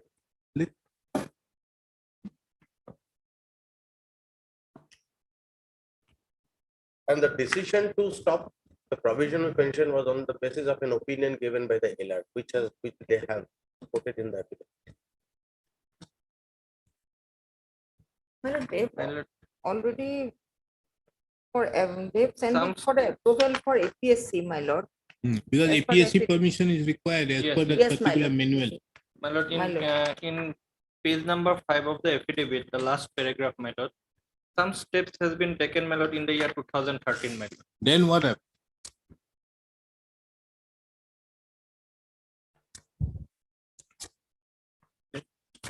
My lord, press for press, 2 days time may be allowed for press instruction, my No, lord. 2 days. We'll have it tomorrow. My lord. 2 o'clock, you only get the permission thing there. If not, you give it. If yes, you don't give it. My lord. And my lord, the process to get the permission was taken on 16/5/2013, and they have stopped my provisional pension from 2017, immediately after my conviction. So admitted Immediately after your conviction, my. So the provisional pension was stopped even without the process being taken. No, this action they will take only after 2017. My lord. You will take only after 2017. They can't take it before that. No, I'm not on that one. They have Prior to passed that, you were getting under 22. whatever provisional pension I was getting, that has also been stopped, my. Obviously, it will stop. You see, provisional pension, if you see 22, categorically says that till the decision Yes. of a judicial or disciplinary proceeding. After that, it has to either be cut off or given, the whole one.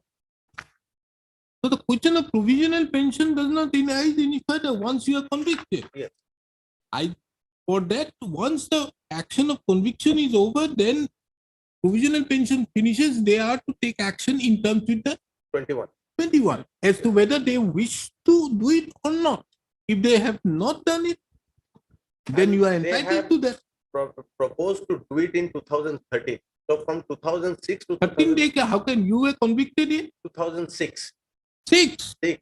And they have proposed to my lord, initiate the proceeding or get the approval in 2013, And you retired when? 2004. 2004, And my lord, he was released from jail in the year 2010. September 2010, my lord. He was in imprisonment, my lord. Yes. Convicted in prison, admitted. No, convicted So is during 2006. Yes. And Why you were out, let out? after completion of the period of my imprisonment, 2010. Then what action have you done there? Thereafter, my lord, the provisional pension was stopped, my lord. Then no movement. It is only No, my after his release, he files an representation before the director and then everything moved. My lord. My lord, on 29/9/2010, that he gave a representation to the director of veterinary service, and then, my lord, as per this affidavit, one correspondence was made through the judicial department, my lord. In 2010, my lord, representation was filed. Then, my lord, the views of the judicial department was taken, and it is the view that under Rule 21, they will apply under Rule 21, and accordingly, my lord, it was in the year 2013, my lord, proposal has been placed before the government as well as FESC. So after that, my lord, they have to take instruction. What happened? So whether it was accepted or by the FPSC or by the, is there any order from the governor? so without a governor's order, how can you do it? Yes, that is my. The order has to be in the name of the In governor. the name of the governor.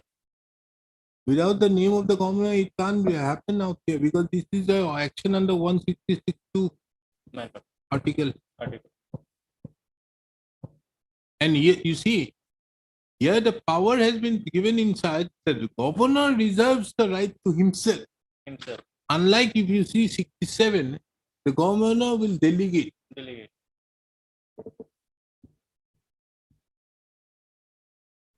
So this order must come from the governor, not in the name of governor.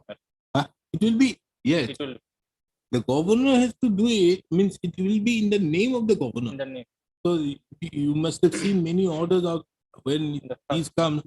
It is always said in the name of the governor, so somebody signs, the commissioner. Like a notification which is issued. The governor is pleased to do so. It will be signed by somebody because this is done under section rule 10 of the Assam Rules of Executive. There is a power given, by which it has been given that so and so will exercise the power in the name of the governor. So it has to be done in that. So it has to be in the name of the governor. If that is not there, my lord, he is entitled. Hmm? If that is not there, my lord, he is entitled. No, not only that, he is entitled till you take the decision. Yeah. Isn't he entitled from then till down? Till you take a decision, the governor can have the power to stop. Entire or a part.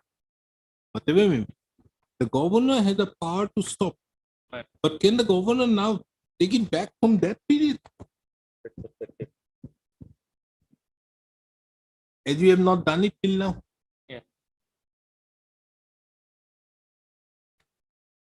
So just for example, in another 1 year's time, the governor thinks, yes, we are going to do it. And it was done. Could he not be entitled to this salary pension during this period? Yeah. Will be. This is it.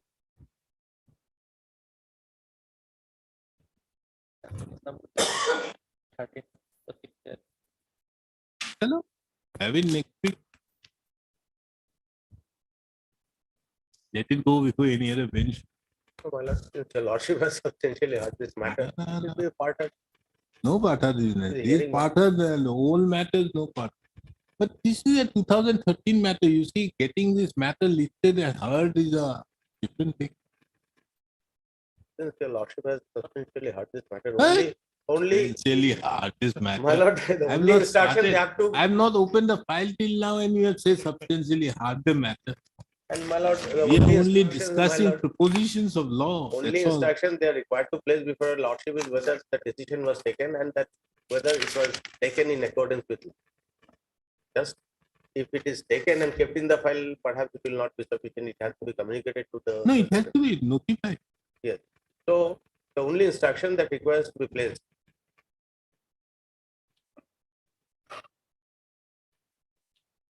You get this thing tomorrow. Take it up at 2. Okay. It's the matter tomorrow at 2. Okay. Liberty given to the petitioner to mention the matter.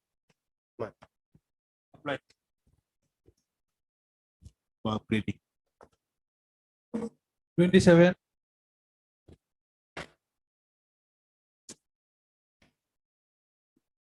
Make figure out. What if I back for adjournment, my lord? Kindly the matter will be fixed for Tuesday, my lord. Madam, I'm not going to fix it for Tuesday or any other day because of the fact that this court is not likely to sit next week taking up this bench. I would not trouble. It's a matter, not doing it, it will go up. My lord, any day, my lord, next week or my lord, next week. I won't, because it wouldn't this court be imposing upon another judge who is going to take up this bench. List the matter after 2 weeks. Deeply obliged. And then let's approach. Ms. M. Katuki, you are appearing for agriculture. Dairy development. 28.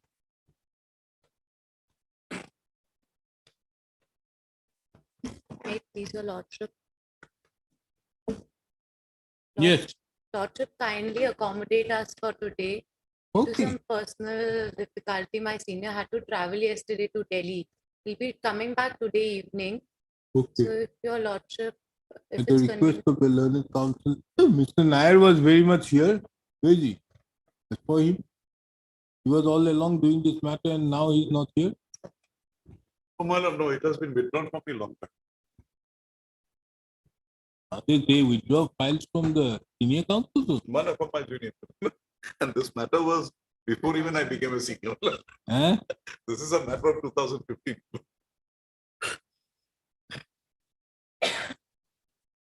At the request of the learned counsel for the petitioner, matter stands adjourned for 2 weeks.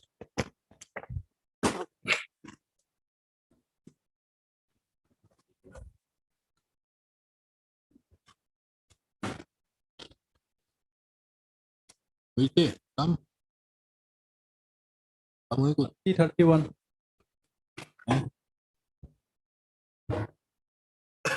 May I please? My lord, in these cases, there are two categories of employees. All of the, my lord, the Assam police radio organization. My lord, they are ASIs and head clerk, Havildar clerks, Havildars, head constables. Now, what had happened, my lord? Since the constitution of this service, there was parity of pay between the normal police, if I may call it, my lord, the normal police service, like the police in the armed branch, unarmed branch, in the home guards, and the APR. Now, what had happened? They were getting this pay in a particular stage till the 6th pay commission. Now, the 7th pay commission, now the issue is really there. 7th pay commission takes up the cases of a policeman. Then they say that the pay of the police, the normal Assam police, would be raised. Say, my lord, they were getting 2,500, it will be 2,900. Because the whole of my lord, the Assam Pay Commission, they fix the pay by either raising it to a certain extent in terms of the 6th pay commission. Now, while raising it, they put a clause there that this will also apply to the home guards. Home guard. Home guards. But they did not say that it will also apply to us. It was not required. Because once the police pay goes up, automatically the other pay equivalent posts also go up. That was the system that was being put. Now, because they have not said so, the police have been given the higher pay, whereas, my lord, which I was drawing with them equal till, my lord, 2000. You are? I am a ASI and head constable in the police radio organization. So So we you are have, not being given. I have not been given that. Then what about the anomaly committee? Anomaly committee also did not go into it because well, it was not required. Did you submit the representation? My lord, we submitted representation. There were justifications given, but nothing was done, madam. We were given, and the police itself took up, madam. And the whole thing was being done by the same organization for all. The Assam Police Employees Association. And where is your My lord will come to the page. person who causes the biggest mistake, problem? The finance. Where is he? My lord, Mr. Rajiv would be here. Without the finance, they cause all the problems. My lord would come to page 37. That will, my lord, clear the issue. Till Mr. Mr. Nair, I won't hear this matter. Let the matter come up next week or something. My lord will hear it then after 2 weeks. My lord. My lord will be next week is not here. I'm not here. No, my bench is. I'm finishing it off. Oh, week only. Although 1 week I'll be here, most probably thereafter I may sit in the DB. Then my lord will have it next week, my lord. No, I'm taking up next week civil bench. Then my lord will adjourn it for 2 weeks. I'm sorry, some pattern matter, my lord, I start up in court 1. No, I asked them because without the person who causes the trouble not being there, how can And he is here to cause trouble. the finance causes the trouble? Yeah.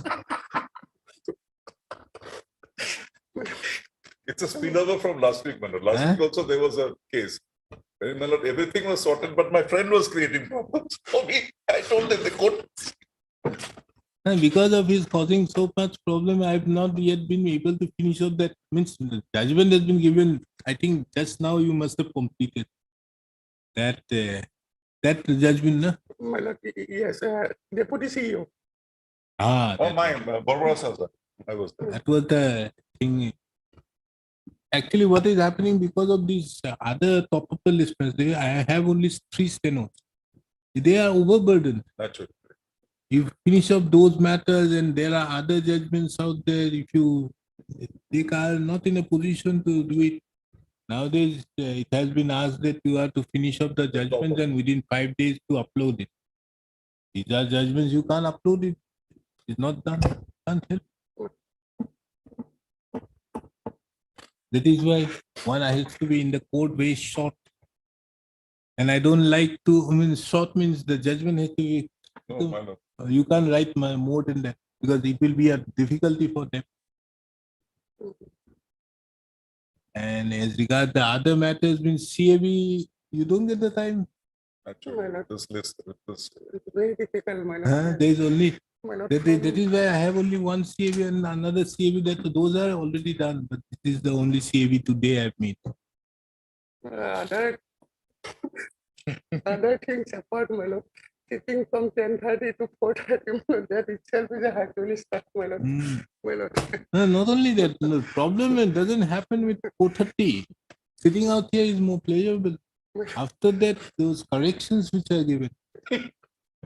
And my stenographers are good, but in case my stenographers are not there, some other person comes in. It would be.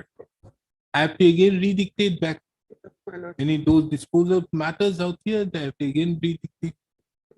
Because these matters have been, you don't know how to put it out there. Super. My lord, we are obliged, my lord. Always. So today when I have got a new stenographer, the other one who was there, he's from the pool. So I asked him, you can take it. I'll give you very, very slowly. Because otherwise I have a big problem later on correcting is my headache. Yes, my lord. That's the most difficult part. Chalo. Okay. Have it after 2 weeks. 2 weeks, man. Much of it. So obliged.